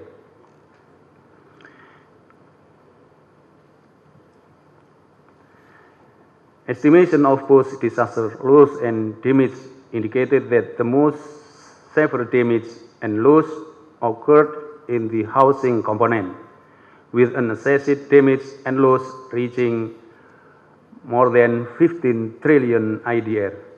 The infrastructure sector sustained damage and loss in the amount of 963 billion IDR, social sector more than 1.5 trillion IDR, economic sector more than 2.3 trillion, and cross-sector amount of 674.6 billion.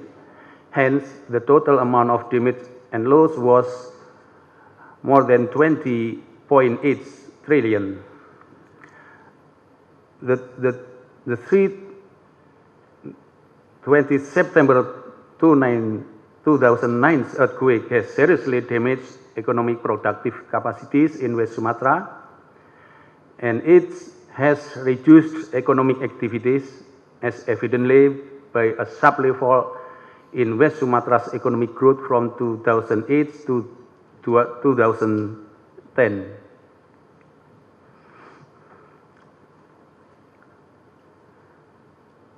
Large productive capacities damage has attracted large external assistance to recover, rehabilitate, protect, and rebuild the local economy.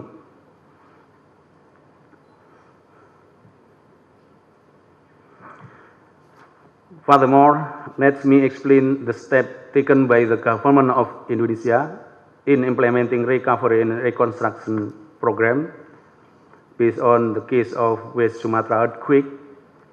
One interesting thing mentioned is the formation of technical support team, TST, based on the law number 24 year 2007.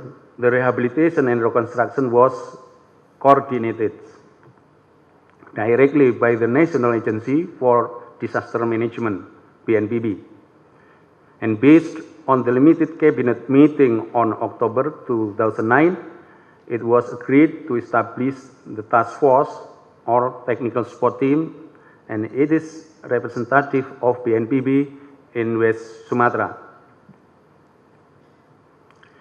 technical support team was formed on 20 November 2009 by the head of PNPB, and it answers directly to the head of PNPB and assists the governor of West Sumatra in the rehabilitation reconstruction implementation. TPT include different aspects from BNPB, local government task force, and university.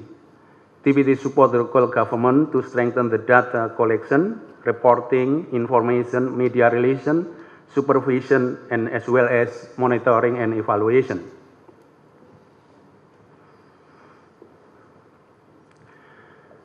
The role of the community on rehabilitation and reconstruction implementation.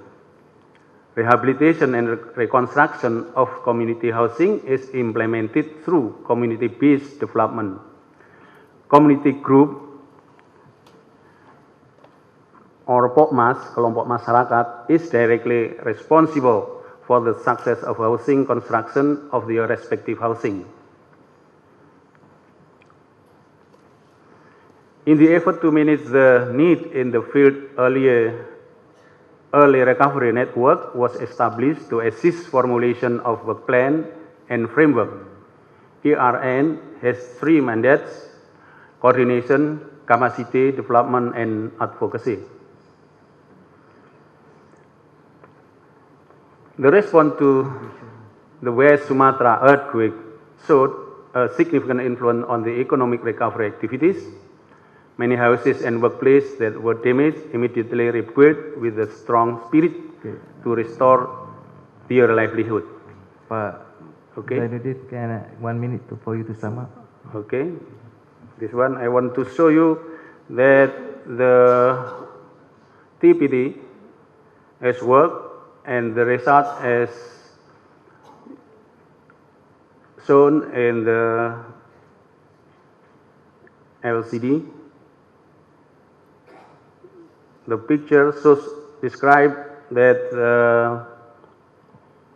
before and after disaster or after earthquake. For example, the consumption we can see 2008 the consumption show us 4.7% a year and decrease when the earthquake 2009 to be 3.0, and after rehabilitation and reconstruction the number increased 3.7. Conclusion. TPT is an effective system. TST or TPT organization unit was very effective in supporting the provincial government in preparing the system, strategy, and coordinating several line agencies and international agencies or international NGOs. Therefore, the system has been replicated in post-Merapi Mountain disaster rehabilitation and reconstruction. The support from the governor and head of district or mayor for smooth implementation of rehabilitation and reconstruction program play an important role. TST is less needed in certain region. For the region that has already established BPBD, the regional agency for disaster management, either in province or district or city level, the establishment of TST for rehabilitation and reconstruction is less needed. BNPB is better to provide technical assistance to BPBD in order to strengthen their capacity. Ladies and gentlemen, that's all. Thank you for your attention. Thank you. Thank you, Pak Zainuddin. Ladies and gentlemen, last but not least, I would like to invite Mr. David Ndrekutzi to make his presentation.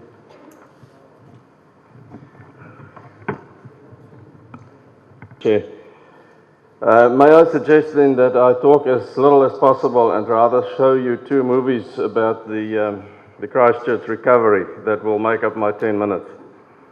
Let me jump to that. Of course, for the Christchurch recovery process, our normal recovery arrangements would not stand up to the scale of the recovery required in this case. So special legislation was passed to create the greater, or the Canterbury Recovery Agency, and a minister was appointed to oversee the process. You can see the vision for the Christchurch or Canterbury Recovery Agency there. Greater Christchurch recovers and progresses as a place to be proud of, and attractive and vibrant, of an attractive and vibrant place to live, work, visit and invest for us and our children after us, with the community being at the heart. So if this works, yeah. Can we have sound?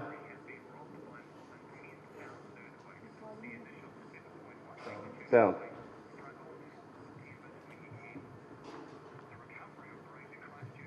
Oh.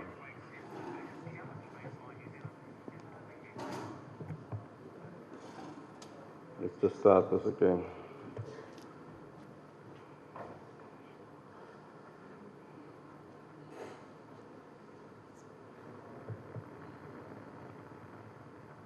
Earthquake struck on 4th September 2010. The recovery of Greater Christchurch after the earthquakes is the biggest challenge faced by New Zealand in living memory. The loss of lives, the destruction of buildings and ongoing aftershocks have taken a huge toll on the Greater Christchurch community and the nation. In addition to the visible damage sustained to buildings across the entire city, significant damage occurred to our infrastructure networks, which was characterised by a loss of key services immediately following and in the months after the February 22nd quake. Approximately 30% of the city's wastewater network sustained damage, along with 50% of roading and 15% of the water supply networks. The total value of repairs is estimated at more than $2 billion and is scheduled to take 5 years. As a result of extensive damage to land and buildings, more than 7,000 properties have been zoned red across the city. Prioritising this unprecedented work program is challenging, and there is a robust process in place. It balances the needs of people and businesses with what is best from an engineering viewpoint and takes into account the needs of schools, hospitals, emergency services and transport flows. The government, through SERA and NZTA and Christchurch City Council, formed an organisation called SCIRT, which stands for Stronger Christchurch Infrastructure Rebuild Team. SCIRT is a partnership between government and 5 contractors who together are designing, planning and rebuilding the city's earthquake-damaged roads, freshwater, wastewater and stormwater networks. Work will continue in the eastern parts of Christchurch for a further 12 months, through to the middle of 2013. The focus of the work program will then move westwards during the latter part of 2013. Work in the Port Hills will progress throughout the 4-year period, with the very specialised repairs required to roading and retaining walls in these areas focusing on the most severely damaged first. Work in the central city will be planned to complement the recovery of the economic heart of the city and will in general occur in years 1 and 2 of the SCIRT work program, finishing in the western part of the city, which in general sustained less damage than those in the east. The scale and complexity of the work required to repair the city's infrastructure is challenging, and some details may change as we continue to learn more about what is required. We will keep you informed of progress, and thank you for your patience as we restore the city's infrastructure. So that is about the Greater Christchurch. Now this photograph was taken about a month ago of the central business district, where more than 1,000 buildings have been taken down since the earthquake, systematically deconstructed. About 300 more to go. So really the process there is flattening the land, preparing it for reconstruction, and the next video will show you more about that. There is an unprecedented opportunity in the heart of the South Island of New Zealand. On the edge of the sweeping Canterbury Plains lies the beautiful city of Christchurch. Recently, the central heart of this city has faced incredible challenges. In the wake of the 2010 and 2011 earthquakes, over 70% of buildings in the central city have been or will be demolished.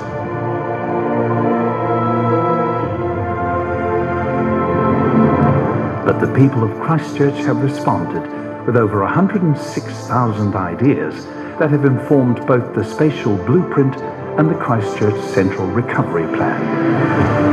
The blueprint identifies a number of key projects that will catalyse development, provide certainty, clarity, and inspire confidence. A frame of open green space will ensure a dense and vibrant core, while the Avon River will create a link between key projects.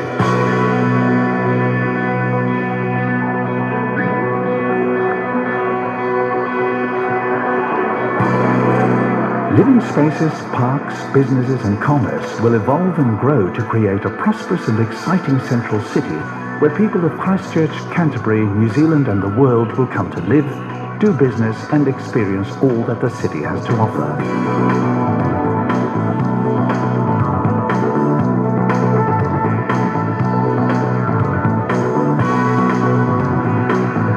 The Performing Arts Precinct will sit alongside a purpose-built state-of-the-art convention centre.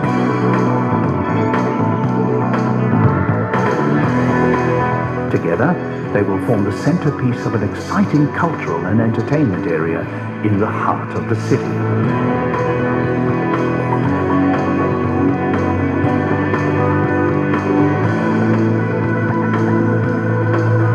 The hospital will become the focus of the new health precinct.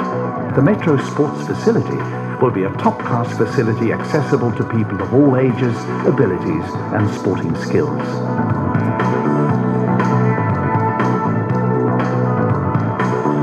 With the blueprint in place, the foundation is set for a whole host of successful initiatives.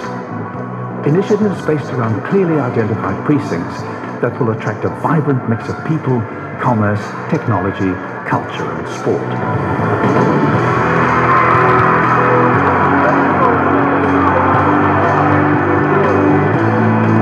The Christchurch Central Recovery Plan isn't just a quick fix. It's a long-term vision that incorporates cutting-edge design and the latest ideas in urban planning. It's achievable, it's full of potential, and it's ready to fly. Join us in making the most of this unparalleled opportunity to create a central city that will transform Christchurch and inspire the world.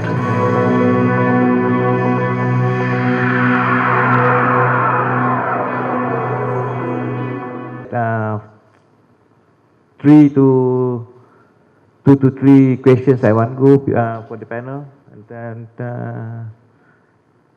please identify yourself first before we pose the questions. Okay, I open the floor for the question and answers session. Benny.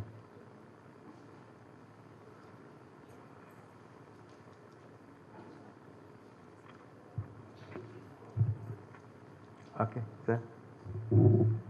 I am Mangotra from Ministry of Home Affairs, India. My question for the expert from the UN system. We would like to know whether you have any, ready-made, I would say, maybe not solutions, but something like, an array of packages for institutional finance, recovery, risk finance, insurance, or reinsurance, which can be adopted or adapted to the Indian scenario, because the scenario it's not a very open system we have on the insurance system, and it's not fully open to foreign investment. So what do you recommend, or what do you suggest? Have you given some thought? Has the UN or the World Bank given some thought to this type of a structure?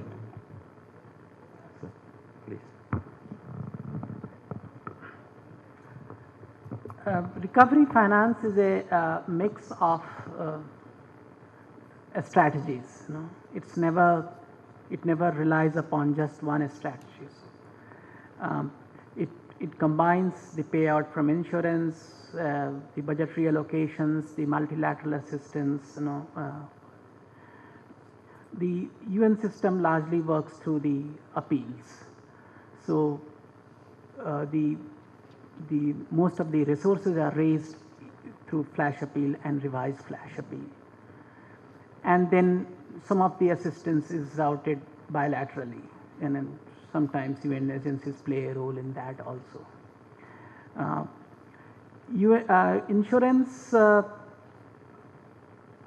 payout, I think, unless there is a social insurance, and some of the countries have the social insurance programs which pay for the reconstruction. And some of the developed countries, actually France and Spain and Italy, they have these public funded insurance programs which make the payout for the reconstruction. Generally, it's basically an arrangement between the insurance company and the asset owners. The governments don't come in picture, except that the government ensure that the owners get the payout as quickly as possible. We recommend the financing a strategy which is based on what is feasible through different sources. So that's what we do. We prepare the appeals and find out different ways of supporting that. But when it comes to seeking the private sector resources, I don't think UN system has a very different role or something, or a very special role, I would say.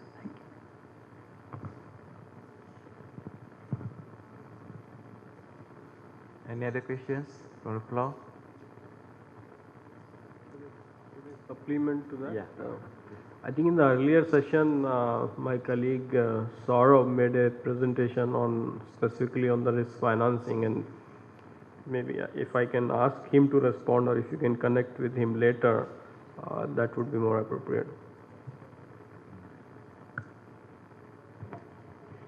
Yeah, I mean, I think we can connect later, but briefly, there are various instruments that are being devised and are in operation in various countries. I mean, most recently, there's something called a catastrophic drawdown option that has just started in the Philippines, $500 million looking at multi-hazard. There's also the CRIF, which is a Caribbean 16-nation pooling of risk for all the different island countries in the Caribbean. Mexico is probably the best example that is very closely linked to what can happen in India. They have a catastrophic bond which is initiated, which was oversubscribed.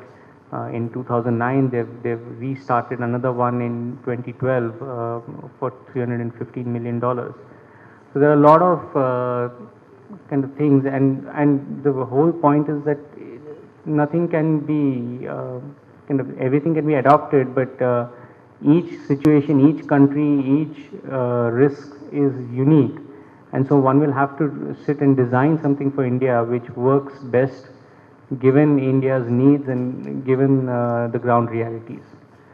So definitely we can take this dialogue forward. Yeah. All these systems which just Saurabh mentioned, they are basically in the public sector actually. They are actually either they are the instruments devised by the IFIs, or they are set up by the governments themselves. See, for example, Fonden, which has been set up in Mexico, it's a government owned fund. It's not something that has been done by the private sector. Private sector has played a role in setting up a catastrophic reserve in Turkey, TCIP, which is again an arrangement between the TCIP and the homeowners. So the government, the government supports that whole mechanism, but the TCIP is a mechanism which exists between the TCIP company which runs that system and the homeowners. So there are different ways, but all of them have to be initiated and supported by the governments. Any further questions or clarifications that we need from the panels here? Well, ladies and gentlemen, if there are no further questions, now I would like to invite my co-chair, Mr. Tirupagas, to make the summary for the whole session that we have this afternoon. Thank you. I thank all the speakers for their excellent presentations. Mr. Mio summarized the Chinese experience, and it is really amazing to see that they have completed the entire reconstruction process in 3 years. It can only happen in China.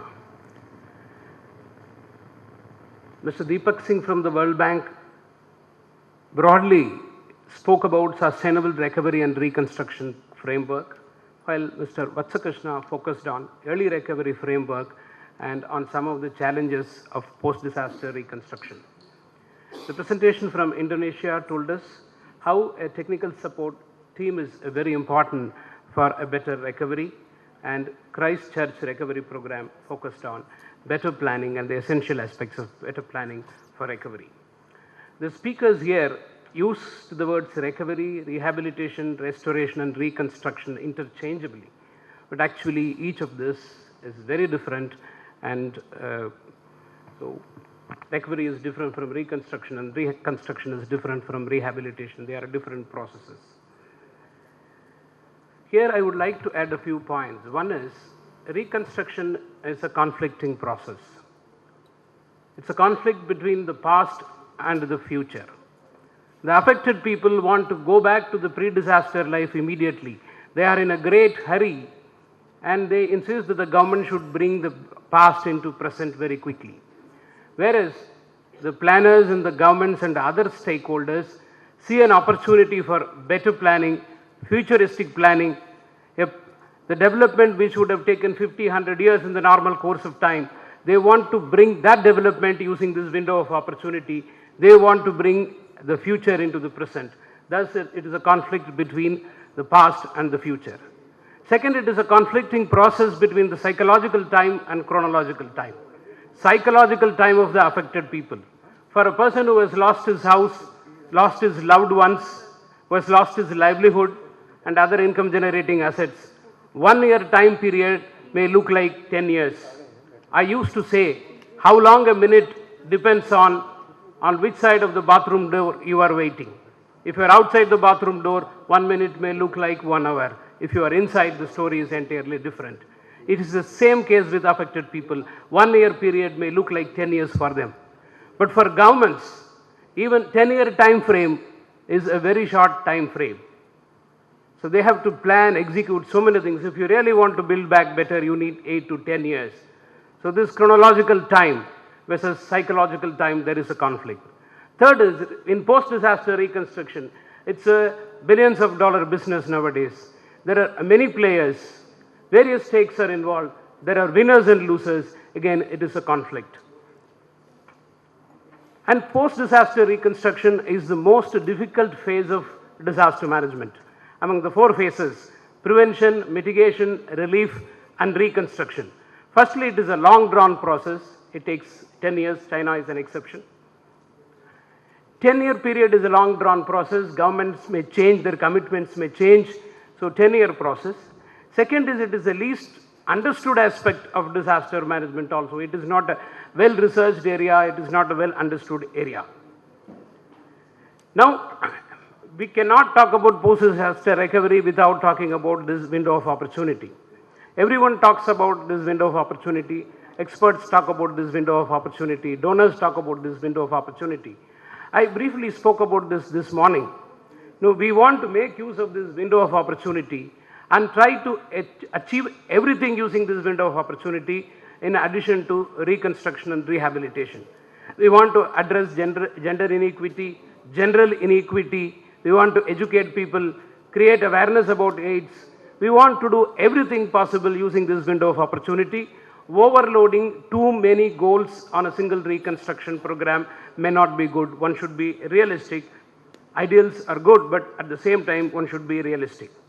Second is, governments are also under tremendous pressure. We always talk about, admire people who undertake speedy reconstruction.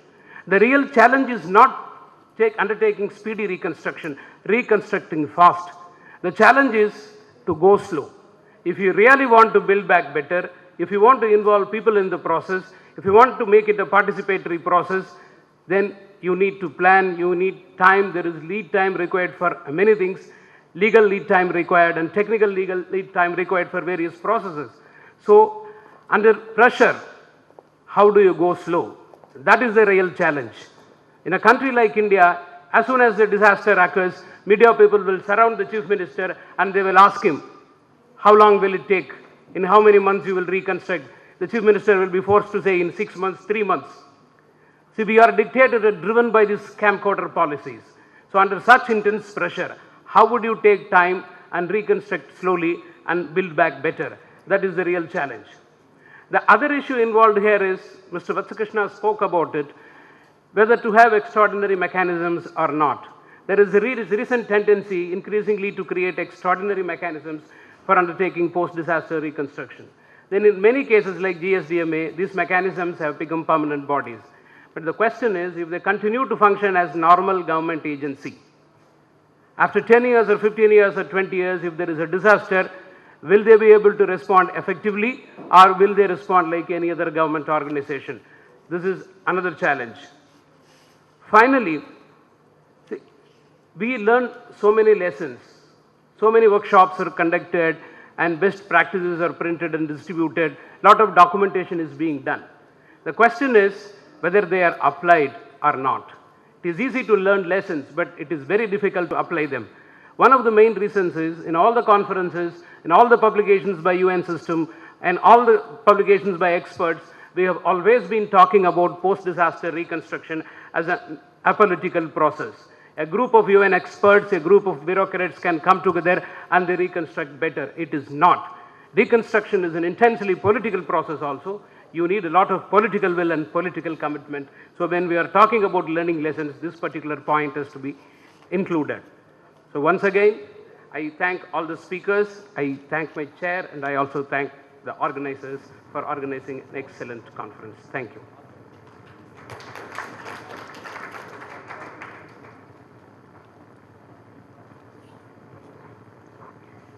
We come to the end of all the technical sessions of the workshop.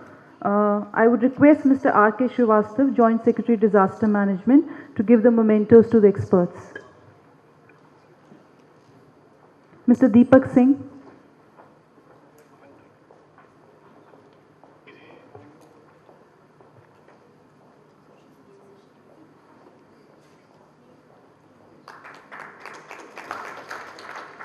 Dr. Krishna Vatsa.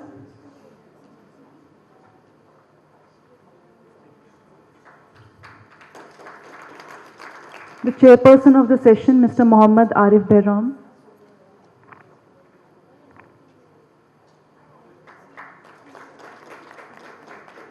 Thank you very much, sir. We will have a short tea break now, and I request all of you to assemble here at 4:30. Thank you. 4:30. 4:30. Switched off or put on to silent mode from now onwards, please. We shall commence with the proceedings of the inaugural function in a few moments from now. Thank you. Management, Ministry of Home Affairs, Shri Sanjay Singh, Secretary East, Ministry of External Affairs, Mr. R.K. Srivastava, Joint Secretary Disaster Management, Ministry of Home Affairs, and Dr. Satyendra, Executive Director, National Institute of Disaster Management.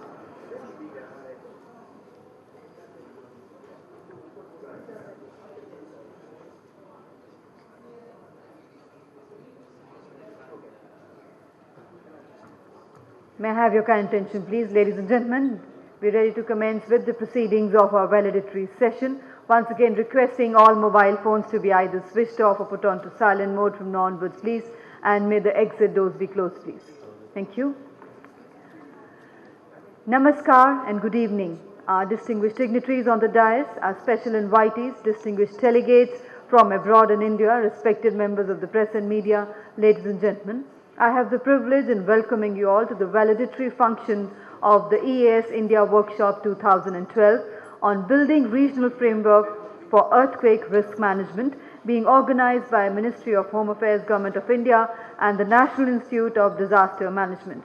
And we now wish to welcome our distinguished dignitaries on the dais with floral bouquets.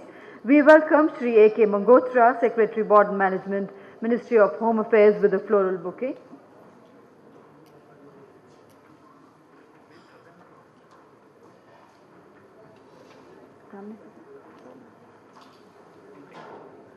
Ladies and gentlemen, please welcome Shri A.K. Mangotra, Secretary Board Management, Ministry of Home Affairs.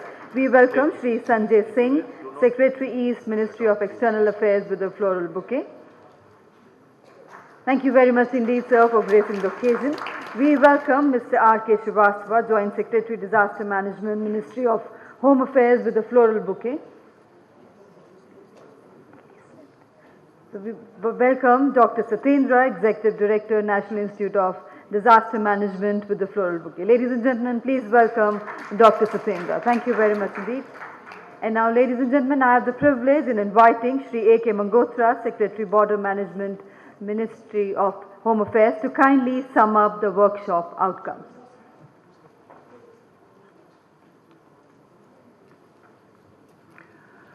My senior colleague from the Ministry of External Affairs, Mr. Sanjay Singh, member of the National Disaster Management Authority, Mr. Nand Kumar, Dr. Satyendra, and my colleague, Mr. Srivastava, distinguished delegates from the EAS countries, members from the international organizations, media members, and my colleagues from MHA, NIDM, and NDMA. Before we move to the last part of the program, I would once again like to thank all the participants to this workshop, especially those who have come from abroad and all those from the international organizations who have helped in making this workshop a very fruitful and a very effective workshop. This is the first in the series of the EAS workshops announced by our Honorable Prime Minister at the EAS Summit, where he had made a commitment that we will start off with this workshop. We hope to take this action forward. All the countries have a lot of experience and a lot of inputs to be given for earthquake preparedness and relief and rehabilitation. For hundreds and thousands of years, our people have lived with earthquakes. This is the most earthquake-prone area in the world. But as far as building up institutional mechanisms or as far as building up regional frameworks of assistance, mutual assistance is concerned, I think these are still early days. These last 2 days have been very, very fruitful for most of us who have not only exchanged experiences but have come to know of the wealth of expertise and experience which is available in amongst the different countries, because all of them have coped with the disasters of earthquakes for the past many centuries, and all have built up resilience, all have built up their own coping techniques with this.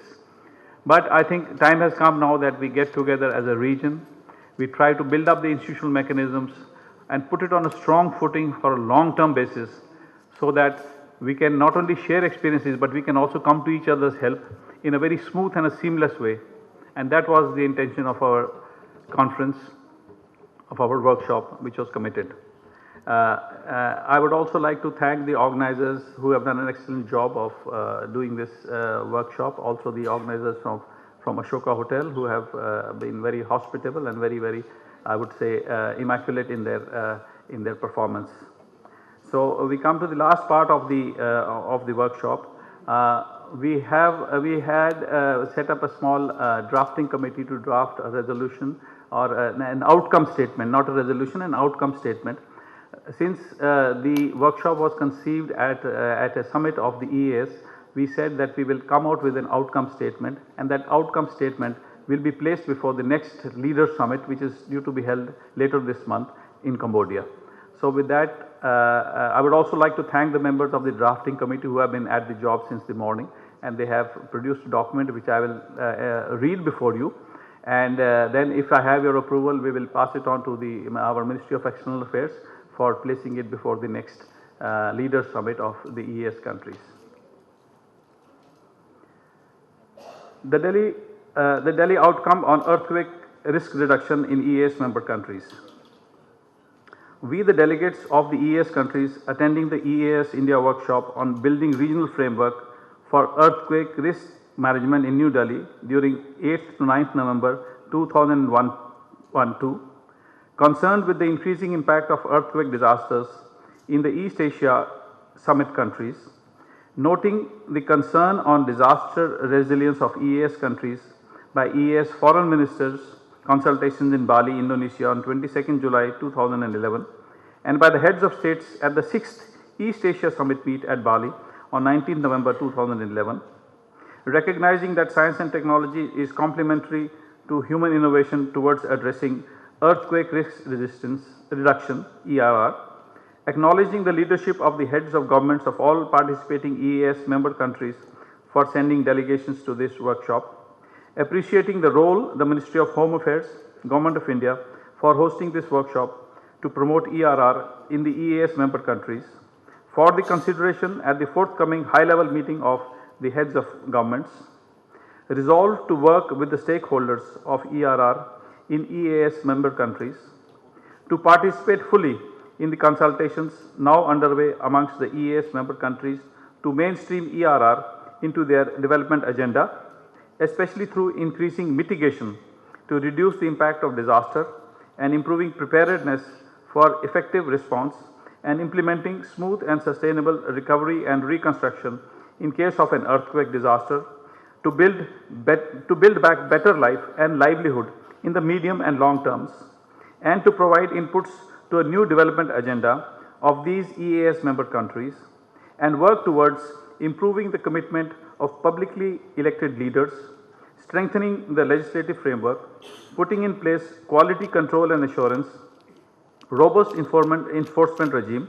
undertaking large scale capacity building of technical professionals and winning trust of the citizens, develop acceptable methods and strategies for integration of disaster risk reduction, climate change adaptation and disaster recovery financing amongst EAS member countries through the following framework for joint action by EAS member countries for preparing and or improving master plans for earthquake risk reduction with particular emphasis on mitigation, preparedness, response, recovery and reconstruction. Number 1, risk assessment.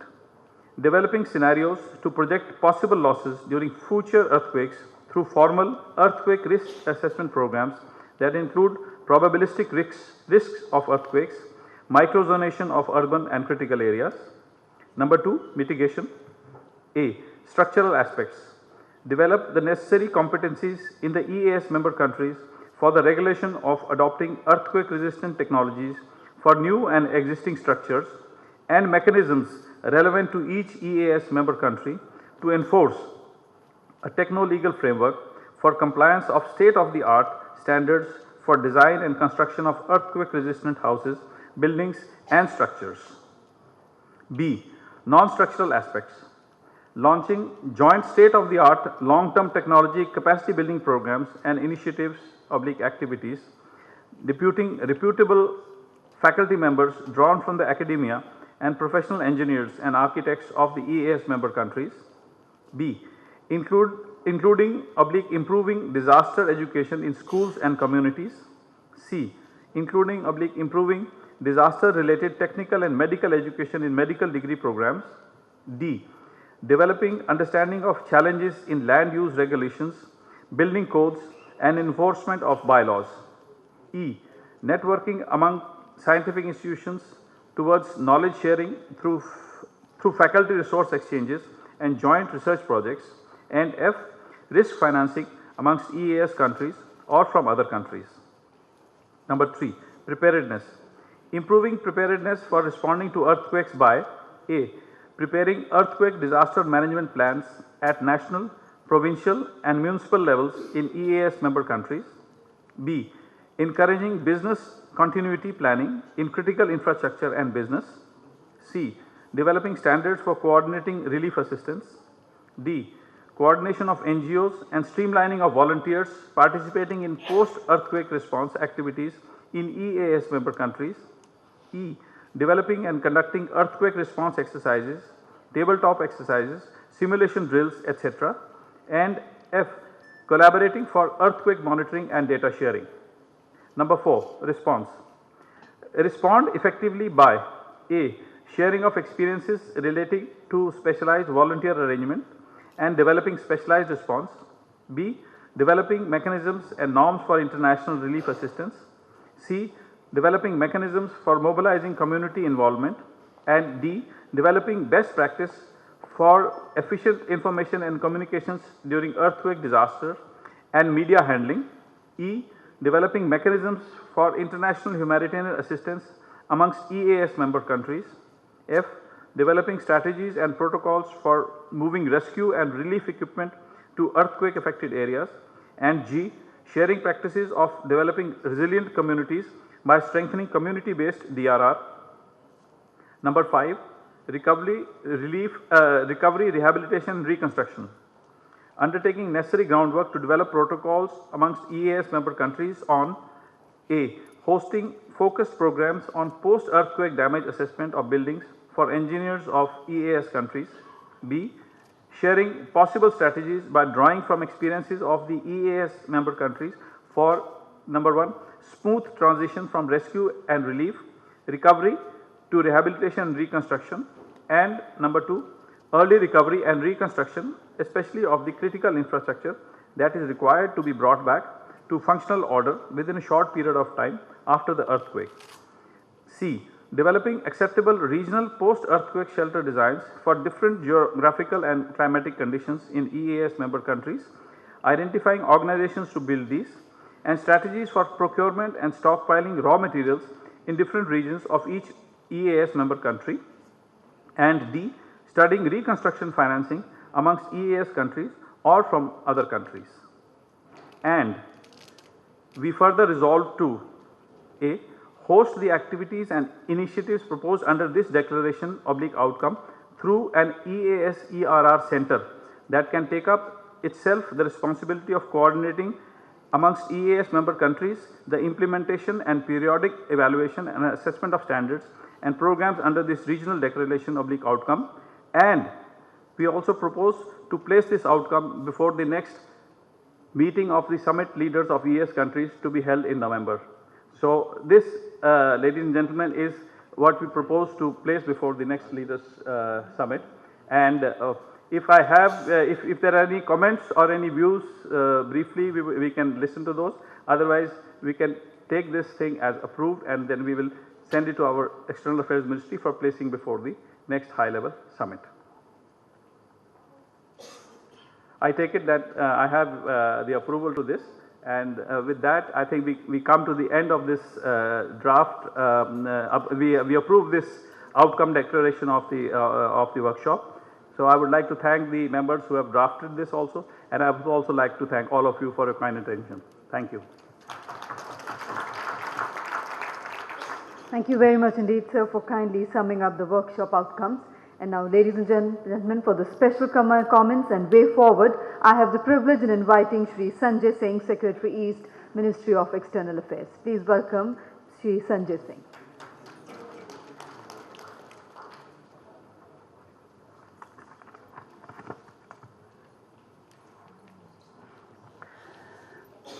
Secretary Border Management, Shri A.K. Mangotra, Executive Director, NIDM, Dr. Satendra, ES member delegations, ES heads of missions, distinguished delegates, Shri Nandan Kumar, member of the NDMA, ladies and gentlemen. At the 6th East Asia Summit held in November 19, 2011 in Bali, Indonesia, Prime Minister Dr. Manmohan Singh announced India's intention of hosting an EAS workshop in 2012 on disaster management and relief in the case of an earthquake. Subsequently, at the 2nd East Asia Summit Foreign Ministers meeting held on July 12, 2012 in Phnom Penh, Cambodia, the foreign ministers of EAS countries welcomed the initiative of India to host the EAS-INDIA Workshop 2012, Building Regional Framework for Earthquake Risk Management in New Delhi. It has been India's privilege to host this workshop over the last 2 days.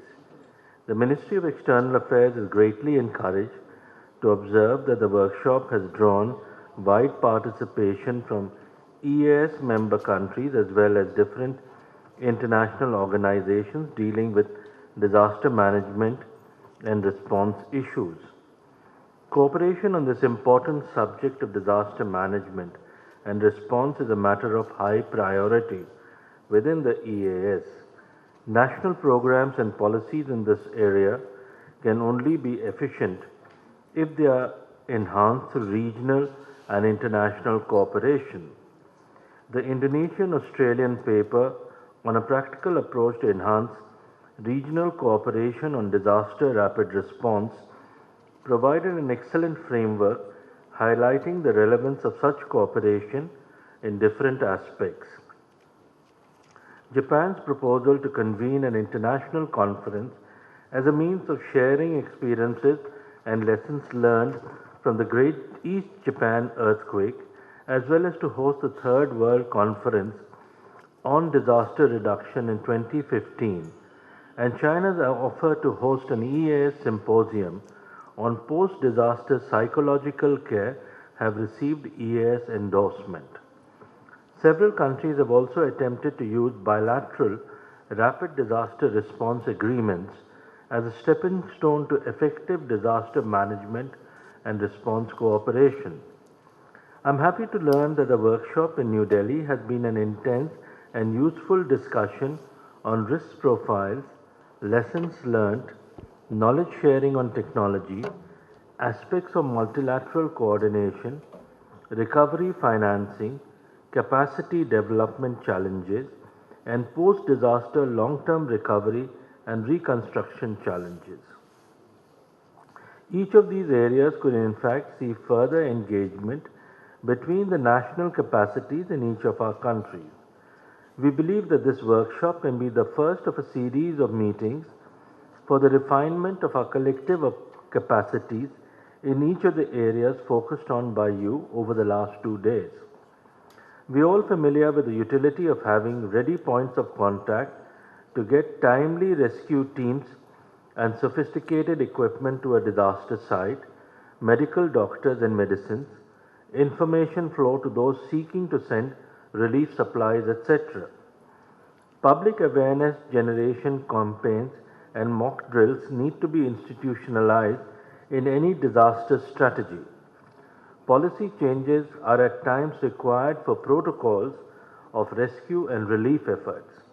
Most countries are now instituting norms for the construction industry so that use of new and better techniques and material reduce vulnerability to earthquakes. I hope that your outcome documents and report on the workshop will endorse strengthening of collaboration between research and knowledge-based institutions in the EAS region in all these aspects. We need to facilitate the development of an institutional framework based on national capacities for response and coordination during and after a natural disaster. We also need to put in place a regional response capacity which can accelerate the evolution of our respective strategies for training, capacity development and response preparedness. With regard to humanitarian assistance and disaster relief, HADR, India's approach has always preferred an emphasis on national capacities and for national plans to be augmented through international cooperation. We are confident that the issue of disaster preparedness and response will see further discussion at the forthcoming 7th East Asia Summit in Phnom Penh, Cambodia on November 20, 2012. Your report would be received with interest at this summit, and I hope that it will suggest specific ways to carry further the process of augmentation of capacity for regional response that this particular workshop has sought to initiate. I would in fact urge that your dialogue not terminate at this workshop, but that you establish points of contact amongst yourselves who could work to conceptualize and implement your recommendations today towards the next steps. We have been taught by natural disasters time and again that much remains to be done to bring about effective and timely international cooperation. I would suggest that your outcomes include identification of 24/7 points of contact amongst the EAS countries, a virtual e-network for uploading expected requirements if an earthquake were to be experienced in different parts of our region, examination of how policy-related protocols could be strengthened to facilitate timely rescue effort and access-related issues for medical and rescue teams, etc. These are fundamental questions, but we see countries attempting to reinvent the wheel each time these questions need answers. This must stop if we are serious about effective disaster management and mitigation and cooperation. We heard in the inaugural session that India has experienced earthquakes not only in the Himalayan region but also in the stable continental region. Given our demographic structure, we need to build capacity to deal with an earthquake scenario impacting multiple metro cities. This is quite a challenge, particularly when our tier 2 and 3 cities, tier 3 cities are larger than many major cities in some other countries. All of you around the table will have your own set of challenges which can only be met if we come together with our capacities, institutional abilities, policies and best practices.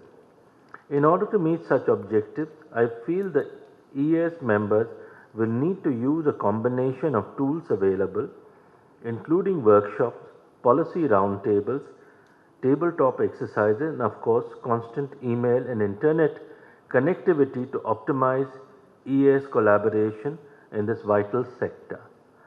I wish you success. Thank you. Thank you very much indeed, sir, for those special comments. And ladies and gentlemen, for the valedictory address, our Honorable Minister of State Home, Shri Mallapalli Ramachandran, was supposed to be here, but due to some pressing problems, he could not be present here, and he's conveyed his regrets to all our distinguished delegates. Shri Nand Kumar ji, Honorable Member, National Disaster Management Authority, Shri A.K. Mangotra ji, Secretary, Border Management, Ministry of Home Affairs, Government of India, Shri Sanjay Singh ji, Secretary, East, Ministry of External Affairs, Government of India, Mr. R.K. Srivastava, Joint Secretary, Disaster Management Division, Ministry of Home Affairs, distinguished participants, resource persons, delegates, media personals, ladies and gentlemen. Namaskar and good evening. It gives me a great pleasure to propose a hearty vote of thanks to all of you. It is my proud privilege to give the vote of thanks to this gathering of esteemed experts of the subject, honorable guests and participating delegates of East Asia countries, and of course India on this occasion of East in EAS-INDIA Workshop 2012.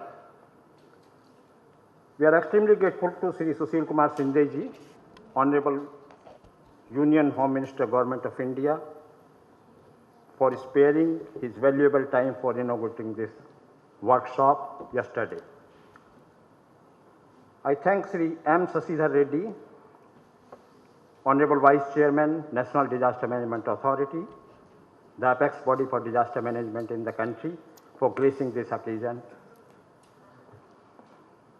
I also take this opportunity to extend special thanks to Her Excellency, Ambassador of USA, for her presence in the program.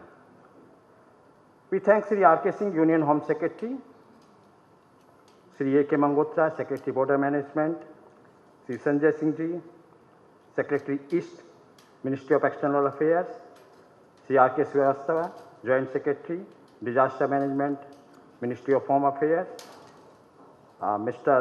Renu Paul, Joint Secretary, Ministry of External Affairs, for their support and guidance to organize this workshop. I also take this opportunity to thank Dr. P.M. Nair, Director General, National Disaster Response Force, for his continuous support, especially for the officials who worked as liaison with all our distinguished participants from foreign countries. I take this opportunity to pay my personal thanks to the chair and co-chair for various sessions.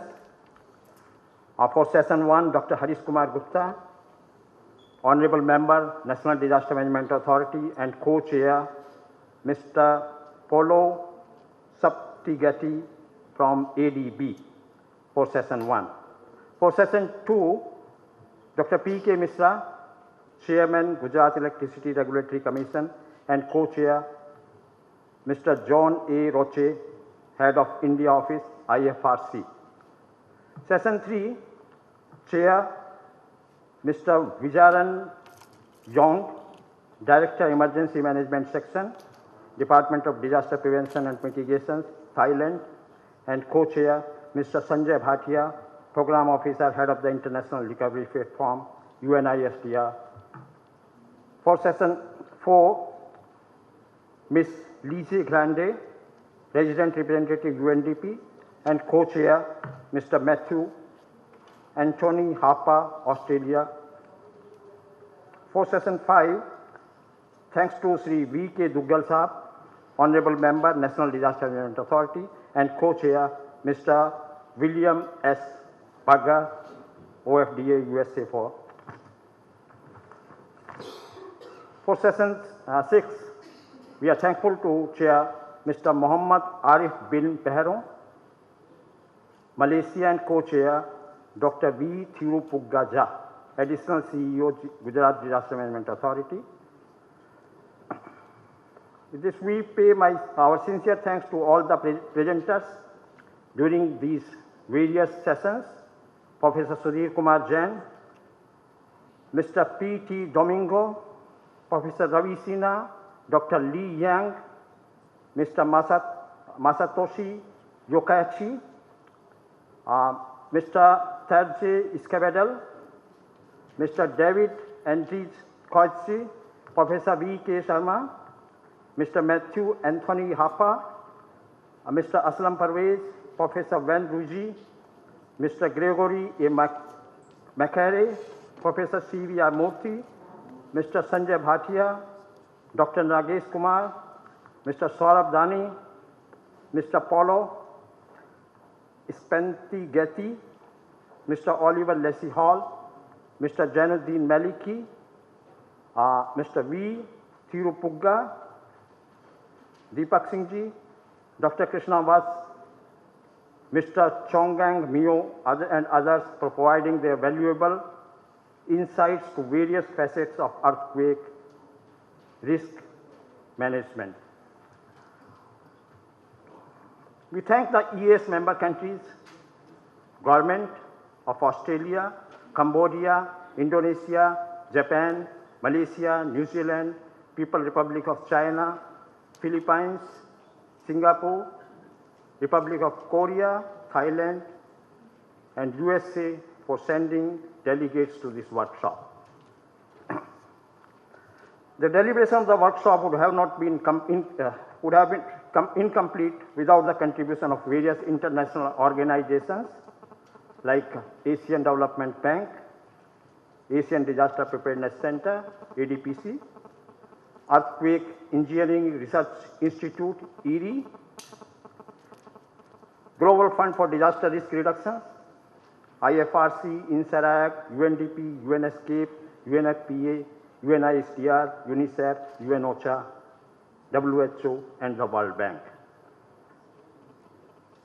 Special thanks are due to my colleague from NIDM, Professor Santosh Kumar, Professor Chandan Ghosh, Sri Arun Sadev, Dr. Anil Gupta, Dr. Surya Prakash, Ms. Chandrani Bandhopadhyay, Dr. Ajinder Walia, Sushma Guleria ji, Sri Shekhar Chaturvedi, Santosh Tiwari, Hemant, Rajiv, Vandana, Anupma, Vaishri, Mishrani, Sri J.N. Jha, Deepika, Megha, Amar Singh, and EAS Secretariat officials, especially Mr. Goswami and his team, who worked day and night to make this workshop a success.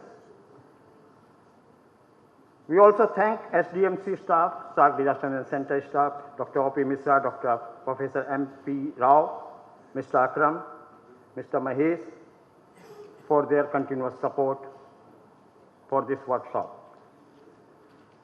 Special thanks for officers from Disaster Management Divisions of Ministry of Home Affairs, Mr. Dev Kumar, Director, Mr. Sanjay Agarwal, Director, Mr. Ashok Shukla, Deputy Secretary, Mr. A.K. Panda, UNDP staff, Ms. Abha Misra and others, and other support from UNDP and MHA.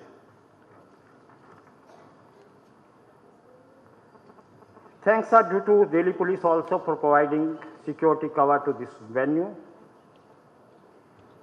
We also take this opportunity to thank staff who manned this workshop, secretariat round the clock during the last 3 days. Special thanks are due to the services of the Hotel Ashok for providing excellent conference facilities and accommodation facilities. Distinguished delegates, an international event of this magnitude cannot be organized without cooperations and coordination from various personnel, organizations and institutes. I thank all of them for their support and contribution for successfully organizing this workshop. I thank one and all. I wish all the participants and delegates a safe passage to their respective countries. And in the last and not the least, we wish all present here a very happy and prosperous Diwali. Diwali is a festival which we are celebrating. It's a festival for lights, and this year it will be on 13th of November, with the hope that the output of this workshop will bring some light of hope in the lives of the millions of the poor and vulnerable people of the region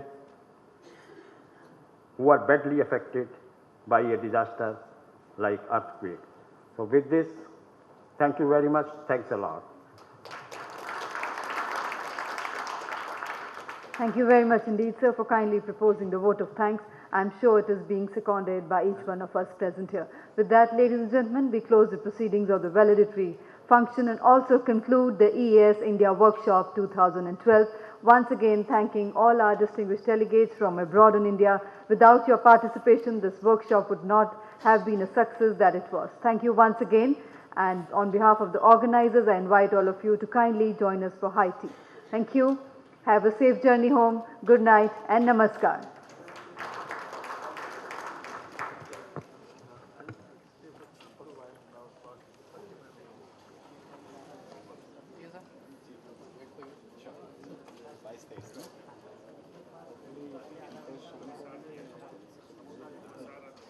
शाम को